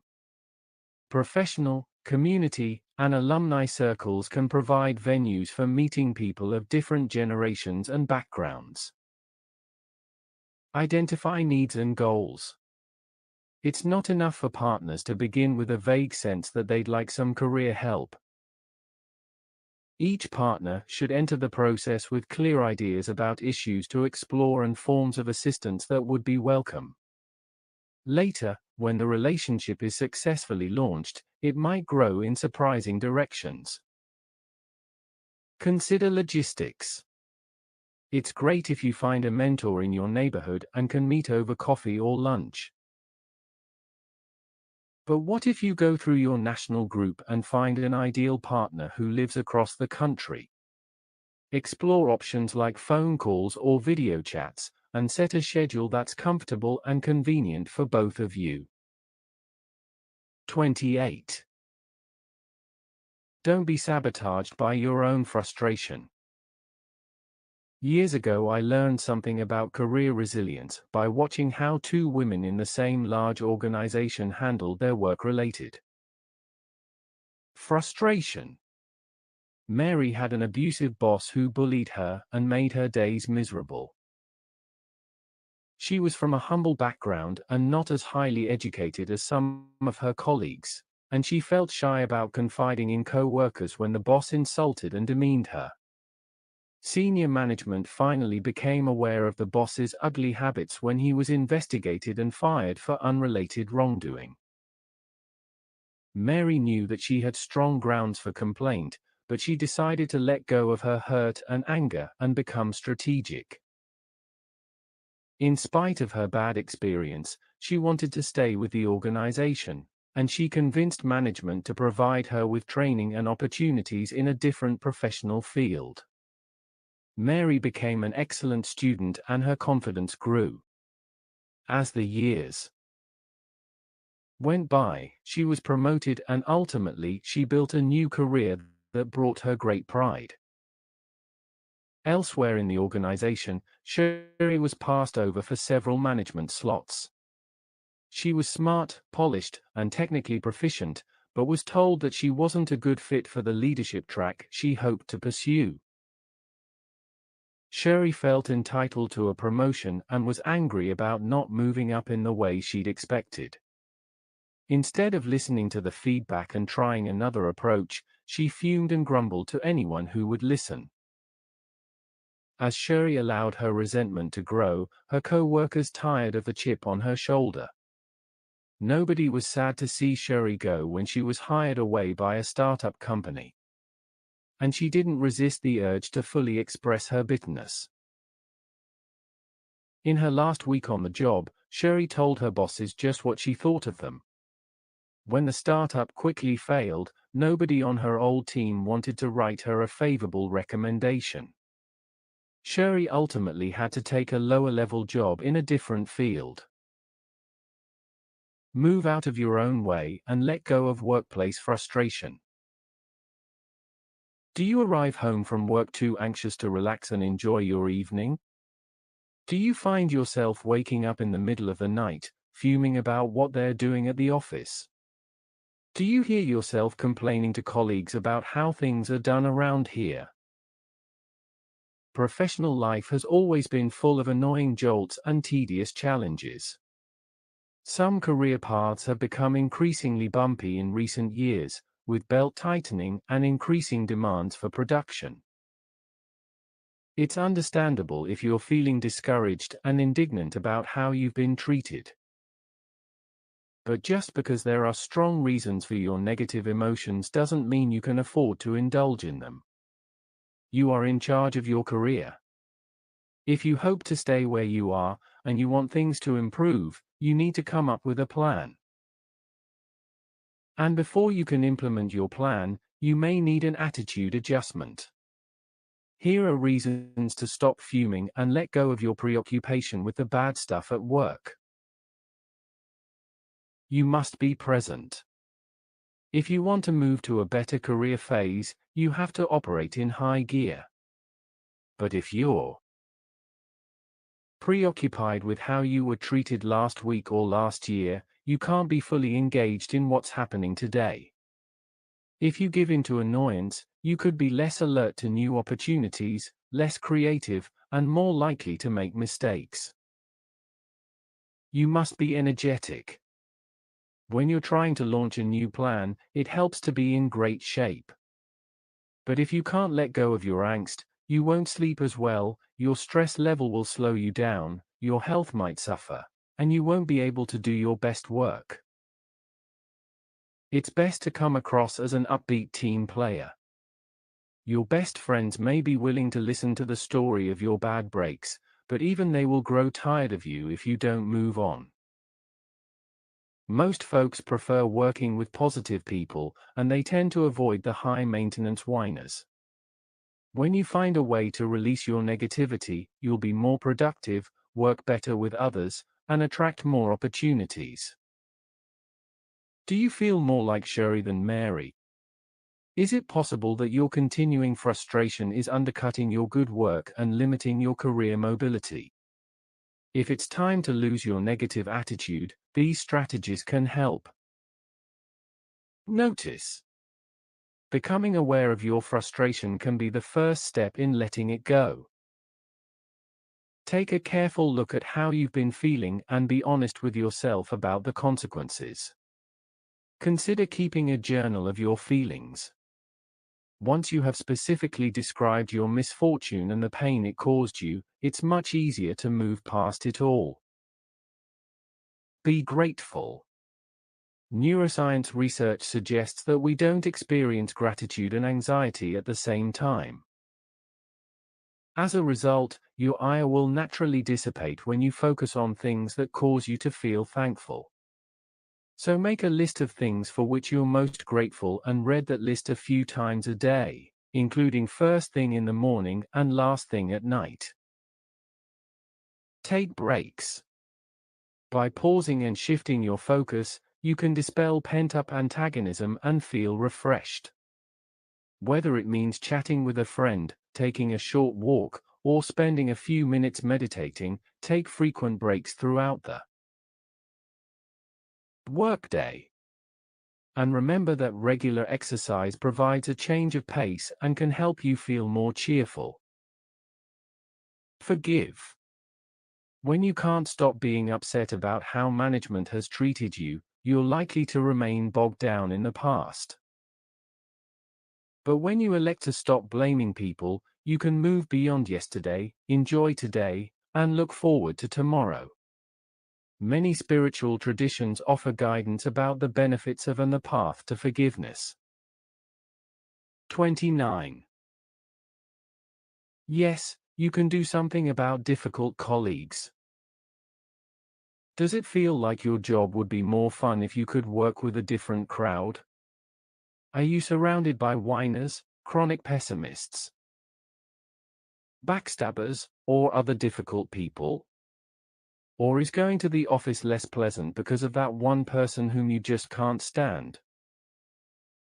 In any workplace, there may be folks who are hard to get along with. Sometimes you can reduce the pain by staying out of their way. But avoiding their company may not be an option. Here are 5 suggestions for dealing with your difficult colleague. 1. don't escalate the problem. The first rule is to not make things worse by indulging in petty revenge, sulking, or gossip about what a jerk that guy is. Even if he started it, the wise move is to take the high road. If you spend too much time complaining behind his back, your colleagues may think that you're just as bad as he is. When you disagree with him about a project, limit your comments to the work itself. And never get personal. 2. Confide in a trusted friend or colleague. Though you don't want to indulge in public rants, it can be helpful to describe the situation to another person. If you're feeling angry, hurt, or frustrated, it's hard to objectively assess your options. Brainstorming with someone may help you identify ways to address the problem and move on. 3. Understand other personality types.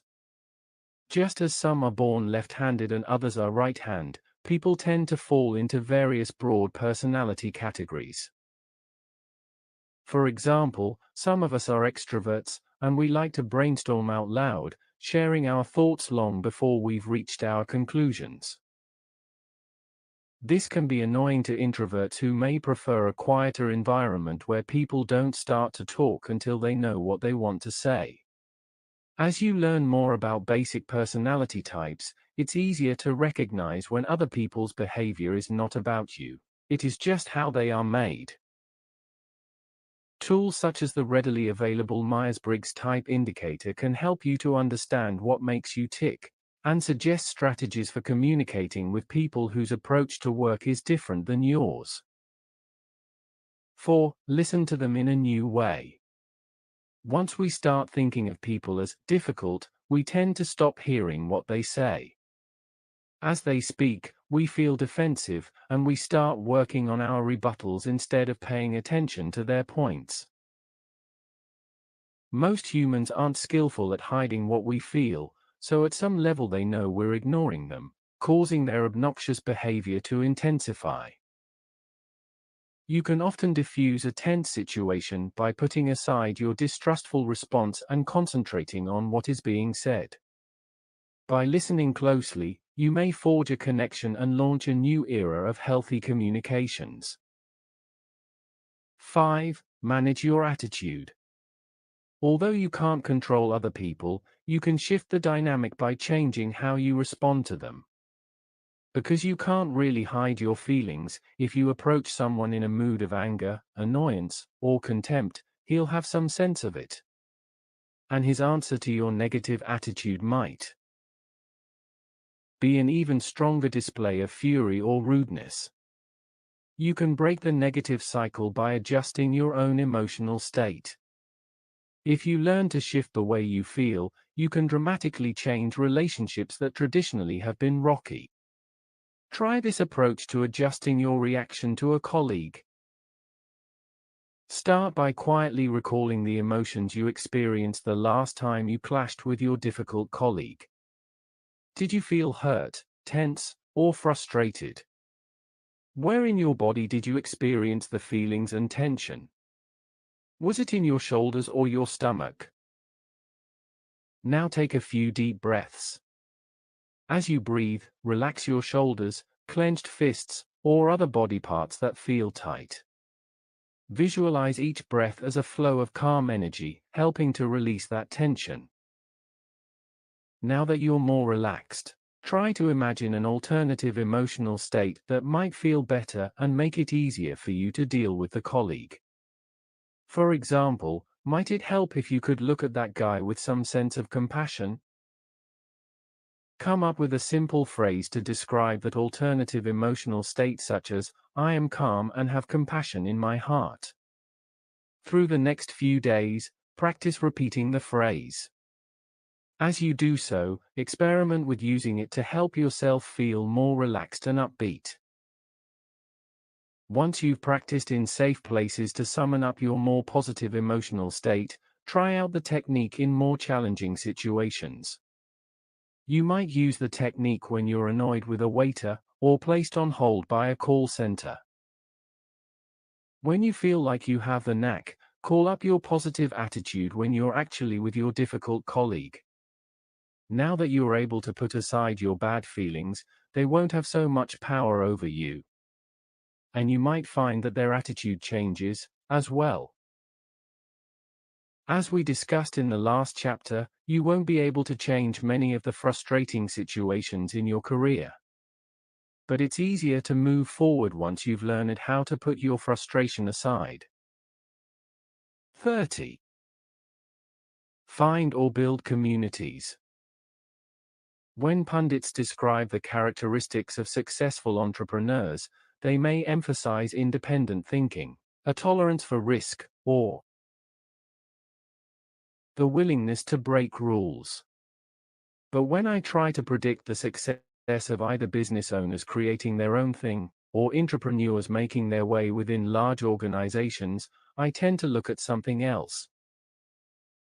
I find that, though their personalities vary widely, most effective entrepreneurial thinkers seem to share one trait: they understand the power of their networks.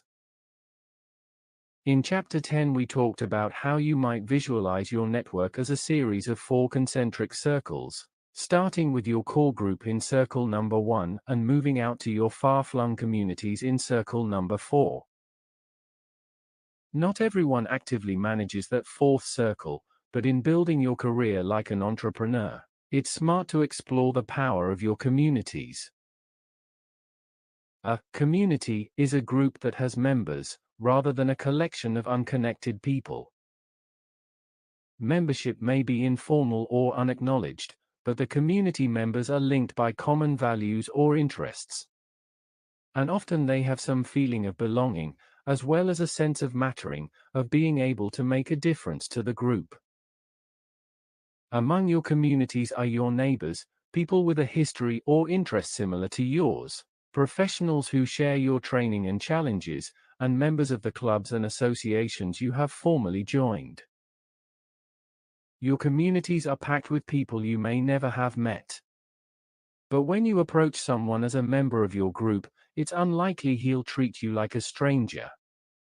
Your communities are a source of business intelligence, customers, mentors, referrals, and friends. There's a growing body of research that links good health with one's degree of social connection. That reflects not just relationships within your inner circle, but also your interaction with broader communities. Reasons for the health impact might be that supportive communities can help you to manage stress, gain perspective, and maintain healthy habits. Beyond that, your emotions and behaviors can be influenced by the emotions and behaviors of those in your extended communities. Research on human networks suggests that your attitude and habits may be shaped or reinforced not only by your close contacts, but also by your contacts' contacts, and their contacts as well. If the people in your communities are energetic, helpful, and creative, their positive vibes can be contagious, helping you to stay positive as you push your boundaries. No matter how busy they might otherwise be, successful entrepreneurs are often highly attuned to their business, customer, and social communities, looking to them for inspiration, technical knowledge, clients, and empathy. Molly Peterson, the photographer who shot the photo on the back of this book, is a fine example of a modern entrepreneur who is investing in her communities as she continues to invent her multifaceted career. Molly's documentary-style photos are beautiful and authentic and have been widely published. She is known particularly for her food and farm shots, and she took the pictures for Growing Tomorrow, a 2015 book with portraits of 18 sustainable farmers. Photography is only one of Molly's professions. She and her husband run Heritage Hollow Farms, where they raise grass-fed livestock and also operate a farm store in Spareville, Virginia. Although it seems that 2 active careers would take up all Molly's time, she's one of those natural givers and connectors, active in both community and online groups. I bump into her at meetings of a non-profit board and also via social media, where she has built a broad following. It was through customer and online communities that Molly came up with one of the farm's distribution channels. She noticed that many Washington, D.C. residents care about the benefits of sustainable meat but can't always make the 2-hour drive to Spareville or be available for a scheduled delivery. So she arranged for meat orders to be delivered to freezers installed in Washington area CrossFit gyms. When I asked Molly why she's so active in the community, despite her heavy schedule, she said, "I was taught from a young age by both of my parents to be curious, connected, and well-rounded.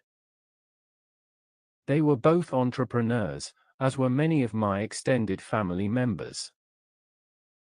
I've always been curious and interested in a world outside of my own. Why do people do what they do? Is there a deeper reason for it? What makes them tick? I also feel it never hurts to ask. Nothing frustrates me more than when I'm told that something can't be done simply because that isn't the way it's usually done." Molly also said, "Outside of my careers, I have a genuine care and concern for my community and the earth and how to make it better, more joy-filled, healthier, whether that's through my photography as art, through the way we raise our livestock that ultimately feeds families, or through my time. It's a fine balancing act to strive to keep all the pieces in line, but my brain rarely slows down. I carry a notebook with me everywhere to make sure I keep on track with all of the daily tasks and requests." Become active in your existing communities, or discover new ones. Staying in touch with a range of supportive communities can be key to building your resilient career. These strategies can help you to develop deeper community involvement. Identify your communities. Start by listing groups of people with whom you are already associated. This might include groups related to places where you worked or went to school, professional associations, neighborhood committees, and online groups. Then think about topics or activities that interest you, and search for additional organizations of like-minded people. If you're an Italian American who likes to raise herbs and cook, look around for a garden club, gourmet group, or Italian American association. Become active. Study the list of the organizations you belong to now, as well as those you might like to join. Target a few communities where you'd like to raise your profile and build relationships. Then look for opportunities to make a contribution. This might mean volunteering for a service project, joining a committee, or simply attending functions. Care about an issue. Many communities are built around causes or local needs. If your family has been touched by cancer, you may want to join a committee that raises money for research. If you're concerned about children in your town who live in poverty, join the local pantry organization or a Big Sisters group. The best way to get to know people can be working with them to address a problem you all care about. Be a mentor. To connect with a younger crowd or make your network more diverse, offer to serve as a mentor. Contact a professional association, or get in touch directly with someone who is starting something new, and volunteer to share your skill set or be an advisor. Give money. If you're overwhelmingly busy right now, you can quietly begin to build name recognition by making contributions to nonprofit groups. If your name shows up repeatedly on donor lists, group leaders may eventually beg you to become more actively involved. Launch a new group. If you're passionate about an activity or cause, don't be discouraged if you can't find an organization for people who feel the same way. It can be surprisingly easy to start your own group. Use social media, community bulletin boards, newspaper ads, or other mechanisms to publicize your interest. Your first event might be anything from a Twitter chat to a coffee date with one other person. Other people love communities, and they might be willing to join yours, particularly if you're willing to do a lot of the work. 31. Make your meeting time more productive. How much time do you devote to meetings? You might want to say, too much. But seriously, do you have any idea what percentage of your work life is spent meeting with people? Try calculating it. If meetings take just 20% of your time, and you work 40 hours a week, 50 weeks a year, that's a whopping 400 hours annually.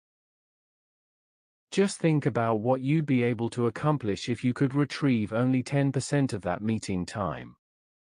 You would have a whole week to devote to your top priorities.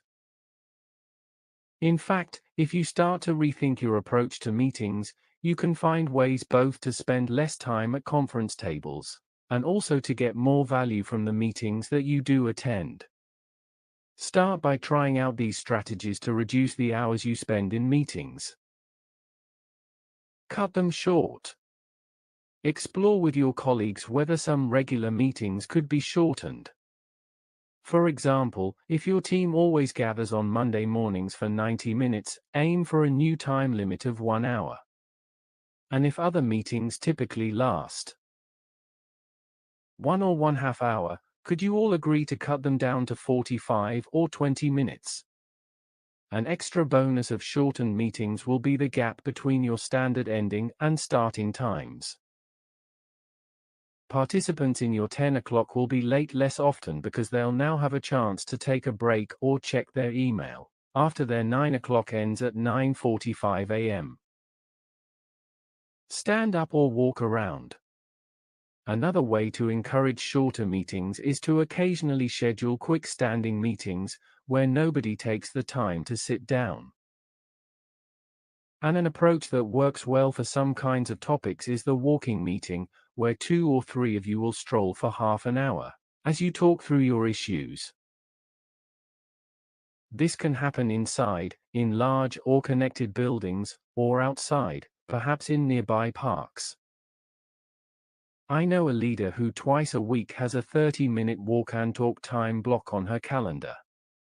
Any staff member can sign up to be her walking companion, and if the slot is left open, she may invite a staffer she rarely has a chance to see. Say no. You might also reduce your time in meetings by getting better at declining invitations. Of course, many meetings are useful or required. But sometimes your participation isn't all that important, and you can be excused simply by explaining that you have another commitment. Create a no-meeting day. Finally, consider working out an agreement with your team members for a meeting-free time zone. If you all decide to keep Wednesday free of meetings, you can plan on 1 day a week for telecommuting or concentrating on your top priority projects. When you run the meetings, keep them productive with these strategies. Some of your most valuable meetings are the ones where you're in charge. And if you're the leader, you have an opportunity to make better use of your time and theirs by tweaking the routine. Here are 9 basic rules for running effective meetings. 1. Know the purpose. Before you send out invitations, be clear about your goals in calling a meeting. When no business is pressing, or work can be accomplished more easily in another way, be flexible about canceling regular meetings. Leaders known for holding pointless meetings may have a tough time attracting participation when they really need it. 2. Have an effective invitation process. For successful meetings, you might have to be assertive about sending invitations and reminding participants of the details. Even if it's a regular meeting and everybody knows the drill, specify the date, day, time, and place. Routinely send at least one reminder, at the last minute. If you're using email for invitations or reminders, put the details in the subject line. If it might be useful, share the proposed attendance list. 3. Create an agenda. A written list of discussion items helps to shape participants' expectations and keep the meeting on target. This is true even when the gathering consists of just 2 or 3 team members talking through their issues over coffee. It often makes sense to ask attendees for discussion items and to distribute the agenda in advance. 4. Build in structure. Even informal meetings should feel intentional. As the leader or convener, plan to include in each meeting an opening in which you state the purpose and the desired outcome, a middle in which agenda items are discussed, with each one being moved forward by at least a baby step, a closing when you may sum up the conclusions, action items, and assignments, and perhaps mention next steps or future events. It is also appropriate to thank people for their attendance and contributions. 5. Warm it up. There's a legitimate social component to many meetings, and you may make more progress if all the participants feel engaged and comfortable about offering comments. You can address some social needs and establish a cordial mood for the event by devoting the first 5 or 10 minutes to a warm-up phase in which everyone is invited to offer information, suggestions, or concerns. This can be as simple as brief introductions, or you might request brief answers to a question such as, "Do you have any good news to report?" 6. Set the tone. Treat all participants with courtesy, give speakers your full attention, and don't work on other projects during the meeting. If you have trouble staying focused, try taking notes of the discussion. Show your respect for attendees by making sure your meetings always start and end on schedule. 7. Establish ground rules. Regular meetings will flow more smoothly if everybody understands the etiquette. Set the rules or build a consensus on matters such as attendance, arrival times, participation in discussions, use of cell phones and other devices, confidentiality. 8. Keep track. Every meeting should have someone designated to keep a record, at least of key conclusions and assignments. This can be as simple as your rough notes, the ones that you, the leader, use when you summarize the meeting in your closing remarks. 9. Follow up. After the meeting, be sure that both the participants and the invitees who couldn't attend are sent a copy of the notes. Consider touching base with participants who left with assignments, checking that they have everything they need, and are moving forward on their tasks. If nothing seems to come of your meetings, people will lose interest and stop taking them seriously. Get more from the meetings you don't run. No matter how well you manage the meetings you run, and how successful you are at avoiding some others, you probably still spend a big chunk of your work time convening with colleagues. So your next challenge is to make that remaining meeting time as productive as possible. That was a valuable lesson for my client Sharon, who didn't understand why she hadn't been given the chance to lead a team. Sharon groused to her mentor, "If I didn't have to waste so much time sitting in their useless meetings, I could really show them what I can do." The mentor countered, "You can't get out of those meetings, so why not make better use of them? That's where people see you in action, so think of those sessions as a chance to show off your strengths. Instead of coming in late and acting distracted, aim to look like one of the most productive people there." Convinced it was worth a try, Sharon developed a 5-point plan for being a stellar attendee at each required meeting. 1. Prep. She'd rearrange her priorities to allow a little time for preparation, like reading the agenda and the background material sent out in advance. 2. Plan remarks. While prepping, she'd identify at least 2 comments or questions to contribute to the discussion. 3. Focus on the purpose. She'd ask herself, what's the goal of this meeting?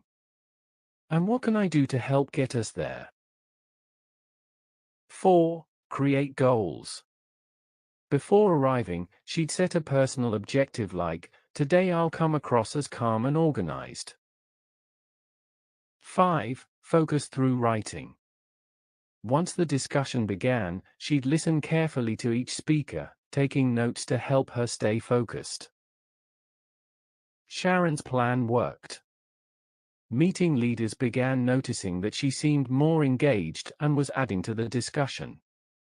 They started to count on her active participation, and that led to her getting better project assignments. After 6 months, she was appointed team leader for an exciting project. To her surprise, once Sharon launched her 5-point plan, she found it brought other benefits beyond just looking like a more effective meeting participant. Once she developed the habit of always being prepared, her job started to feel more interesting and satisfying.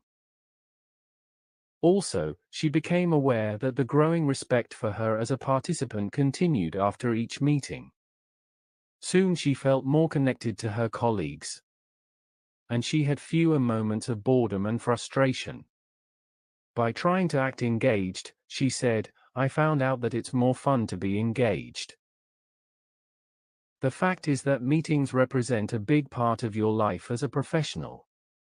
And as long as you have to spend the time, why not get more back from it? Here are 6 strategies for maximizing the return on the hours you spend in other people's meetings. 1. Do the homework.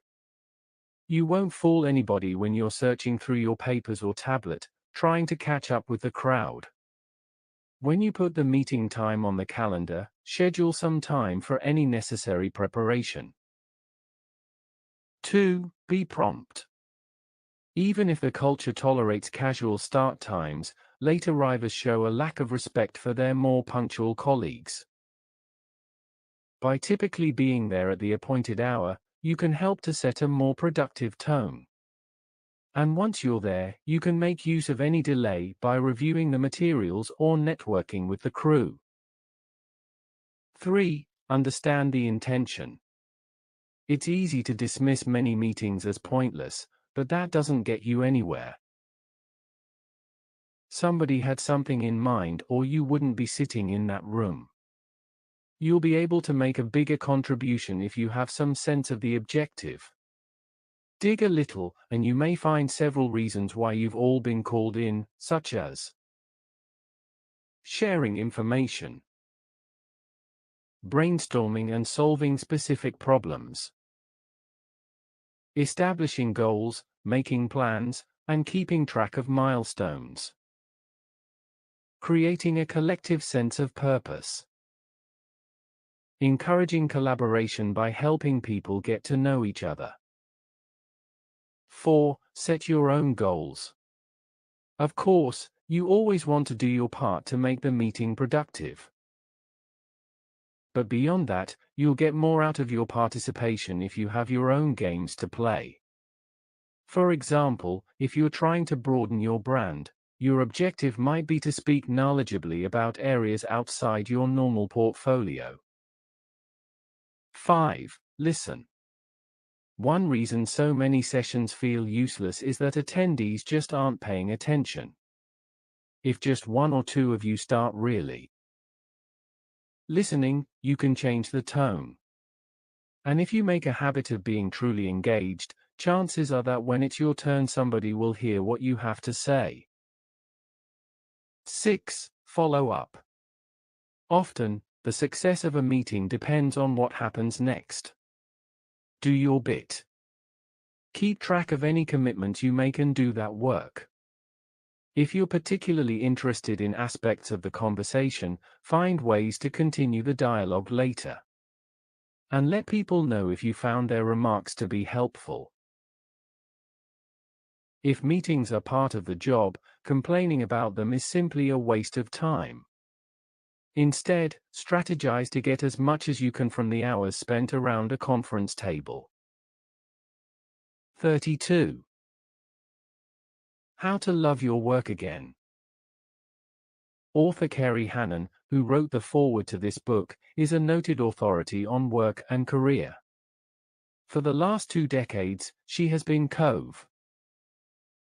airing all aspects of business and personal finance as an author, columnist, editor, and writer for leading media organizations including the New York Times, Forbes, Money, PBS, U.S. News and World Report, and the Wall Street Journal. Although I've learned much from Kerry's careful research, what has inspired me the most is her own career path. Kerry started as a traditional print journalist, earning a salary from major publications. Then about 14 years ago she struck out on her own, freelancing for some of the nation's top magazines and newspapers. But she does so much more. Kerry has become a prolific author, a peripatetic speaker, a frequent radio and TV guest, and an expert panelist at conferences. This entrepreneurial dynamo has become a one-woman media company.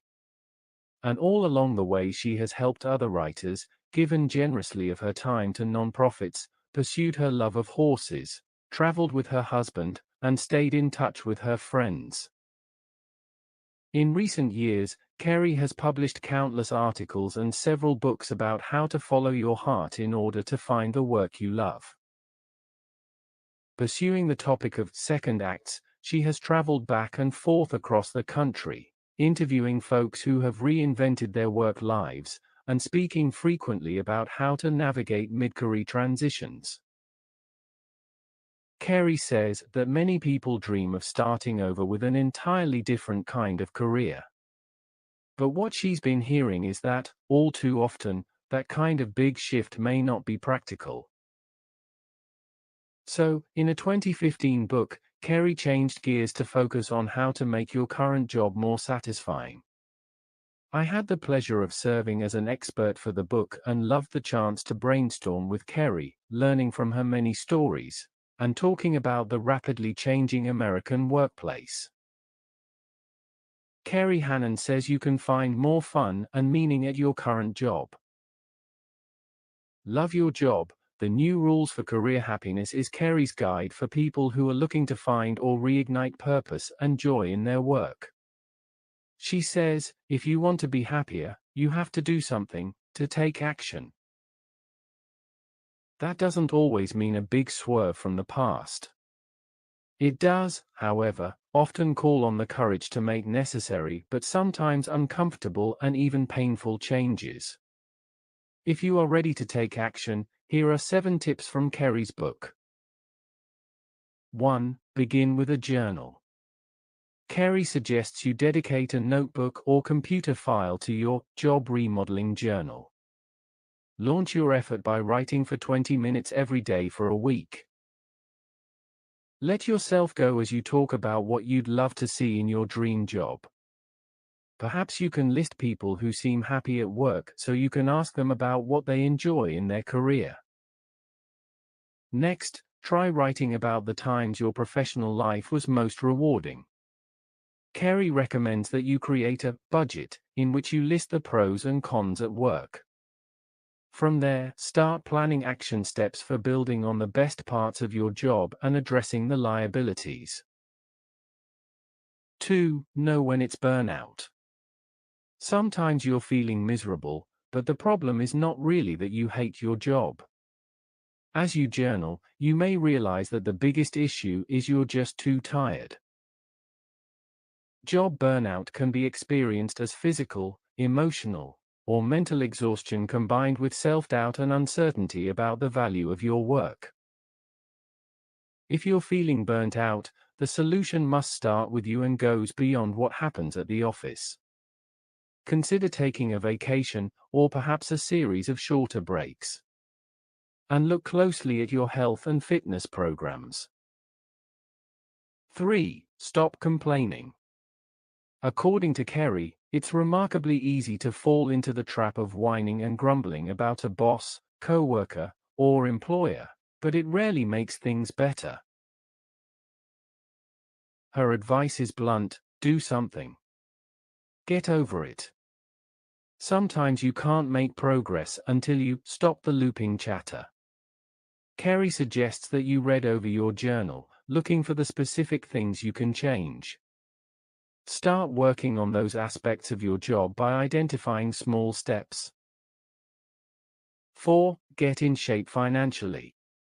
Human resources professionals say that personal financial challenges are a frequent cause of employee stress, poor health, and low productivity. If money problems keep you up at night, your work suffers.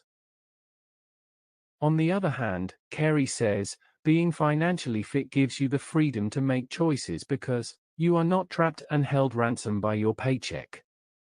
Carey urges you to do everything possible to eliminate debt. The relief can transform your work life. 5. Enrich your job. Carey says that making a number of small tweaks to your current job can help it become more interesting and full of opportunity. As a start, stay informed about the trends in your field. Just being in the know can inspire you to think of projects and tasks. Also, find ways to do even more of the kind of work you like best. And, at the same time, search for additional kinds of duties. When your bosses ask you to take on another task, accept the invitation gratefully. And then figure out how to do it, she says. Another strategy for job enhancement is to network more actively with colleagues. Reach out to people you don't know well, look your co-workers in the eye, find opportunities to smile and chat, and keep building new connections. 6. Create more flexibility. When I ask people to name one thing that would make them happier about their jobs, they say independence in some way, shape, or form, Carey says. The option 2. Work flexibly gives us a sense of autonomy, and that is a good way to make your work life immensely more enjoyable. 2 increasingly popular ways to give you back some control are telecommuting and flexible work schedules. When you feel trapped and micromanaged in your office environment, the sense of control of your own time and virtual freedom can do wonders to help you get reconnected with your work again, she says. 7. Learn new tricks. If you're feeling stuck in your job and don't know what to do next, charge up your brain cells, Carey says. Even if you have only a hazy notion of what interests you, start exploring libraries, classes, or the web, and learn something new. The core message from Carey's book, in her words, is that you can turn it around and rebound from your malaise or grim work environment. You have to own it. You consciously choose whether to continue being unhappy or pick an alternate path and change it up, even if it's in baby steps. 33. Make social media work for you. My normally cheerful client Brian was aggravated. He'd been assigned to find productive work for Jason, a new hire. The problem, he said, is that we can't give Jason a project because he doesn't know how to do anything at all. Jason had polished manners, an Ivy League education, and a distant family connection to the CEO. Brian's boss had recruited Jason from his last job, where he'd maintained a fairly high profile as a senior policy advisor. Does he really not understand those policy issues? I asked. Oh, he knows the issues all right, Brian said. But that's irrelevant because he can't do anything. We're going to have to find a way to let him go. It turned out that Jason had enjoyed one of the last remaining old-school jobs, where he wrote all his papers on a legal pad. He doesn't even know how to use email, Brian said. In this company, not even the CEO writes longhand drafts for some secretary to type up. I don't care how smart or connected he is. There's no room here for a guy without basic skills. The fact is that there's no room in most corporations for a professional without basic communication skills. But the definition of those skills can vary widely. During the interview process, nobody at Brian's company asked Jason whether he could use a laptop because it seemed inconceivable that an expert could operate in the policy arena without the basic skill of turning out quick drafts and distributing them electronically to the world. In regard to communications, basic skills may seem to include whatever technologies you happen to be using now, but not much more. Too many professionals seem to share the view of my client who said, "I have all the communication skills I need and I'm not going to go messing around with a time sink like social media." Consider this statement as a shout: understanding social media is now a basic skill in the world of business, academia, or government. That doesn't mean that you have to know how to do everything. But you absolutely must understand the fundamental concept and potential power of these rapidly evolving media. Even if you're in your 20s, you'll sound like a dinosaur if you make derisive comments like, "Oh, I just think Twitter is silly. Why would I want to see what some stranger has for lunch?" Every professional needs a social media strategy. In Chapter 4, we talked about how, whether you know it or not, you have a personal brand that is impacting the opportunities that come along in your career. One factor shaping your brand is the way you show up online. And, whether you know it or not, you do have an online image. If there isn't much information online about you, you may come across as someone not well connected in the world of work.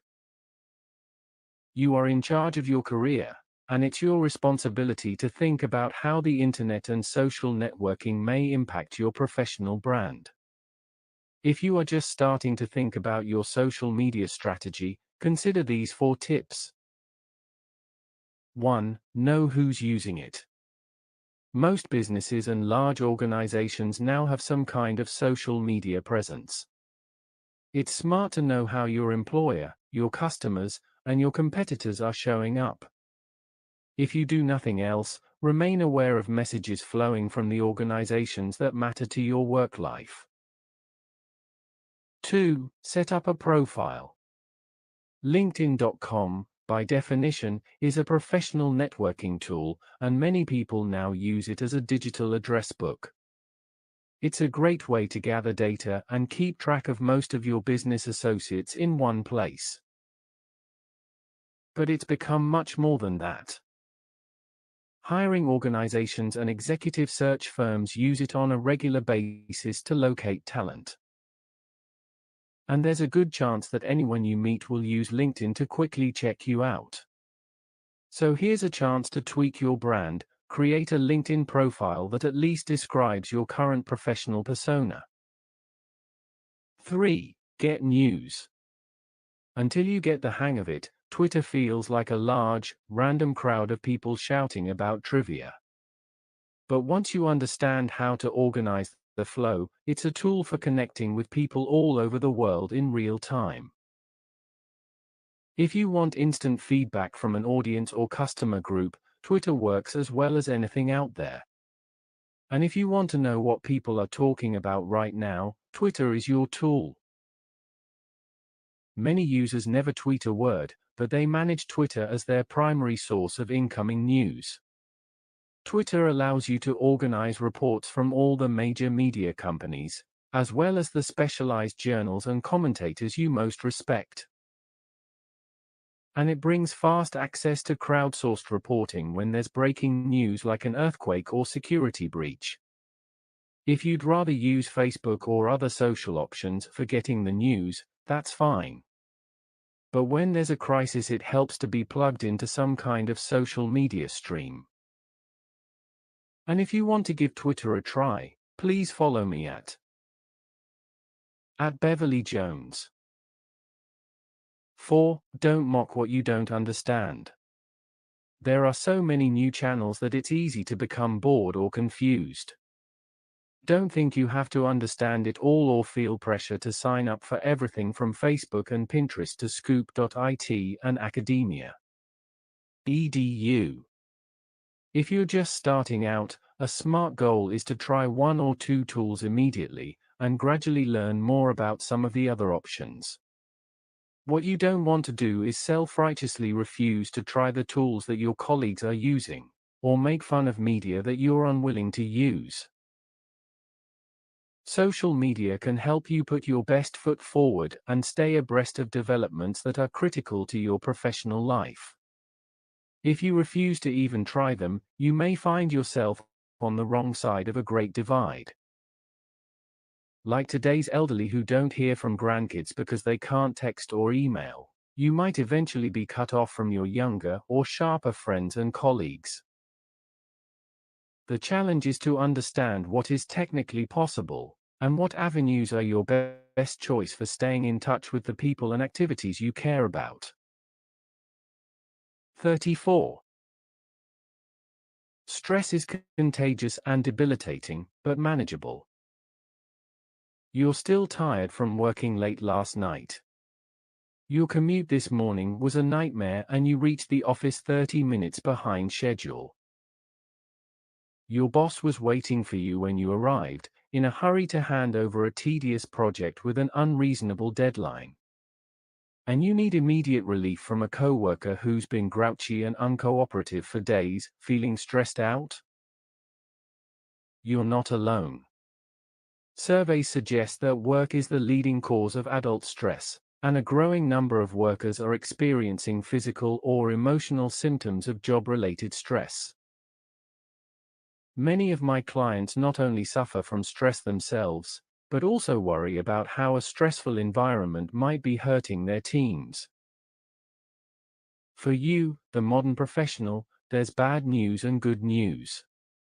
The bad news is that the consequences of chronic stress can be serious, even deadly. The good news is that there are many options for dealing with stress, and you do have the power to stop feeling so stressed out. Understand that stress poses a serious health risk. In some work circles, it seems like the symptoms of stress carry a certain prestige. And occasionally when you complain about feeling stressed, you're actually a bit pleased with yourself and are letting folks know that you've been working hard for the good of the team. If that rings a bell, please take a careful look at what stress can do to you and get serious about taking control of your health and well-being. To understand how stress operates, think of it as associated with the fight-or-flight response, which is our normal reaction to some form of threat or challenge. That response is a kind of survival mechanism that allows humans to automatically react to possible danger. In effect, stress reactions start out as your body's helpful way to generate a bit more oomph when you need it. Imagine that you're strolling along a country path and you spot a snake up ahead. You freeze for a moment, staring at the snake. While you pause, still uncertain, your brain starts sending messenger chemicals like adrenaline and cortisol that change operations throughout your body. For example, your pulse and blood pressure go up, and more blood flows to your heart and brain. Your body is getting ready to tackle the snake or turn around and run.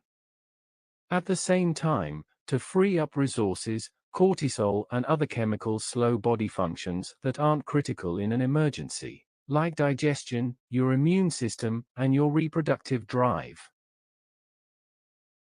This is an example of acute stress, a one-time reaction that gives you a burst of energy and helps you fight with or escape from something threatening. Occasional acute stress reactions might even be good for you, strengthening your immune system and helping you to become stronger. Now let's imagine that, as you stand staring at the snake, you realize that it's actually just a stick lying across the path. Wow, what a relief! You now experience a relaxation response, which is the opposite of your fight or flight reaction.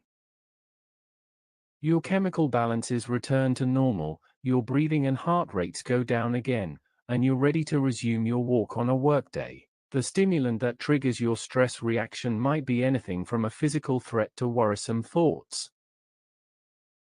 It could come in the form of aggressive drivers cutting you off on the road, your boss giving you that annoying project, or a nasty comment from your obnoxious colleague. But unlike the snake scenario, the moment of stress isn't quickly resolved. Before you can relax, the first stressor is followed by a difficult client call. Then a problematic email message, and a plea for help from a panic-stricken colleague. What you're experiencing now is chronic stress set off by a continuing stream of stimuli. Instead of dropping to normal, your level of hormones like cortisol stays elevated. It's possible to fall into a downward spiral, where stressful events trigger your physical and psychological symptoms, which in turn make your stress level feel even worse. The long-term activation of your stress response system can disrupt many of your body's processes, threatening your health in many ways. Chronic stress is associated with numerous health and emotional problems, including physical aches and pains, such as headaches, back pain, sore necks, and shoulders, and other symptoms such as indigestion. Sleep difficulties and feelings of fatigue even when you do sleep. Cognitive difficulties, including forgetfulness, constant worry, and an inability to concentrate, be creative, or make decisions. Emotional symptoms, including crying, anxiety, anger, loneliness, and a sense of being powerless. Depression, which is magnified by stress and can also lead to more stress. Excess weight, in part because cortisol can stimulate your appetite and stimulate enzymes to cause fat to be stored in your fat cells. There are many ways to address stress. There is no single solution to the problem of workplace stress. At times you can address some of the underlying issues. For example, if your long commute is getting you down, perhaps you could arrange to telecommute a day or two a week. But many factors contributing to a stressful environment are beyond your control. However, even where you can't do much to change your situation, you can change your reaction to some of those stressors. You can start feeling better quickly by using one or more of the many techniques shown to be effective in addressing the symptoms of stress. Research suggests that just knowing you have a plan in place can be enough to help you calm down and start to mend. Your doctor and many kinds of therapists and programs might help you come up with a comprehensive plan. Meanwhile, here are some of the many practices that can help bring your stress to a more tolerable level. Exercise. Regular walking or other aerobic exercise can significantly reduce the physical symptoms of stress and improve your mood. Repetitive or rhythmic exercises, such as jogging, dancing, or biking, seem to be particularly effective. Talk to somebody. The sense of isolation that hits some overworked professionals can magnify the impact of other stressors. Find ways to have meaningful conversations more frequently. Beyond that, make eye contact, actually listen to other people, and try to connect with them in casual ways throughout your day. Connect with nature. Research suggests that being in nature, or being aware of nature through something as simple as looking at houseplants, can reduce your stress symptoms. For some people, regular lunchtime walks in a park can make a big difference. Be creative. It can be healthy to focus on something different and stimulate the creative part of your brain. Try painting or playing a musical instrument, working in your garden, taking a cooking class, or taking up a repetitive craft like knitting. Write about it. Keeping a journal is a great way to develop insights, change your perspective, and grapple with tension. Try writing about your stressors, describing precisely how they make you feel. Then write about the good parts of your situation and the things that make you feel grateful. Describe your goals and the kind of work life you intend to create in the future. Look at the big picture.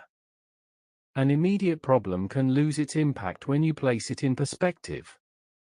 One way to do this is to make a list in your journal about the things that matter most in your life. Then ask yourself, how does the current problem affect your list of big picture goals or values? Simplify. A common source of stress is having too much going on. You may be able to reduce your stress by finding ways to streamline. Look for activities and responsibilities that could be reduced or restructured. And find ways to get rid of physical clutter. Getting rid of piles of stuff can feel quite liberating. Help other people. In her TED Talk, How to Make Stress Your Friend, health psychologist Kelly McGonigal describes research suggesting that people who reach out to other people reduce their own stress level and build resilience. Your caring for others is associated with a release of the hormone oxytocin, which helps to heal stress-induced damage. Meditate. In recent years, a wave of studies has explained some of the physiological benefits of meditation. There's evidence that it not only can make you feel more peaceful and physically relaxed, but it also promotes cognitive and psychological changes that enhance your performance and bring a feeling of contentment. In working with clients, I find that it's worth trying a few approaches in order to select a style of meditation that feels comfortable. Here's a very simple meditation exercise to get you started. 1. Pick a focus word, short phrase, or prayer that has meaning for you, such as, Peace, Hail Mary, full of grace, or, I am calm and connected. 2. Sit quietly in a comfortable position. 3. Close your eyes. 4. Relax your muscles, progressing from your feet to your calves, thighs, and abdomen, and up to your shoulders, neck, and head. 5. Breathe slowly and naturally, and as you do, say your phrase silently to yourself, each time you inhale and exhale. 6. When thoughts come to mind, just notice them and gently return to your repetition. You might say to yourself, oh well, or, that's just a thought. 7. Some instructors suggest that you continue for 10 to 30 minutes, but I find that even a few minutes can be helpful. Help your team by managing your stress. If you're thinking like a CEO, you want the other members of your team to feel motivated, energetic, and positive. And that requires addressing the level of stress in the environment. If you're the leader and some of the stress is associated with a tough situation, keep your team informed about what's going on and show that you're there to support them. And don't micromanage. It's easier for workers to cope with difficult challenges when they have some control over how to get things done. What could be most important in difficult circumstances is how you handle yourself. Regardless of whether you're the leader, you can often improve a situation by working hard to stay positive and being willing to listen. Beyond that, the way you manage your level of stress can impact the stress level of your colleagues. That's because a stress reaction can be contagious. You can make a difference to colleagues by staying calm and modeling healthy habits, such as taking walking breaks. If your stress level is under control, not only will you be healthier and happier, but also other people will enjoy being around you. 35. Snap out of it, coping with career rejection. A highly qualified professional went after his dream job. Paul has an extraordinary record of accomplishment, and he was confident that he'd be the winning candidate. Then he felt devastated when he didn't get the job. Paul wrote me about the intensity of his reaction. "I hate how this news makes me feel," Paul said. "Not only did I miss out on a job that I really wanted, but the company hired someone against whom I stacked up very well. Aside from frustration and sadness, I also have second-order emotions about this decision," Paul said. "Namely, I'm angry at myself for feeling sad and frustrated. These aren't becoming emotions of a gentleman, and certainly I know rationally that they aren't the right way to deal with rejection." That was almost 2 years ago, and Paul has long since bounced back. He suggested that his struggles and our email dialogue about career rejection might be useful to others trying to get over a career disappointment. These tips help Paul, and they might help you if you don't get that job. Know that pain is normal. As someone who has read a lot of history, Paul realized that all great leaders face setbacks on their paths to glory. But that knowledge didn't help him feel better. He was embarrassed about experiencing such pain from something that happens to everyone. "I understand your frustration and the other emotions swirling around," I wrote to Paul. "This is a normal passage for all high achievers. Everybody gets rejected eventually, and the pain is tougher when you are not used to it." Knowing it's normal to feel bad was helpful to Paul, and he chose to let go of those secondary emotions, such as guilt for feeling grief. Write about your pain. A useful way of dealing with emotional or physical pain is to examine it. When you carefully notice details about your pain, you can develop some distance from it. I suggested that Paul take notes about exactly what he was experiencing. I asked him, "What does it feel like to be sad and frustrated? Can you describe your feelings precisely? Where do you feel tightness or discomfort in your body? What thoughts keep popping into your head? Are you making yourself feel worse by speculating what this disappointment could mean for the future?" Share with your inner circle. A key to Paul's rapid recovery is the support he received from his partner and a few close friends. "I found it really helpful just to share my anxieties with them because good friends who know you well can help you maintain perspective," he said. Understand what you lost. When you face professional rejection, some of your sadness is a sense of loss because you won't have the opportunity you sought. But sometimes people feel awful about not getting a job they didn't even care about. They like winning and feel bad about losing whether or not they care about the prize. It may help you refocus on the future if you can clearly identify what hurts. Are you mostly concerned about the opportunity, the prestige, or the money? The more you understand the true cause of your disappointment, the better you will be at articulating your next goals and shifting your focus to the future. Keep a gratitude journal. As we've discussed, one of the best antidotes for negative emotion is gratitude. When you feel grateful, the part of your brain associated with anxiety quiets down. So you can pull yourself out of a bad place by summoning up a sense of appreciation for the things in your life and career that are going well. A useful exercise is to take a few minutes at the end of every day to list 5 things for which you're grateful. Be gracious in defeat.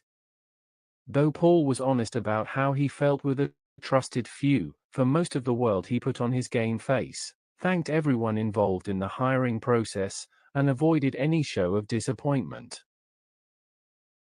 That worked out well for him because one of the executives involved in the hiring decision kept him in mind. Later, she reached out to him and helped him win a job that was an even better fit. In the depth of his despair, Paul asked, "What's the silver lining here?" One answer is that you can learn how to navigate career transitions, and overcoming setbacks is part of the learning process. And, I said, Now that you finally have this big disappointment out of the way, you'll start to build up antibodies for the next time, like with chicken pox. 36. How to foster great teams, even if you're not the leader. When I want a quick sense of whether a new client is working well with a team, I take a look at how the members communicate. Jenna was an agency branch chief who wanted to help her 14 direct reports become more innovative and productive. Years ago, her branch had been organized into cascading layers, with 3 deputy chiefs each managing 2 to 4 people. That kind of top-down organization made sense when it was the only way to assure the distribution of accurate information. But the old command and control model became out of date with the advent of email and other technology. Now that the agency was much flatter, its leaders were exploring new ways to arrange the workload.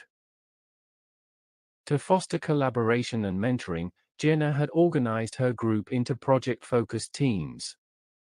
Because each person might be on more than one team, and some teams included professionals from other branches, Jenna was keeping her eye on 6 teams, each with 3 to 5 members. Several teams were active, energetic, and highly productive. But a couple of them had gone dormant even before they really got started. As part of an effort to evaluate and restructure the teams, Jenna asked me to interview each branch employee. Don, an experienced and technically gifted lawyer, led one of the teams that hadn't gelled. When I asked Don about how his team operated, he said he called meetings only when they were absolutely necessary. He said he was available to answer individual questions, but he didn't want to encourage people to waste time talking about each other's problems. I said to myself, wow. Don's poor team never had a chance. Don had no idea that frequent and effective communications are key to building an effective team. It's long been intuitively obvious that talking is a basic step in team building. But recent research, including studies from the new science of mapping communication patterns, suggests that how team members talk with one another may be more important than what they say. Frequent contact is so vital that regular social conversation during breaks could be as crucial as business talk during formal project meetings. In a flourishing team, communication is constant. Members connect directly with one another, and not just with the leader. Also, the leader circulates actively, visiting with everyone, listening at least as much as talking, and making sure all members get a chance to express their views. Though communication is key, teams also need structure. Even if you're not the designated leader, you can help shape the culture, support other members, and clarify processes that will help your team to be productive. These 6 strategies can help you to strengthen your team. 1. Define it. Be clear about the basics. Members should know who is on the team and who is not, as well as what they're supposed to be doing together. 2. Model respect and positivity. Be relentlessly upbeat and treat everyone with respect. In healthy teams, every member's contribution is recognized. Observe each person's strengths and look for ways to help each one to shine. 3. Share leadership. Even where there is a designated leader, every member should take responsibility and share accountability for success. It can be helpful if all members have an opportunity to take the lead when their particular kind of expertise is needed. 4. Address the desire to belong. Humans have a fundamental need to be part of communities, particularly those that allow us to make contributions that are appreciated by others. So focus on the power of belonging and find ways to reinforce it. Even silly ways to embrace membership, such as t-shirts or mottos, can enhance team spirit. 5. Celebrate little victories. Team members are most likely to feel satisfied and motivated when they believe they are making progress on meaningful work. To keep up the team energy level, find appropriate ways to celebrate even small wins, such as meeting deadlines or being congratulated by the boss. 6. Create norms. Even if leadership is loose, high-performing teams need some structure. For example, when the team conducts group meetings, members should agree on elements such as scheduling, attendance requirements, promptness, participation in discussions, cell phone usage and other interruptions, ways to track and follow up on action items. There's no single formula for creating a great team. But a good starting point is to think about a configuration that suits your tasks, allows regular discussion among members, provides a way to acknowledge contributions, and lets everyone enjoy the camaraderie that team membership can bring. 37. Celebrate your wins and theirs. Do you worry so much about what could go wrong that you can't seem to focus on what's going right? If so, you're missing important opportunities. That was the case with my client Joe, who led a government branch composed of 7 communications specialists. His team had been in place for several years and generally was meeting its goals and coping with constant deadline pressure. The problem, Joe said, was that it felt like his people had run out of juice. Too often they seemed bored or exhausted, and he was tempted to micromanage in order to prevent mistakes. We talked about how Joe might restructure the unit's activities not only to deliver more value to the agency, but also to re-engage staffers and encourage them to grow. He worked hard to create a new vision for the team, and after a few months built upper management support for a plan to reorganize the branch's responsibilities. The plan dropped several of the team's old projects and added a new one that would require the development of additional skills. After much discussion, Joe's team members welcomed the change and began to seem more enthusiastic about work.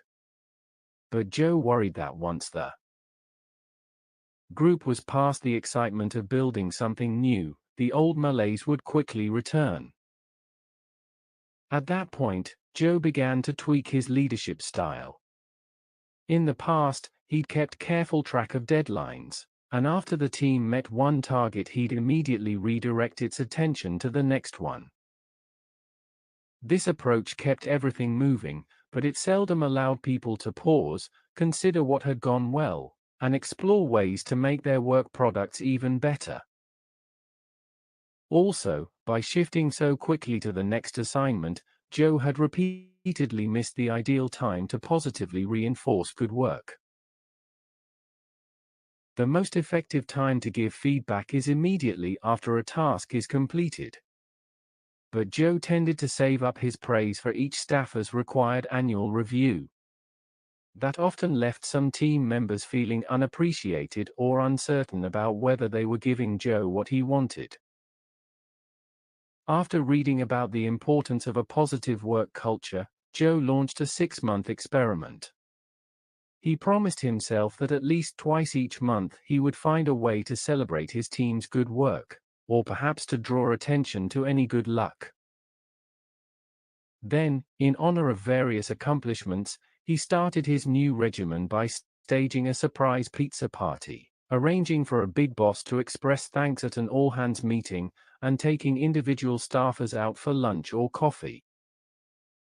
Once he began looking for opportunities to celebrate, Joe found that he was focusing more intently on his team's best efforts. He realized that he'd been taking some high performers' output for granted, because they invariably did so well. He spotted additional ways for staffers to learn from each other's smartest strategies. And, as he involved his customers in some of the team's celebrations, he became more adept at promoting its achievements. By the end of the 6 months, Joe was feeling remarkably positive and was committed to celebrating work as part of his leadership brand. Workplace celebrations can lead to even more success. Celebrations can enhance a positive workplace culture and encourage teams to perform well. Creating a celebration can be a wonderful way to acknowledge achievements and motivate people to continue to excel. Affirmative feedback is a powerful motivator, and a celebratory event is a meaningful way to reinforce an accomplishment. Sharing appreciation for success and good fortune can support the well-being of individuals, foster a sense of community, and promote the health of your whole organization. If you take note of even modest achievements, it can help you and your colleagues to remain focused on the kinds of details that will lead to further success. Celebrations provide times when co-workers come together, get to know each other better, and develop a shared perspective. Enjoying festive occasions helps workers become friends, and having friends at the office helps you do your best. Arranging celebrations can provide a moment for reflection, allowing people to develop a collective focus on the right stuff. It's a way to direct attention to the organization's goals and values, and to remind participants that they work at a great place. Of course, the style and magnitude of a celebration should vary with the situation. A few triumphant events may call for a big blowout, but even routine achievements may deserve a brief toast. Here are 13 ways to celebrate at work. 1. Set the meeting tone. Kick off regular meetings with a brief time to acknowledge recent achievements and thank individuals for their contributions. Thanks and "attaboys" can be expressed by the leader or anyone else in the room. A gratitude ritual can set a positive tone and support an atmosphere where it's normal to thank colleagues for what they do. 2. Arrange a chance to show off. When your team does well, find an opportunity for members to talk about their activity to senior management or an external audience. If they are shy, you do the talking and let them bask in the glow. 3. Create an award for overlooked contributions. Sometimes we stop noticing the people who keep things moving by reliably doing terrific work. Create a Keystone Award and occasionally honor colleagues whose routine excellence is vital to the team effort. 4. Have a retreat. Acknowledge the group's importance by taking people out of the office for an event that is about bonding rather than problem solving. Dress casually, share a good meal, and structure activities that allow members to chat casually and have some fun. 5. Go home early.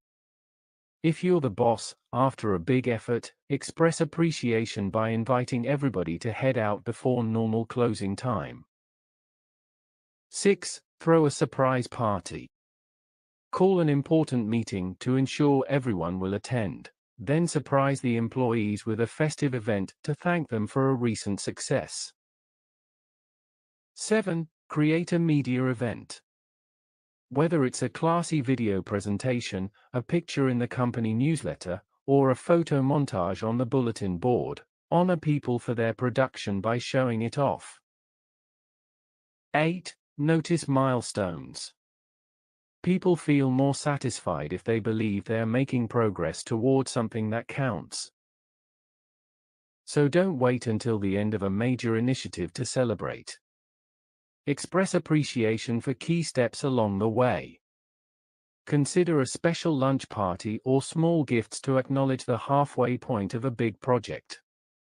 It will help to build enthusiasm for reaching the finish line. 9. Buy t-shirts. Even though the items may seem tacky, people often enjoy receiving shirts, paperweights, stuffed animals, and other little gifts decorated with the team logo or slogan. Order t-shirts or mugs for team members who contribute to a stellar effort. 10. Buy lunch. It could be a pizza party in the conference room or an elegant meal at a nearby restaurant. but people always like it when you buy lunch. And, during the meal, offer a few heartfelt comments about what you appreciate. 11. Call on local talent. Does somebody in your group sing, play an instrument, or do a bit of stand-up? Can you recruit a small group to perform a funny skit? Turn a meeting or pedestrian lunchtime into a party by coming up with some entertainment. 12. Write notes. Share a quiet moment of gratitude by taking a few minutes to sit down and write a note to someone who has done well or given you a hand. 13. Take a break. To be at your creative best, you should take regular rests.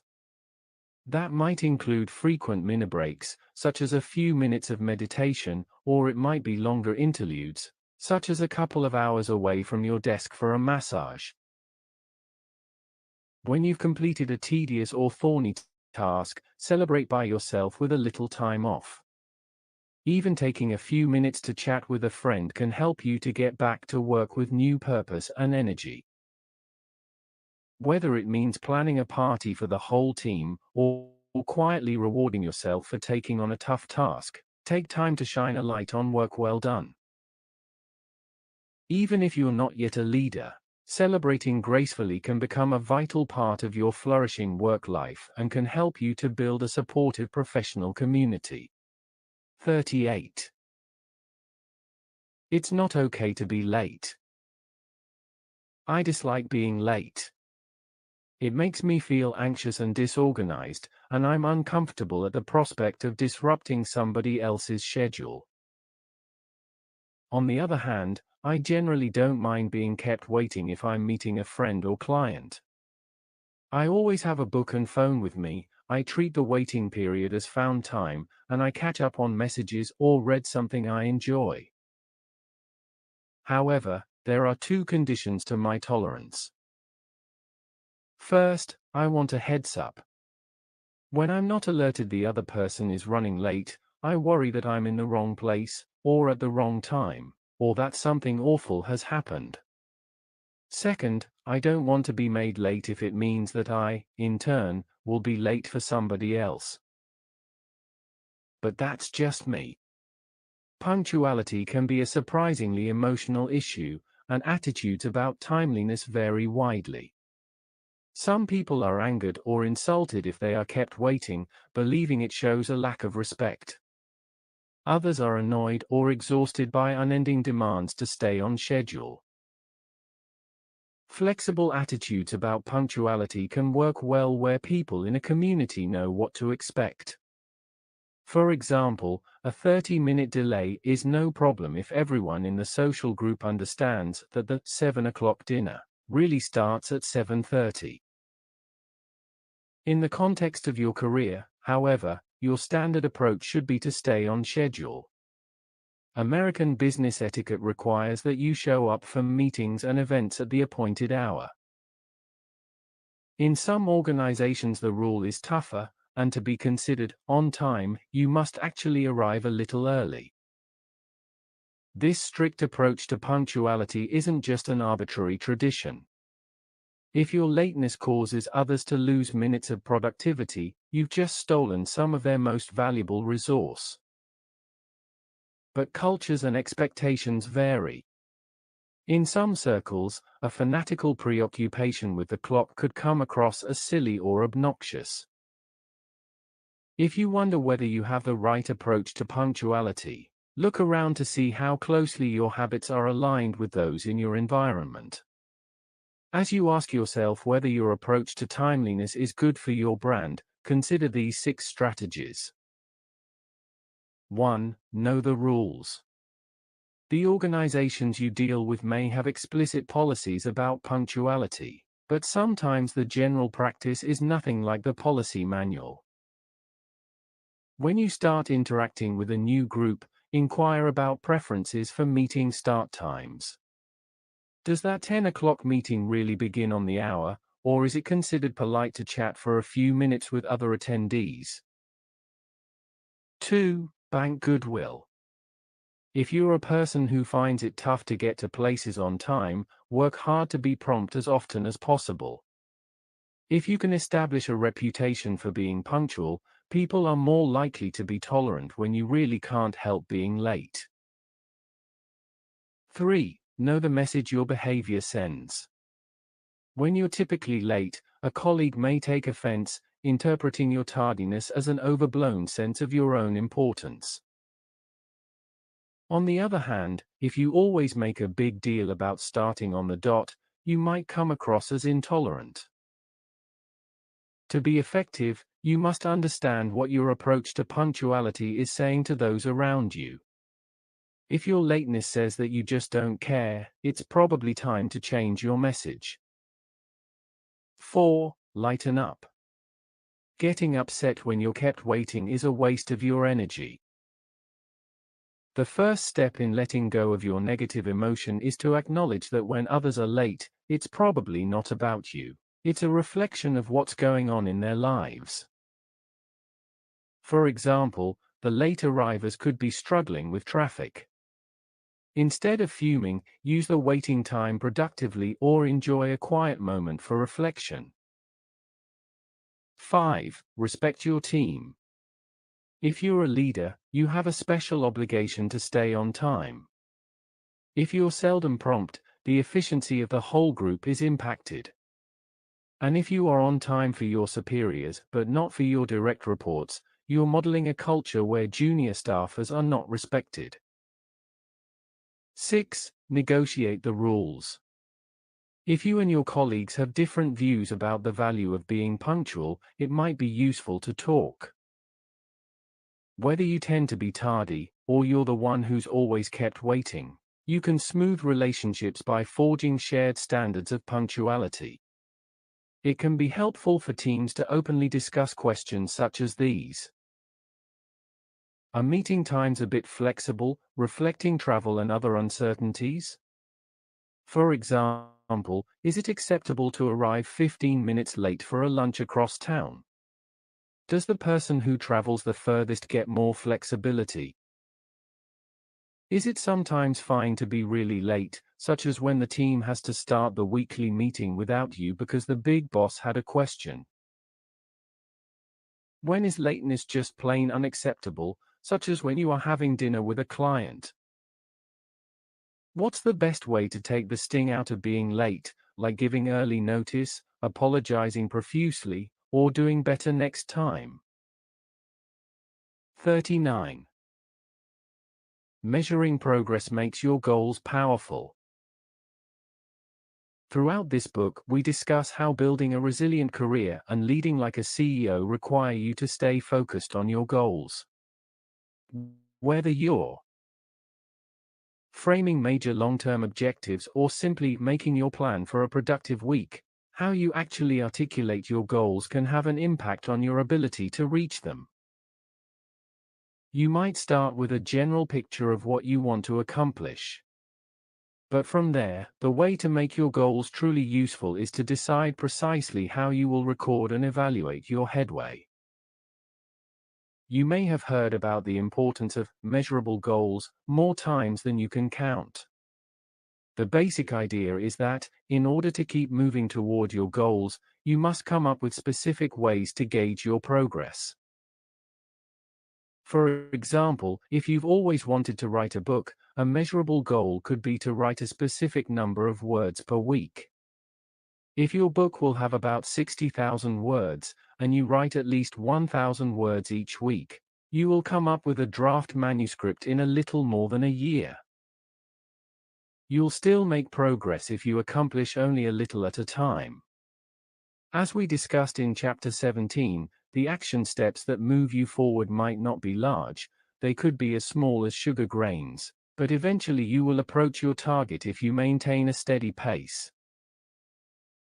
I'm sometimes surprised by talented professionals who resist the notion of quantifying their progress. Maybe the concept of metrics strikes them as time-consuming, complicated, or boring. Or perhaps they think that some values just can't be counted. If you're reluctant to define your goals in measurable terms, consider these 4 points. 1. Measuring creates awareness. If you regularly count something, you tend to keep it in mind. So if you're working on a new habit, coming up with a metric will help you to keep on the path. For example, many dietitians predict that if you're trying to lose pounds, you're more likely to stick to your diet if you consistently log your food, weigh yourself, and chart your weight.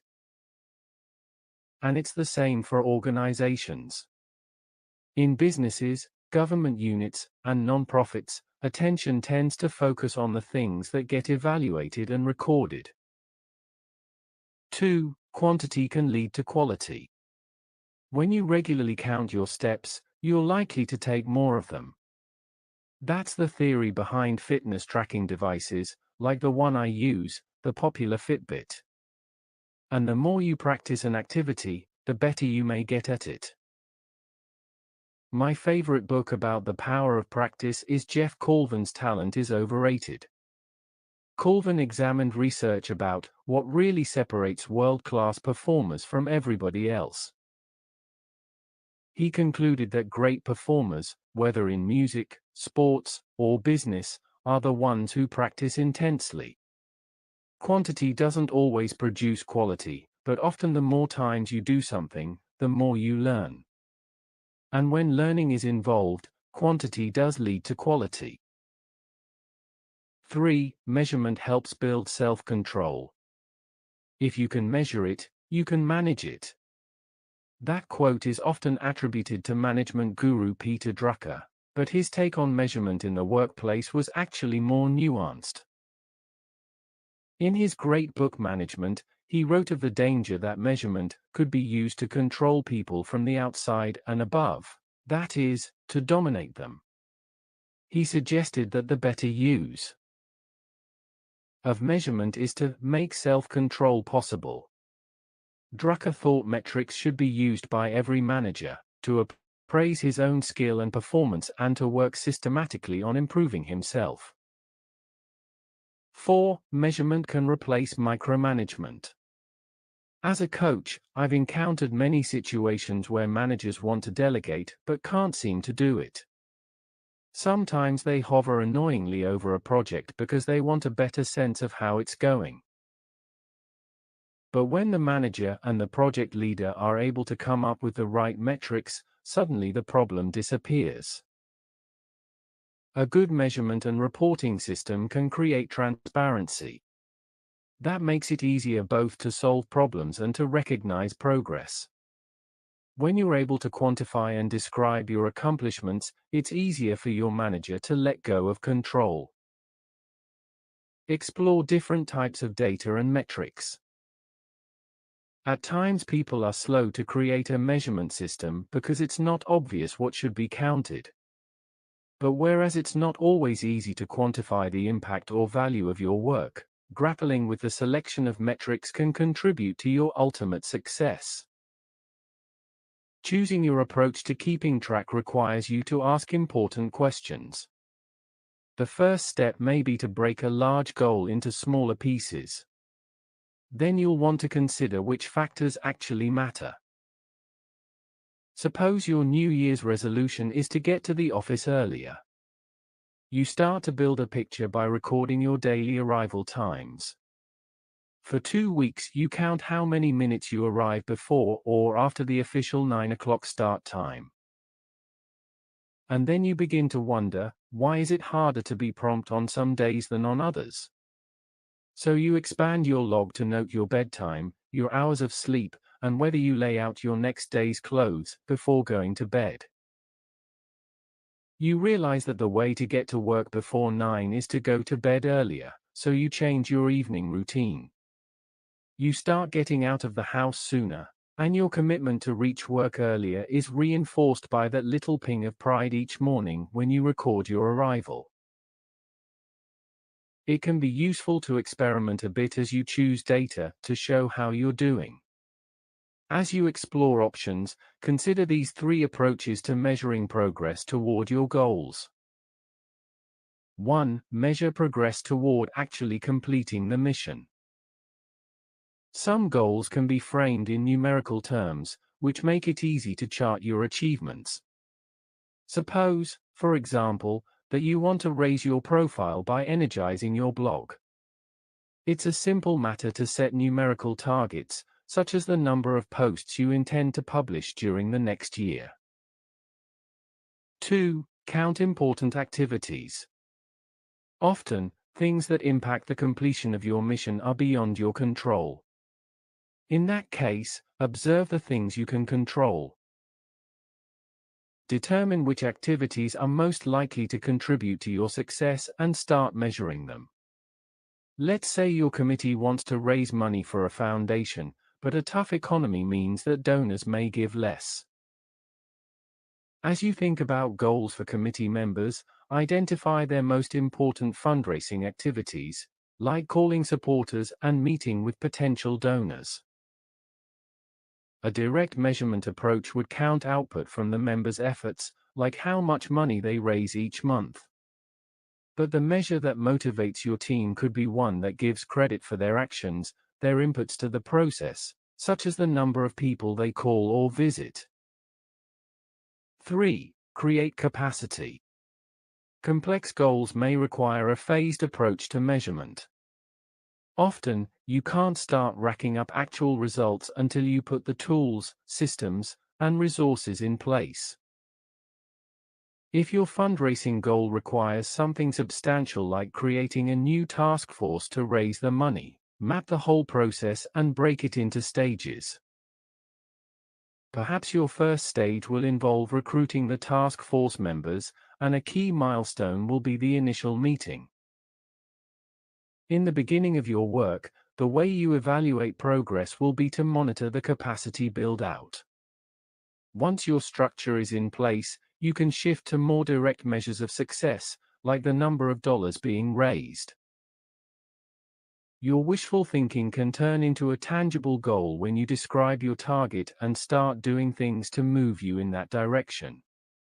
Your goal becomes powerful when you begin to track the things that will help you make progress. 40. Use those amazing checklists. It's wonderful when one simple tool can help you streamline your work and organize your group. That was the case with my client Sarah, who's an excellent technical writer. Sarah enjoys reporting on complex situations, and she's proud of her ability to present complicated data in a clear way. Sarah loved her job preparing reports for a large institution, but she felt panic-stricken when she suddenly was made manager of her department. Although Sarah maintained high standards in her own work, she didn't know how to articulate those standards for use by her team members. She said that she wanted them to do excellent work, but she struggled to describe what excellence would look like. During coaching, Sarah decided to put her writing skills to work to assist her team. She drafted detailed checklists as a way to lay out the key elements of 3 of the group's routine reports. Sarah used the checklists not only to serve as report templates, but also to encourage a dialogue with her writers. First, she invited them to improve her drafts. Then, after the first round of reports was completed, she convened the team to revisit the checklists, evaluate their usefulness, and suggest ways to make them even more helpful and complete. At the start of her new job, Sarah felt shy about criticizing the work completed by her former peers. But by focusing discussion on the checklists, she was able to establish standards of excellence without making comments that felt personal. The extraordinary power of checklists attracted public attention in 2007, when the World Health Organization urged operating room personnel to save lives by using one during surgical procedures. The WHO Surgical Safety Checklist specifies 19 steps, some as basic as confirming the patient's name and the scheduled procedure. Although all the steps are routine, research showed that without reliance on a checklist, even experienced surgeons might miss at least one step. According to the WHO's website, a 2009 study found that its surgical checklist reduced the rate of deaths and serious complications during surgery by more than one-third across all 8 pilot hospitals. The operating room checklist process is much like the procedure that airplane pilots have followed successfully for decades. Proponents say that the aviation checklists not only prevent busy or distracted crews from forgetting steps, but also promote communication and teamwork. Checklists promote safety, accuracy, and speed. In professions where lives are at stake, protocols increasingly call for checklists because they break complex projects into manageable parts and combat the human tendency to take shortcuts. Checklists are low-tech tools that can also help the rest of us to become more effective. Here are examples of ways that you might use checklists to make your work go more smoothly. Shape reports. Use checklists to specify the content, style, and organization of routinely prepared documents. Assure accuracy. Whether you are writing or editing, checklists can promote thorough fact-checking with questions like, have you checked the spelling of all names? And are the quotes accurate and properly attributed? Organize events. If you plan meetings, conferences, or parties, smooth the process with a comprehensive planning list. Note every possible element, from invitations and RSVPs to the name tags and the menu. After each event, review your standard checklist to make sure that it addressed every development. Get packing. Though some checklists include tasks and procedures, others simply describe items that you might need. Ease your travel anxieties with a standard list of everything that you might want to take along on a trip. Consider candidates. Whether you are hiring an assistant or choosing a service provider, make a list of the skills and expertise that matter most to you. It may be easier to make a decision if you use the same checklist to evaluate each option. Assure best practices. Checklists can help you avoid mistakes in challenging situations like conducting a difficult staffer's performance review or running the annual meeting. And emergency checklists can help you rise to the occasion if the worst occurs, whether the building is on fire or the CEO makes a public relations gaffe. 41. Overcome big project letdown. I wasn't surprised when my client Lisa cancelled our phone meeting because I knew she was completing a big project. Her assignment was to organize a large conference, accompanied by a media blitz, designed to launch a new product for her company. From what I read online, the conference and all the surrounding hoopla were a success. The activity reached a crescendo on a Friday, and I expected to speak with Lisa during the following week, when I hoped she'd be enjoying a victory lap around the corporate headquarters. But when we finally spoke, Lisa was on the verge of tears. She couldn't forget the tiny things that had gone wrong, and she worried about people who might be disappointed. On top of that, routine marketing work had piled up during preparation for the product launch, and the tall stack of requests now felt daunting. Lisa needed a plan to quickly get through the backlog, but she was reluctant to ask for extra work from her exhausted staff. Lisa had a bad case of big project letdown, and this is what she felt. Exhaustion. Because the project was so important, Lisa had been working long hours without taking time out for her normal life. At night, she was tossing and turning. She'd quit going to the gym, she hadn't spoken with her girlfriends in weeks, and she couldn't remember her last quiet dinner with her husband. A sense of loss. Although the project had been rewarding, it had also been invigorating. For its duration, she was included with the senior team, and for the first time, she spoke frequently with her CEO. And though the pressure was on, her staff rose to the occasion, following her lead and making her proud.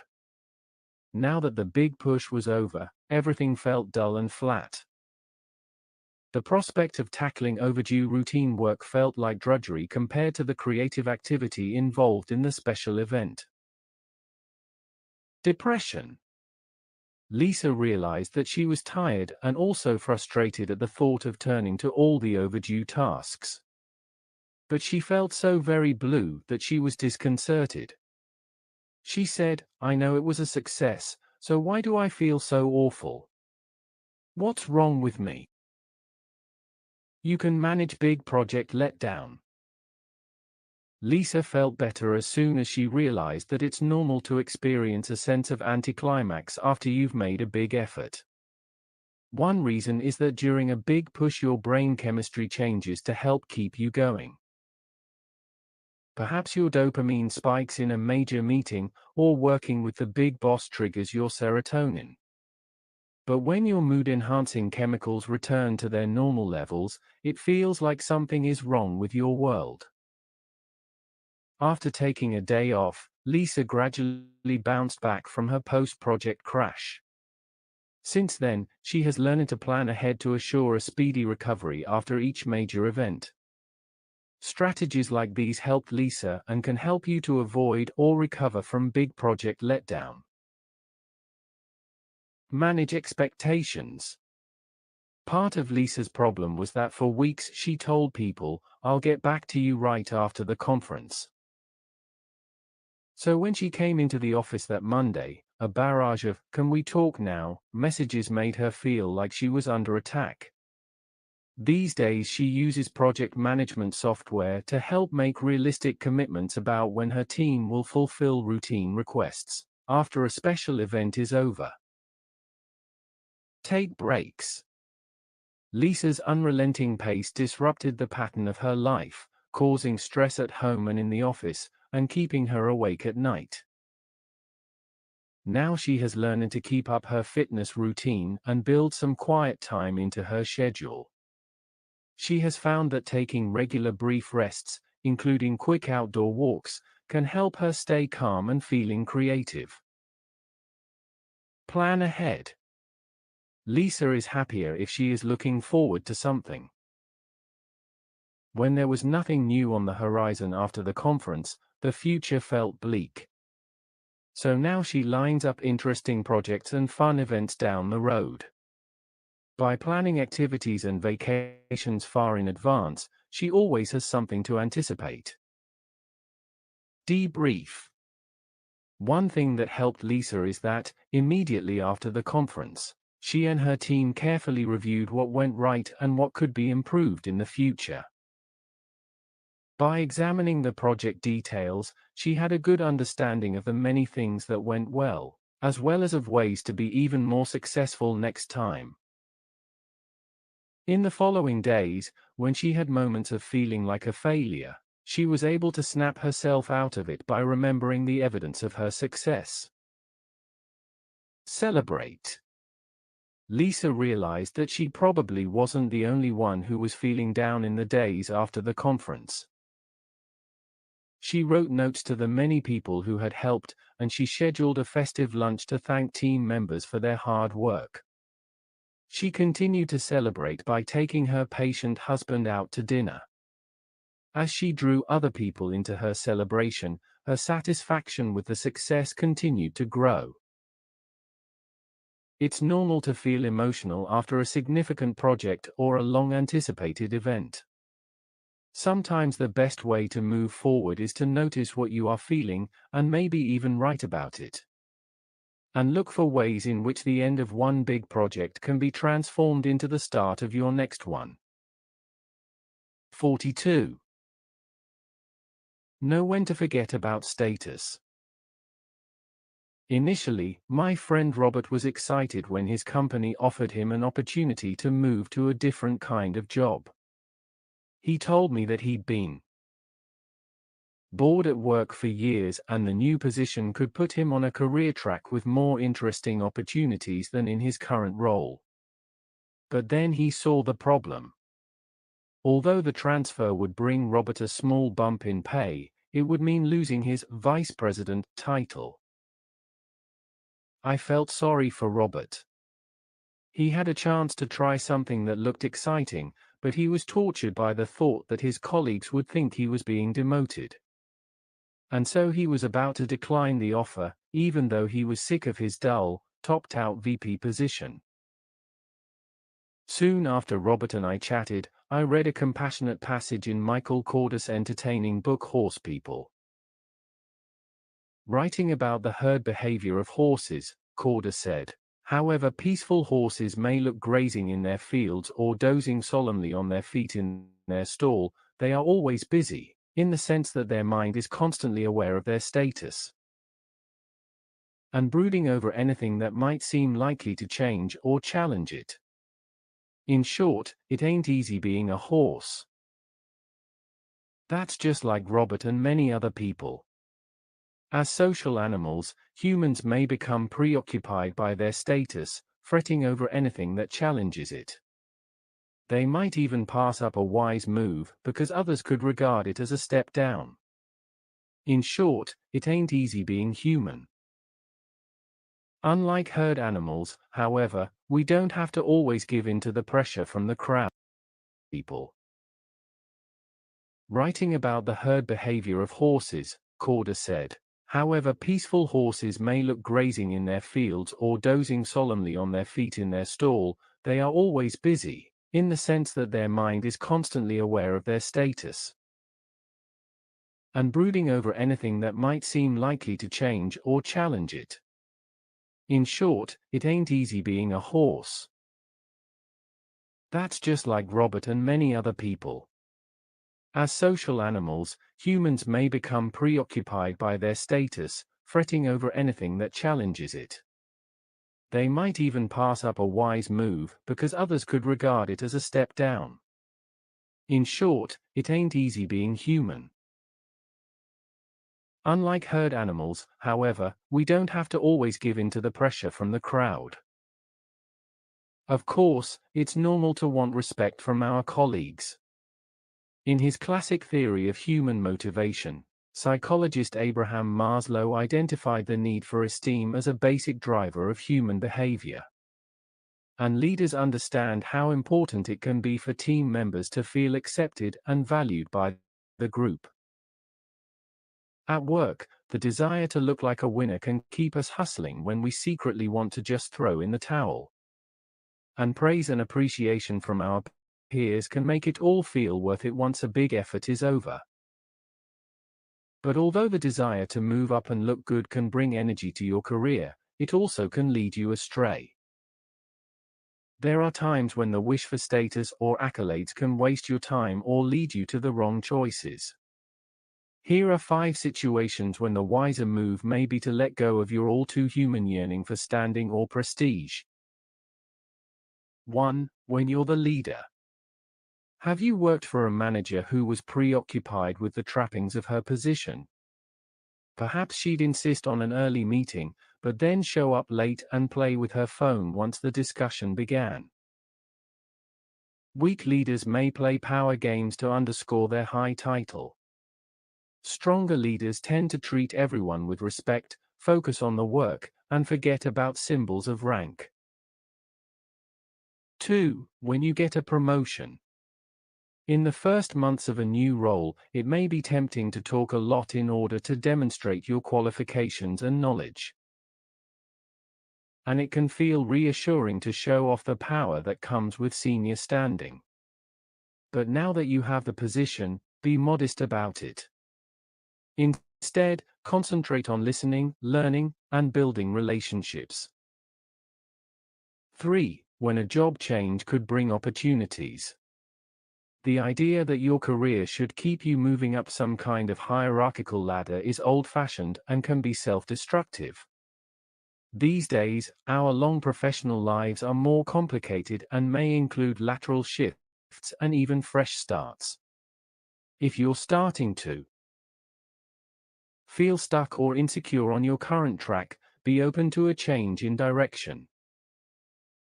A short-term loss of grade or title is a small price to pay for a shift that could recharge your professional life. Tell yourself to put aside concerns about what other people think. Eventually, smart observers will recognize a good strategic move. 4. When you're ready to reinvent yourself.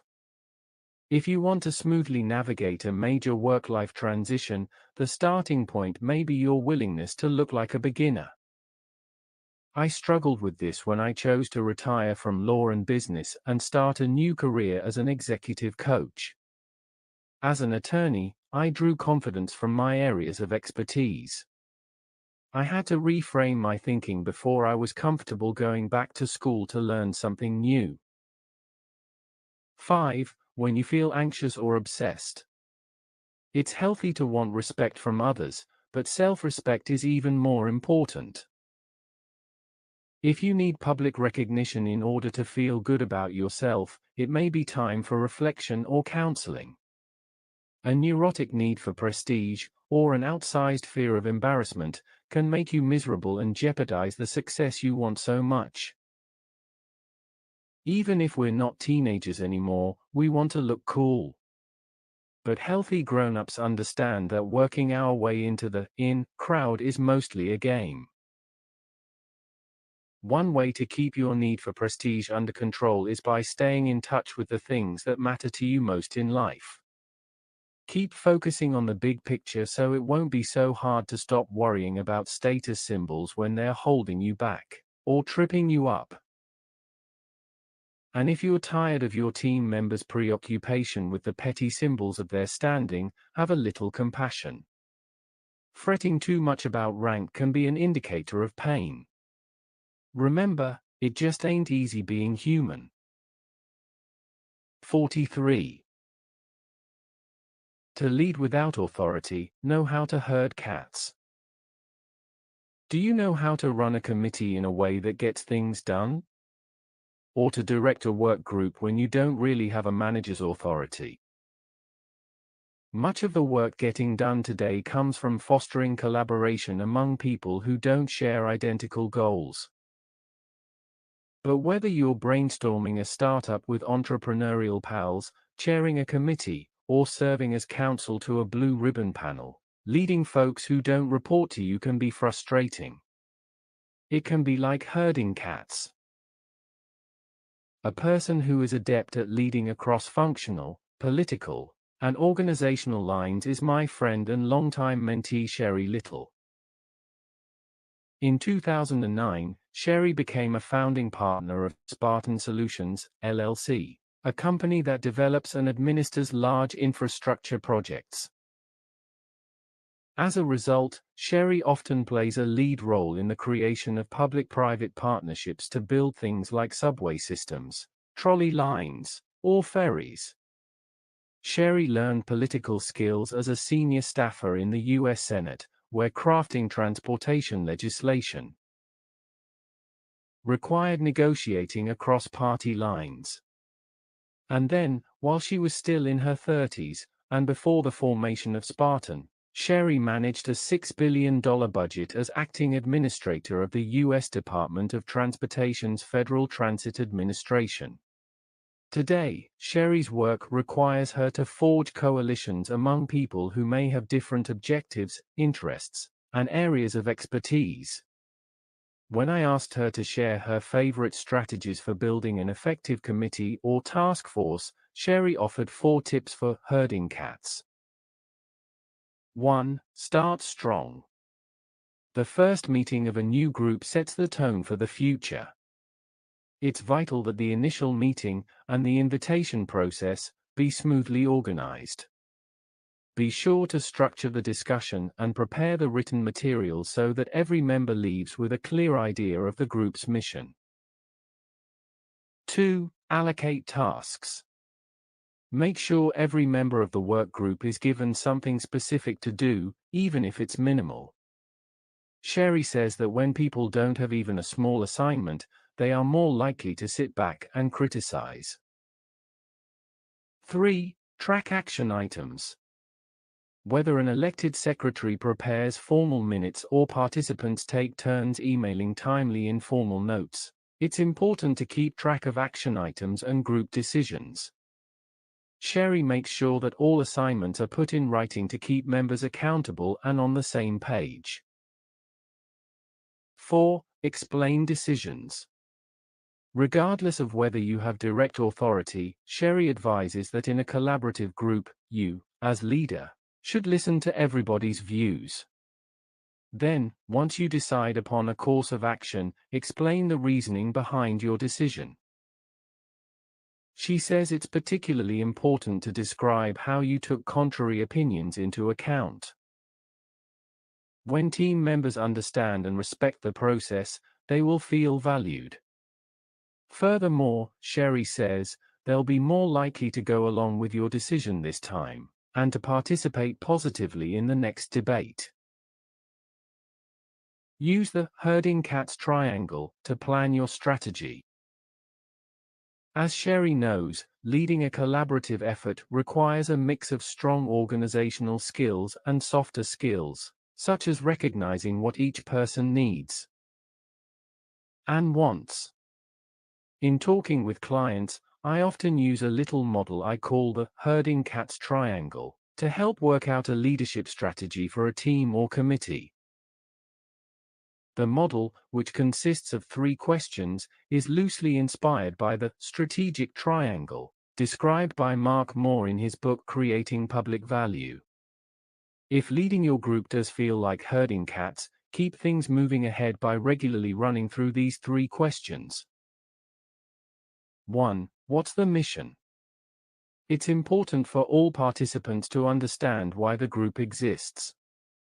That doesn't mean that goals can't evolve with time, but the members must always have a shared, clear view of their collective purpose and responsibilities.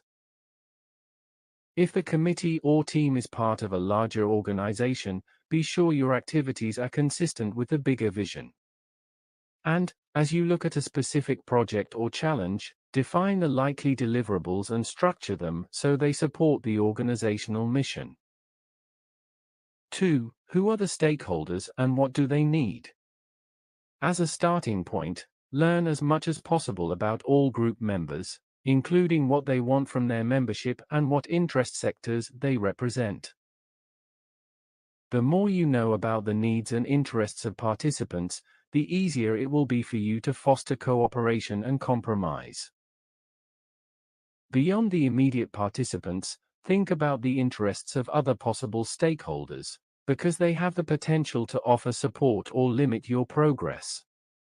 Regularly consider whether additional groups and individuals might be interested in or impacted by the group's activities. 3. Are the right meeting logistics in place? Running productive meetings is a key part of your job as leader. To start, make sure that you have the necessary capacity for tasks such as distributing the agenda and minutes, and keeping track of assignments.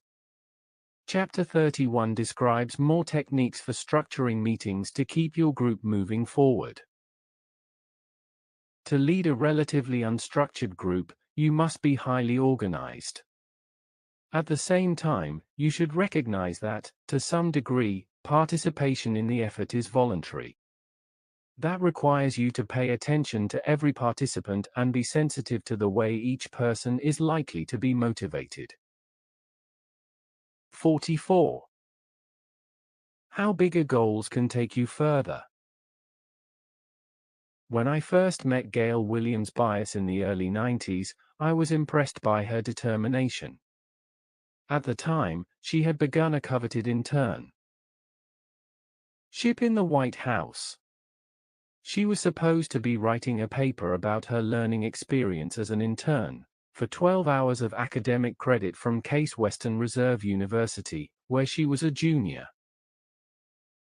Gail's problem was that the only assignment her White House bosses had given her was to make photocopies. She needed those credit hours, but she didn't feel she'd be able to claim them because she wasn't learning anything. Gail found her way to my Washington office through an acquaintance.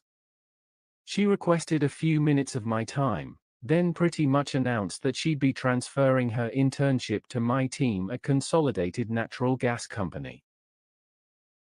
She said that she'd do anything, that she'd make it worth my while to take her on, but that she needed a challenge and she absolutely had to learn something.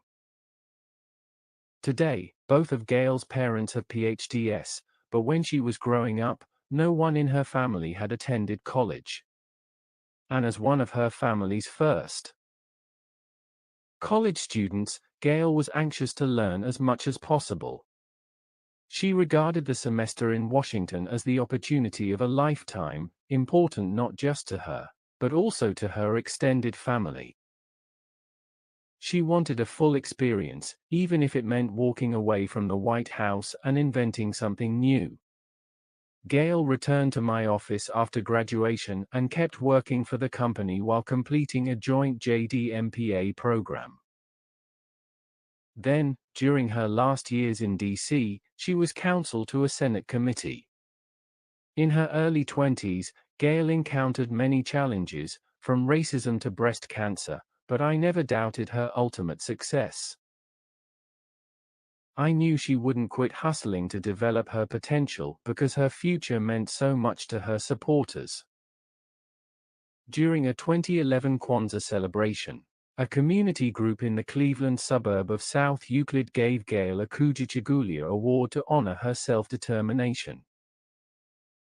That was just one of the celebrations that followed her election, at age 37. As South Euclid's first African-American municipal court judge. I agree with Gail's neighbors that she is a model of self-determination, and I'm so proud of her. She has always kept pushing toward her goals, even when life seems to have stacked the odds against her. A low point came during her election campaign, when she was going door to door, talking about her plan to bring change to the South Euclid municipal court system. At the first house on a long street, an angry man refused to listen to her pitch. He jabbed her with his finger saying, "We don't want to hear it. We've already made up our minds. You got no chance, kid." Gail was tired. She looked down the row of about 30 houses and thought, "I don't think I can do this again." Her candidacy was a long shot and Gail almost gave up. I asked her why she didn't. She said, "That's what self-determination is. You dig really deep when you don't want to, and you decide to take one more step toward your goal." Gail shares her parents' belief that, no matter how humble you're beginning, you can become just about anything you want.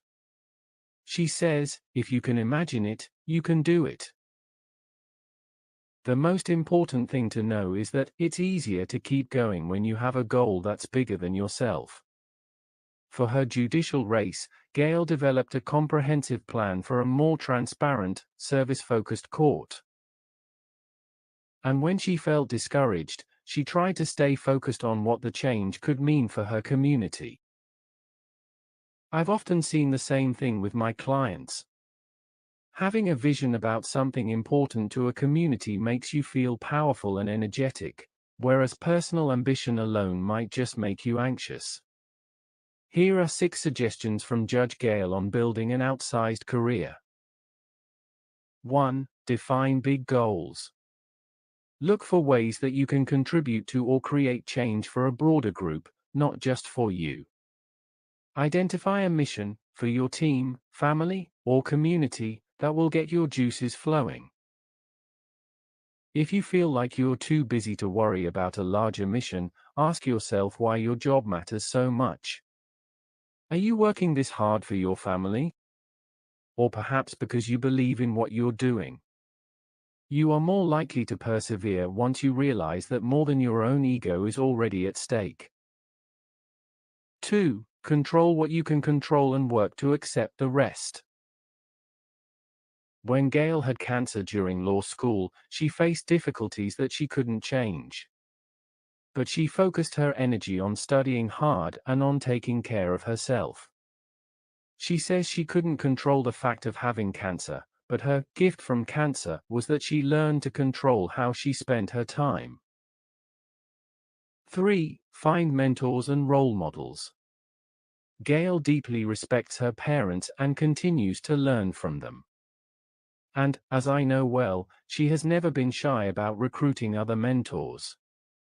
She says that it is easier to keep going in the tough times if you've built yourself a cheering squad. And with practice, you get better at asking for help. 4. Act like you have self-discipline. Do you sometimes think about how much you could accomplish if only you were more disciplined? Gail suggests that you identify the steps you would take toward your goal if you did in fact have that necessary self-discipline. For example, to start turning in your weekly report by the noon Friday deadline, would you draft it before leaving work on Thursday? Once you have a vivid picture of what you'd do if only you were more disciplined, start acting like that. Work on your report on Thursday afternoons. And each time you decide to act like that, you'll exercise your self-discipline muscle and build your self-control. 5. Laugh at yourself. There's a danger that self-determination can morph into arrogance or self-righteousness.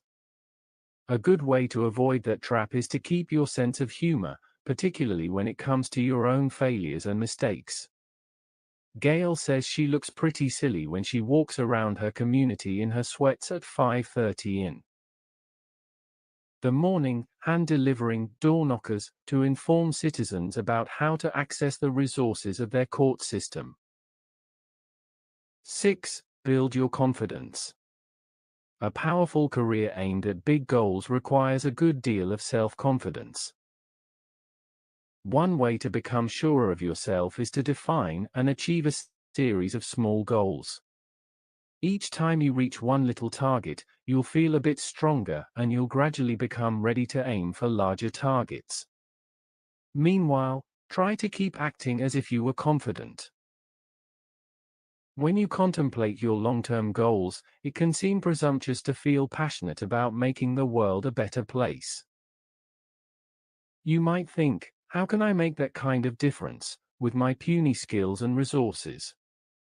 To get past that kind of thinking, imagine what your goals could be if you were a smarter, braver, more confident person. What would you aim for, if you were an extraordinary person like Judge Gale? Well, here's the secret: you are an extraordinary person, just like Judge Gale. What you need to do is to imagine those big goals, then get started, even if you move forward just one sugar grain at a time. 45. You might hesitate, but keep going.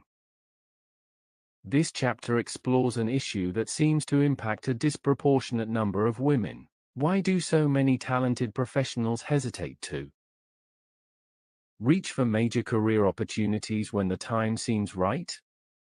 I've heard executives worry about how often their female star performers seem reluctant to go after a higher job. And I've heard clients struggle with that tendency in their own behavior. Some never feel quite ready to step up, even when they see less qualified men successfully moving into leadership. In recent years, public conversations have asked why, in at least some fields, so many talented women appear reluctant to go after the plum jobs. Particularly in areas like law and technology, why aren't women moving to the top of the hierarchy at the same pace as their male colleagues? The discussion about this phenomenon doesn't seem to be an us against them, women versus men thing. I've heard insightful men express concern that too few women are reaching their full professional potential. For example, two male professors recently asked me why their outstanding female business students seem to have lower job aspirations than their less qualified male classmates. And I've heard some of the most accomplished American journalists, men and women, talk about how leading print and digital newsrooms are still dominated by a male culture, despite the fact that university journalism programs often have more women than men students. Part of the problem may be lodged in the workplace culture resulting from the experiences of early women to enter many professions. When I joined the first big wave of women moving from law schools to Washington law firms, it was wonderful and exciting. But at times being a first woman was frightening. Even where there was no hazing or explicit double standard, it could be exhausting and bewildering to join all-male teams. Many old girls who fought for professional acceptance decades ago, and who went on to success after success, say they still feel scarred. And these highly accomplished women still experience surprising flashes of uncertainty when they know it's time to seize an opportunity. In some cases it feels like exhaustion. It gets tiring to keep pushing when it feels like the odds are against you. Notice your hesitation and adjust your timid behavior. Do you experience an unreasonable reluctance to step up when, intellectually, you know it's time to reach for the opportunity you've worked so hard to get? Your hesitant behavior may not be an isolated response that holds you back only when it's time for your big career move. If you look closely, you may see that it's part of a broader behavior pattern, a pattern that you can elect to change. If you practice managing your hesitancy in small moments, you'll learn to deal with it more effectively in the face of bigger challenges and opportunities. Here are little ways your uncertainty may show up, and strategies you can use to get past it. Self-deprecating speech. Some people undercut their otherwise professional presence, and their own feeling of confidence, by repeatedly using overly modest phrases such as, "I'm probably wrong, but," when a simple statement would be stronger. If that sounds like you, pause before saying, "I think perhaps it might be a good idea to try X." Instead, practice saying, "Let's do X." Excessive risk aversion. When they first had access to law, engineering, and finance degrees, female students were sometimes mocked or intimidated. This exacerbated academic and job pressures, causing some women to grow less sure of themselves and, eventually, become overly fearful of career risks. Regardless of the underlying cause, and whether you're male or female, do you think that your outsized concern about the potential for failure might somehow be holding you back at work? If you know that you're more risk-averse than your average colleague, you can choose to manage the way you approach opportunities. Imagine how you would act if you didn't feel so tentative. Now, look for occasions to practice acting more like that. Apologizing. Feeling unwelcome at work may have been why some women started saying sorry, even when they weren't at fault. It was tempting to blame themselves when things weren't going well. For some, it's still a challenge to face problems quickly and move the conversation onto solutions. Chapter 25 has suggestions about when to get over your urge to say sorry. Dithering. That hesitant feeling can leave you frozen, caught between staying or going, like the proverbial donkey between two handfuls of straw. Often, the worst decision is the one you don't really make. If you feel like you can't make up your mind, you might be better off tossing a coin than agonizing endlessly. Give yourself a time limit on decision-making. Choose one of the options even if your choice feels arbitrary. And move forward decisively, whatever you decide. Notice your hesitation and move on anyway. Successful dieters know you don't have to eat just because you're hungry. When you feel a little pang of hunger, instead of reaching for the cookie jar, you can elect to take a deep breath and just ignore that urge to munch. It can be the same when you have a sudden pang of inadequacy. You don't have to react just because of a little momentary discomfort. If you simply notice your feeling of hesitation and act anyway, your uncertainty may soon pass. It helps to recognize that each of us, male or female, experiences fear at times. And it's normal to pause when we're facing an unfamiliar situation. But just because you experience a twinge of uncertainty doesn't mean you have to remain immobile. Once you've assessed the obstacles, you have the option to act like a confident person and forge ahead. 46. Ageism is real, deal with it sooner than later. While finishing her MBA at a top-tier university, Sarah was aggressively recruited by a large company. She accepted their offer to join the marketing department. Once there, she connected with a powerful mentor who helped her snag plum assignments. For several years Sarah was the most junior professional in her group, and she enjoyed being treated like a young star. But then the growing company made a wave of new hires and Sarah began to feel neglected. She felt stuck with the routine work, while the more interesting new projects went to her younger colleagues.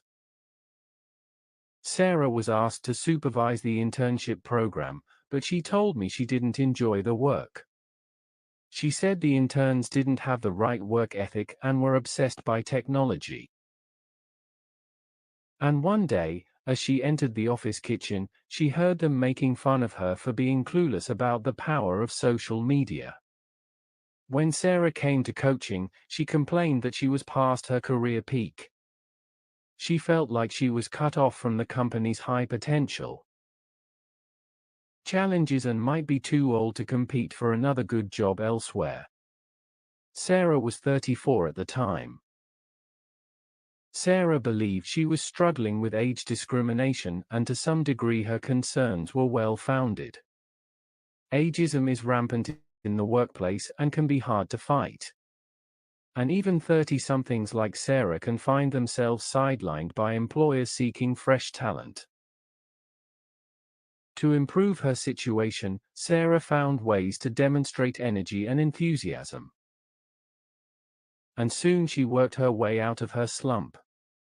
One thing that helped her was finding examples of older professionals whose age did not seem to limit their success. She noticed that whereas some co-workers were dissed for being out of date, these others seemed timeless despite their years. Try these strategies for overcoming ageism. If you're facing subtle age bias at work and you want to stay where you are, you need to come up with a plan. A starting point for getting past ageism is to understand the negative stereotypes on which it's based. Then make it clear that the stereotypes don't fit you. Consider these 7 strategies for avoiding the burden of age discrimination. 1. Be tech savvy. You don't have to enjoy sharing on Instagram, Skyping, or building a Twitter community. But if those are the ways that your colleagues or customers communicate, you need to participate. If you want to stay in the game, keep up with the technology. Take classes or find help to buy the devices you need, and do whatever it takes to keep your skills current.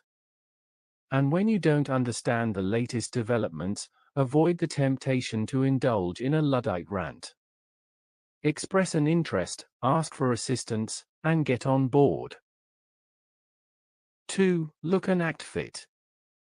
Some employers and younger workers believe that their older colleagues may have physical limitations that will prevent them from performing their fair share of the work. And your boss or client won't offer you new challenges if they think you are about to have a heart attack. If you want to maximize your career options, it is vital not only that you stay healthy but that you also look healthy and exude energy. 3. Talk healthy. Most of us have health issues from time to time, but we can manage the way they impact us in the workplace. As we mentioned in Chapter 19, it's possible to sabotage yourself by talking too much about your symptoms or crises. If you endlessly discuss your health challenges, not only will you sound boring, but people may start to think of you as frail and over the hill. Talk about the great hike you took last weekend instead of how sore you felt on Monday morning. 4. Be stylish. Looking shabby may seem cool when you're 22. But the older you get, the more important it is to look polished and up to date. If your clothes, hairdo, or glasses seem out of style, you may seem like you are past your prime. That doesn't mean you should dress like a kid, but you should aim for a look that feels current. 5. Don't bring up your age. If you are older, or younger, than the people you work with, it is very tempting to keep mentioning that fact. But if you can refrain from alluding to the age difference, chances are your co-workers will forget about it. And avoid reminding people of your age by endlessly telling stories about the good old days. 6. Build a varied network. If you are accustomed to hanging out with friends of all ages, you are more likely to blend easily into a group of younger or older workmates. If you don't allow age to be a barrier in your social life, you will be more comfortable talking and keeping up with different age groups at the office. 7. Listen to your colleagues. A great starting point for building strong relationships at work is to genuinely listen to what other people have to say. If you're part of the older set, show an interest in what younger colleagues say and learn from their perspective. If you put aside your own prejudices about age and look for opportunities to work on projects with people of all generations, you'll become more skillful at avoiding age bias. 47. How to stay steady when change is constant.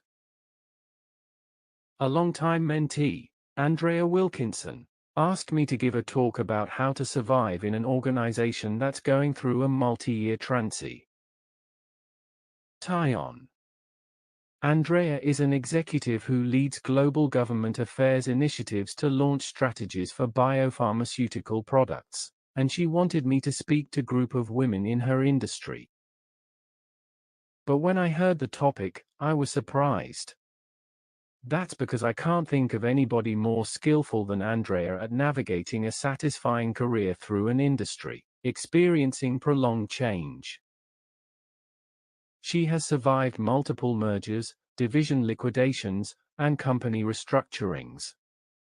And, from the time she was a young congressional staffer, Andrea has been adept at jumping ship at the right time, making perfect landings and always creating goodwill along the way. Then I realized that Andrea didn't have questions herself, but was concerned about her industry colleagues. She saw some of them worrying and frozen with anxiety, instead of hustling to come up with her kind of survival strategies. So in preparing my remarks, I used Andrea as a model for thriving in the midst of uncertainty and transition. Here are Andrea's tips for steering a steady career course even when the environment gets stormy. Know that it's not about you. Organizational change is like a torrential rainstorm. It's pouring everywhere, not just on you. Complaining won't help and bitterness can make your situation worse. It's vital to job survival that you look at the big picture and focus on the future. Let go of any anger at finding yourself in a game you didn't sign up for, and concentrate on playing the cards you've been dealt. Understand your industry and its environment. One reason Andrea keeps landing on her feet is that she always puts in the time to understand her company's business, as well as the surrounding market, regulatory framework, and political situation. She knows a lot about the competition, she's alert to the needs and interests of customers, and she's well informed about the winds of innovation. By thinking like a CEO, Andrea can spot the trends and be ready when the next wave hits. Know your boss's goals. Your longtime supervisor may fondly recall your contributions from a few years back, but that's probably not enough to save you when the going gets tough. Your most valued colleagues are the ones solving today's problems and contributing to the achievement of tomorrow's goals. If you want to do well in the coming months, be sure you understand your boss's immediate objectives. Ask yourself, what do they need in order to be successful? And are there more ways I can help them succeed? Network. Network. Network. One reason Andrea does so well is because she is so widely connected. She makes friends wherever she goes, she keeps in touch even when she's busy, and she's always willing to offer help or ask for it when she needs it. As we've discussed throughout this book, whether you are looking for a new job or a new idea, your position will be stronger if you have a broad network. Andrea urges that you take the time to listen when you meet someone, join groups, volunteer for projects, and find other ways to get to know people throughout your organization and beyond it. Find stability in other places. Some folks are less at ease with uncertainty than others. If the constant state of change at work is getting you down, find people and communities to rely upon in other aspects of your life. Although she can be a bit of a workaholic, Andrea is smart about building a balanced life. She is active in her church, she works hard to stay connected with many friends, and she finds the time to visit widely scattered family members, as well as mentors like me. Andrea has created structures in her life that give her a place to rest when everything at work seems crazy. Be in great shape. Let's face it, change can be exhausting. When the world seems to be shifting, it takes extra energy just to get through the basics. So, although working around the clock might be the answer in an emergency, it's a short-sighted strategy when transition is the new normal. You need sustained energy for the long haul. Andrea is not an athlete, but she has learned that a regular fitness routine and enough sleep are critical to strong performance during difficult times. Reduce financial pressures. One thing that has helped Andrea keep her jobs is that she has never become desperate at the thought of losing one. For a while she dreamed of buying a larger home, but instead she's held onto her little stone house and diversified her investments. When times are uncertain, it's wise to build up your rainy day fund or lay the groundwork for alternative sources of income. And there could be another benefit to pursuing some sort of entrepreneurial sideline. I've noticed that when clients start a side gig, whether it's consulting or a part-time job, it sometimes brings new energy to their day job. Creating your small business can inspire your entrepreneurial thinking and refresh your career enthusiasm. 48. Art can boost your creativity at work. As a resilient, entrepreneurial professional, you must be able to change with changing circumstances and constantly find ways to make your work product a bit more valuable. And that requires you to be innovative, to be always open to learning and willing to create something new. But it's difficult to innovate when you're exhausted. So how can you be at your creative best when your workload is already overwhelming? The answer is this: to do your best work you must stay in shape, physically, emotionally, and spiritually. You already know that a key to flourishing is to commit to your health and fitness program, which will support all aspects of your life. But that's just the starting point. One way to stimulate your innate creativity and promote your well-being at the same time is to engage with art. Mary Forrester, an expert on American art, is the author of numerous books, including two in 2015. Artists Unframed, which features spellbinding snapshots of legendary artists, and Irving Penn, Beyond Beauty, featuring 161 of the great photographer's iconic images. As an art historian and curator, Mary has long been fascinated by the relationship between art and innovation. For example, in studying the 19th century, she was intrigued by the rich contributions of artist-scientists like Samuel Morse. He was one of America's great painters and then went on to invent the telegraph. And for good measure he also introduced photography to this country. Morse was prolific, but his combination of interests wasn't unusual in his circles. According to Merry, up until the 20th century, studying art was one of the ways that leaders were educated and encouraged to develop critical thinking. For more than 3 decades, I've enjoyed learning from my friend Merry and brainstorming with her about ways to encourage innovation. Our first big project together was in the early 90s when Merry was curator of photography for the Smithsonian Institution's American Art Museum and I was leading external affairs for the Consolidated Natural Gas Company. At that time, the Smithsonian had rarely partnered with a company, but we worked through the institutional concerns and came up with a new collaborative model. The result was a CNG collection of photography at the Smithsonian, including a lovely book and a series of exhibitions. Merry's final role as a full-time Smithsonian executive was to create its groundbreaking photography initiative, an online entrance to the institution's vast collection of photographs.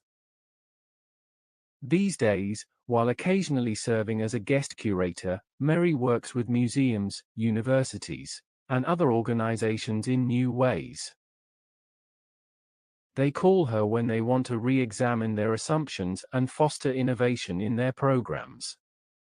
Along the way, Merry helps clients rediscover that art can inspire original thinking, allow people to make new connections among complex issues, and inspire them to achieve in satisfying new ways. Merry uses the now popular term, creative culture, to describe a workplace or other environment where, she says, creative ideas are encouraged, supported, protected, and nurtured for further development, until their true value can be understood and appreciated. Creativity brings imagination, curiosity, experimentation, and idea sharing into all manner of daily activities. And creative culture can bring imagination, diversity, curiosity, experimenting, and idea sharing into our work. One path to fostering an organization's creative culture is to provide access to art, whether it means sponsoring a field trip or installing artworks throughout the office space. Even the language of art resembles the language of innovative leadership, Merry says. Art is often about surprise, finding a new perspective, seeing things we had never before noticed, developing a vision, and communicating that vision with others. So is leadership. By engaging in art, or simply looking at art, Merry says, we see new things, make new connections, and learn that it is fine to ask questions and push boundaries. Some businesses are leading the way, using art to encourage employees to break out of their limited thinking and invent new ideas. In the last year or so, Merry has been particularly intrigued by the concept of spending more time with fewer things as a way to experience art in a profound way. The idea was introduced by Peter Clothier in his 2012 book, Slow Looking, and is now gaining attention at a number of museums that see this approach as a way to more deeply engage their audiences. Merry describes the concept as an antidote to contemporary life. Often, when busy people visit a museum, they dash through, glancing at as many works of art as they possibly can. The slow art alternative approach might start with 30 minutes of strolling from room to room, but then the viewer would return to a favorite painting and study it for the next half hour. Sometimes you're rewarded more than you might have thought possible if you're able to deeply look and consider a single painting over a longer period of time. As you contemplate it minute after minute, you begin to draw conclusions and gather ideas about art and perhaps even about creativity itself, Merry says. It's not clear why long, deep looking can be so transformative, but one theory is that it becomes a form of meditation. This kind of viewing can change your patterns of thought. It fosters your ability to get out of your rut and think in entirely different ways, Merry says. Refresh creativity by engaging with art. If you want to bring new creativity to your team, or simply to your own work, one way to begin is by looking at art. Consider these strategies for stimulating innovation through art. Do some team building. Instead of your normal quick lunch, arrange with colleagues to visit a local art museum. Encourage people to get to know each other better by talking about what they like and don't like. Mary says, there is no such thing as good or bad, just intriguing and interesting. Discussing exhibits can be a great way to bridge cultural, age, and other gaps. Try slow looking. Find a piece of art you like and study it for 20 or 30 minutes. At first, it may seem that you can't stay still for so long, but as you continue to focus, you'll begin to see more and more. Try another type of museum. Mary says that whether you're in the Butterfly Gallery at the Natural History Museum in Washington, or viewing the collection of First Ladies' gowns in the nearby American History Museum, you can find art and beauty in almost any kind of exhibition. So if your group is turned off by the idea of an art museum, try another kind of exhibit. Redefine your book club. Do you belong to a book club or some other kind of social group? Vary your regular program by suggesting that one meeting be scheduled at a local museum. Take a course. Museums are finding new ways to engage and educate their patrons, and many schools and universities offer continuing education programs touching upon the arts. Stimulate your creative self by taking a course or signing up for a workshop. Take art home. Museum stores offer postcards and posters that make it possible to take home exciting art at a reasonable price. And, of course, the web makes it possible for us all to look at art, no matter where we live or work. 49. The right way to move on. Most smart professionals understand the importance of getting off to a great start in a new job. But some don't take full advantage of that other opportunity in a transition, the chance to tie up loose ends in the old job and turn the experience into a building block for the future. Bill is a young lawyer who was let go from his law firm after the leaders of his energy group left the partnership, taking their clients with them. Bill started his week as an associate with a bright future, but by Friday he was ushered out of the office with a small severance payment and a cardboard carton of personal items. Bill was stunned and then angry. However, on the advice of a mentor, he controlled his emotions and quickly launched a plan that paid off later. Bill saw that the firm's senior lawyers were furious with the departing energy group and associated him with the traitors, even though he hadn't been invited to join their new enterprise. And he recognized that he'd been unwise during his time at the firm in not making an effort to get to know colleagues outside the busy energy practice.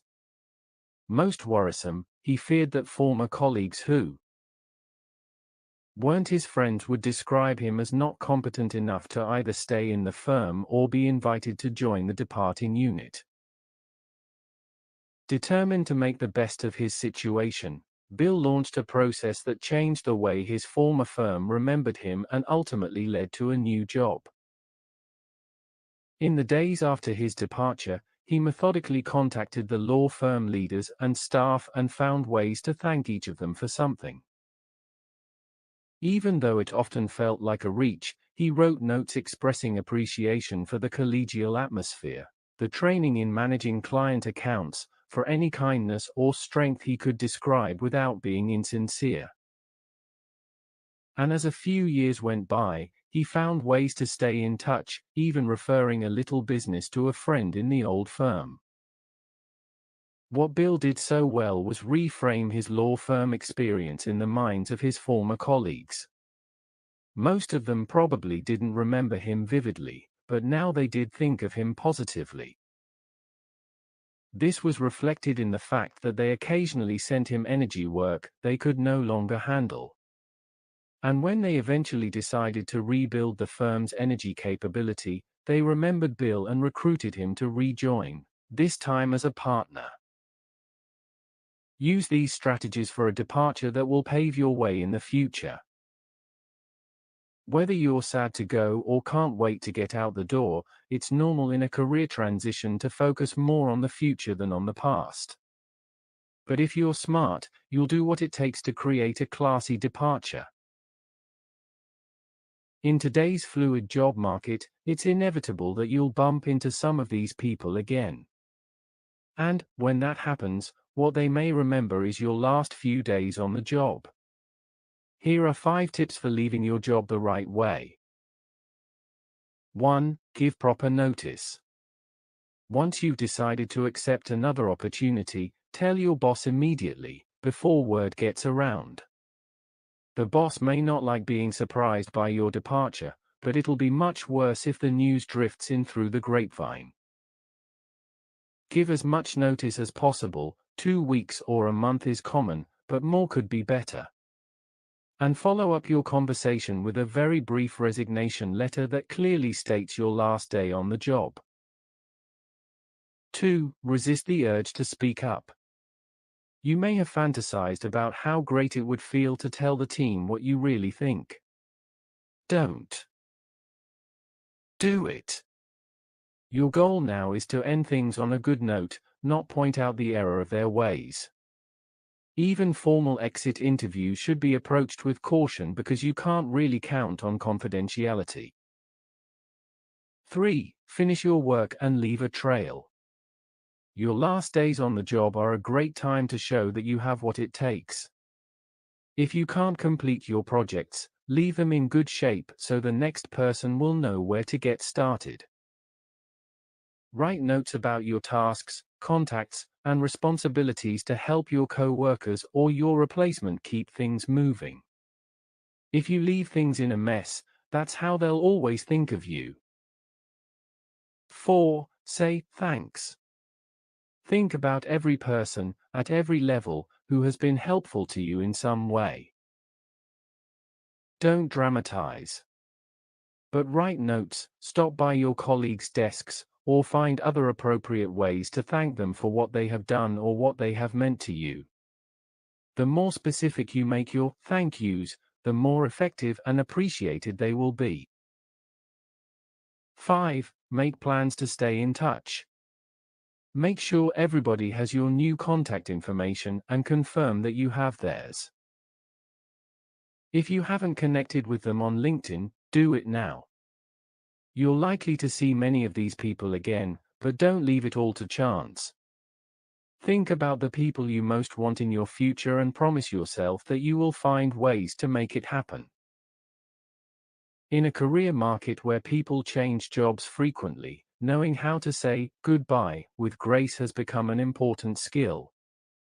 An essential part of your smooth transition is treating each one of your old colleagues as though they still matter.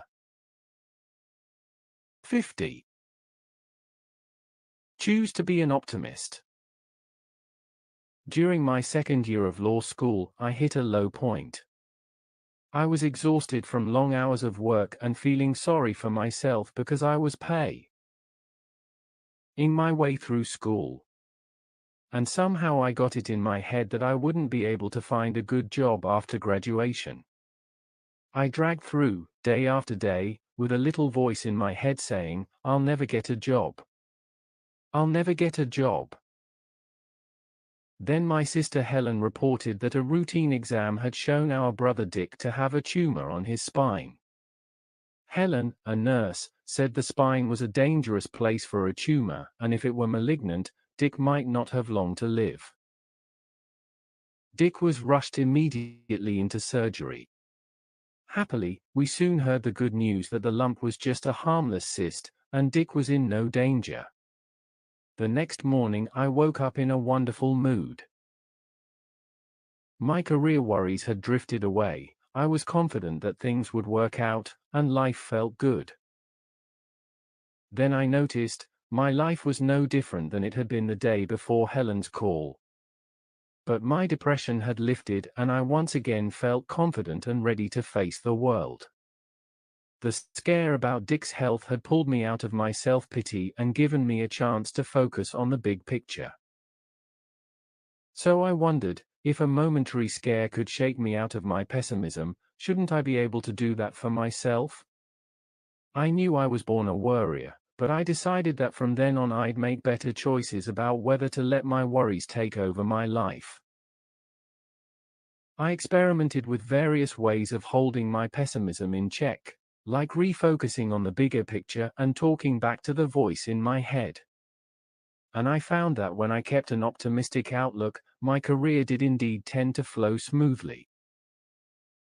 Years later, I came across a book that helped me understand that I was on the right track.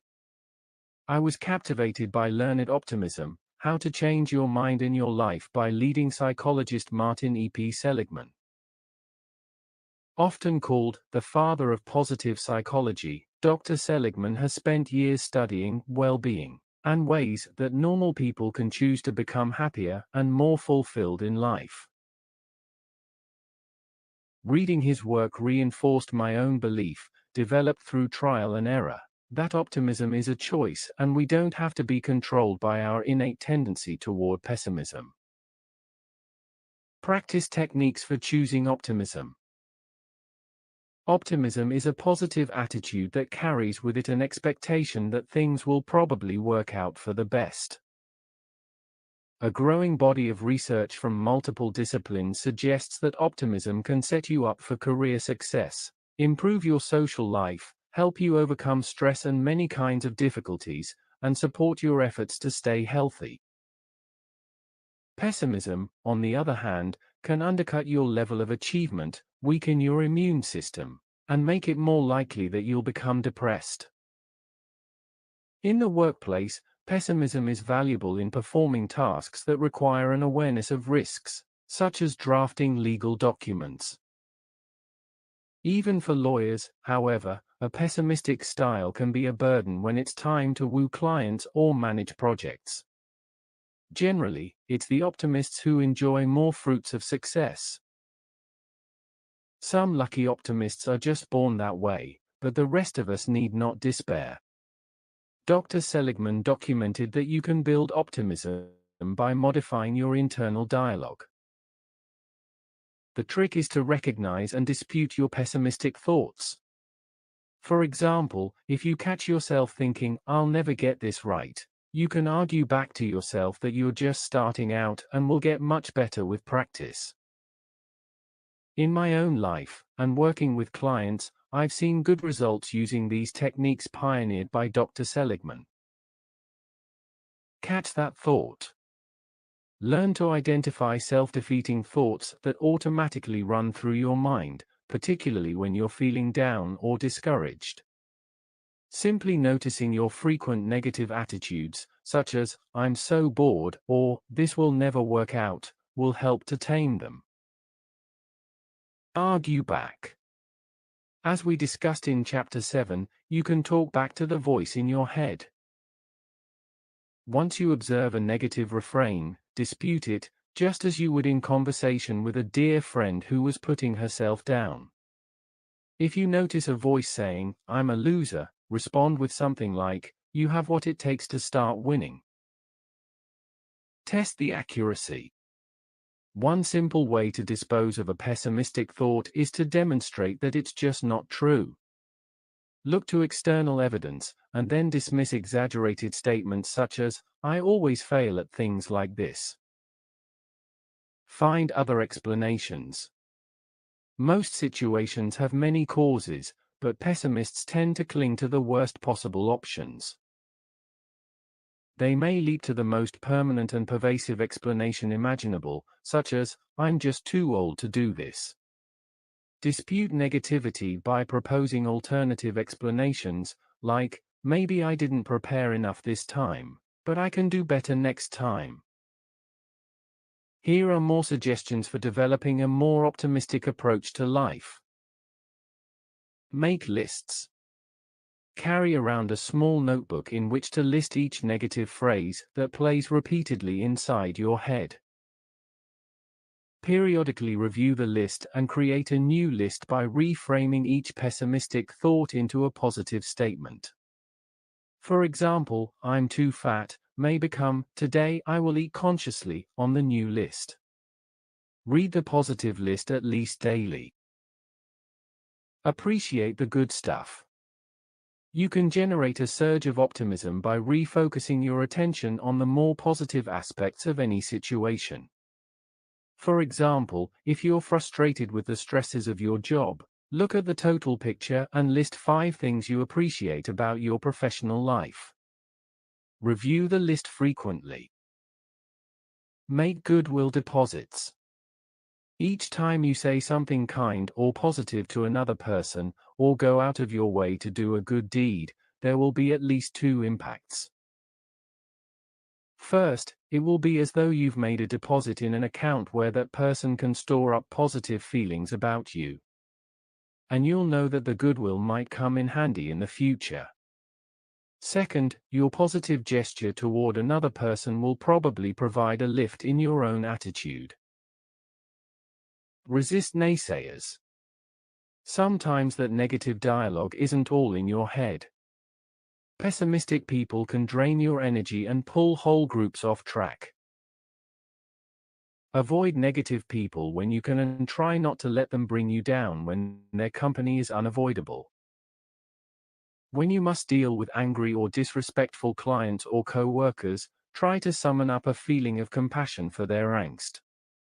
Then observe your negative emotions stimulated by their attitude or behavior, and imagine that you are opening your heart and letting those feelings float away. Talk to people. Pessimists may isolate themselves when facing difficulties, which can make things worse. When things aren't going well, resist your urge to curl up in a hole. Instead, seek ways to enjoy even small positive connections with other people. If things are troublesome in one sector, like work, find new energy and renewed optimism by structuring happier interactions in other parts of your life. Plan for the worst. If you have a strong pessimistic streak, you naturally start thinking about all the things that could go wrong. If you're worrying about developments that are out of your control, remind yourself that there's no point in torturing yourself when there's nothing you can do. But when you're thinking about things that are within your span of control, your best bet may be to create a contingency plan. When you have a worst-case plan in place, it's easier to shift your focus away from your worries. Smile. If you put on a happy face and act like an optimist, you're likely to actually experience an emotional lift. And the upswing in your mood may continue to build when other people return your smile. Spend time in nature. There's growing evidence that spending time outdoors can help you to overcome moderate depression, particularly if you walk or engage in other active pastimes. I've had many clients who found a daily walk to be helpful in keeping up their positive outlook. Get help. If your anxiety feels out of control or you always wake up grouchy, it may be time to seek professional help. Many kinds of therapy can help you to tackle your depression and rediscover your optimism. For example, cognitive behavioral therapy, including emerging online versions, may help you to manage your moods by replacing pessimistic thoughts. Pray. There's much evidence that prayer can make you feel better, even if you're not sure what to believe in. Just choose. Sometimes no tricks are needed.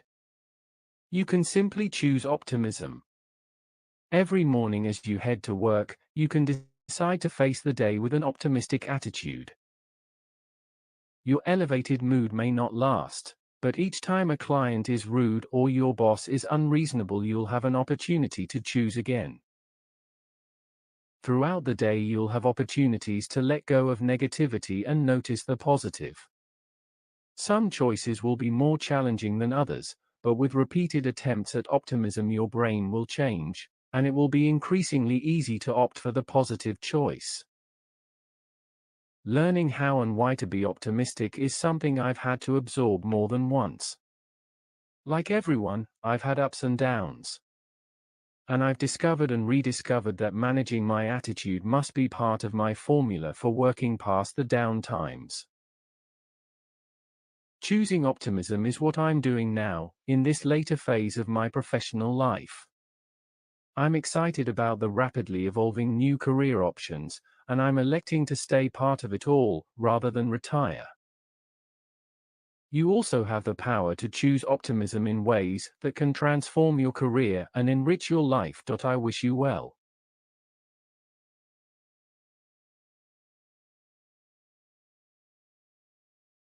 She my little dog, she my best friend, and I got big shoes, this ain't no size 10. The way I'm rocking them, the way I'm walking in, the way I'm walking in. Cause she my little dog, she my best friend, and I got big shoes, this ain't no size 10. The way I'm rocking them, the way I'm walking in, the way I'm walking in.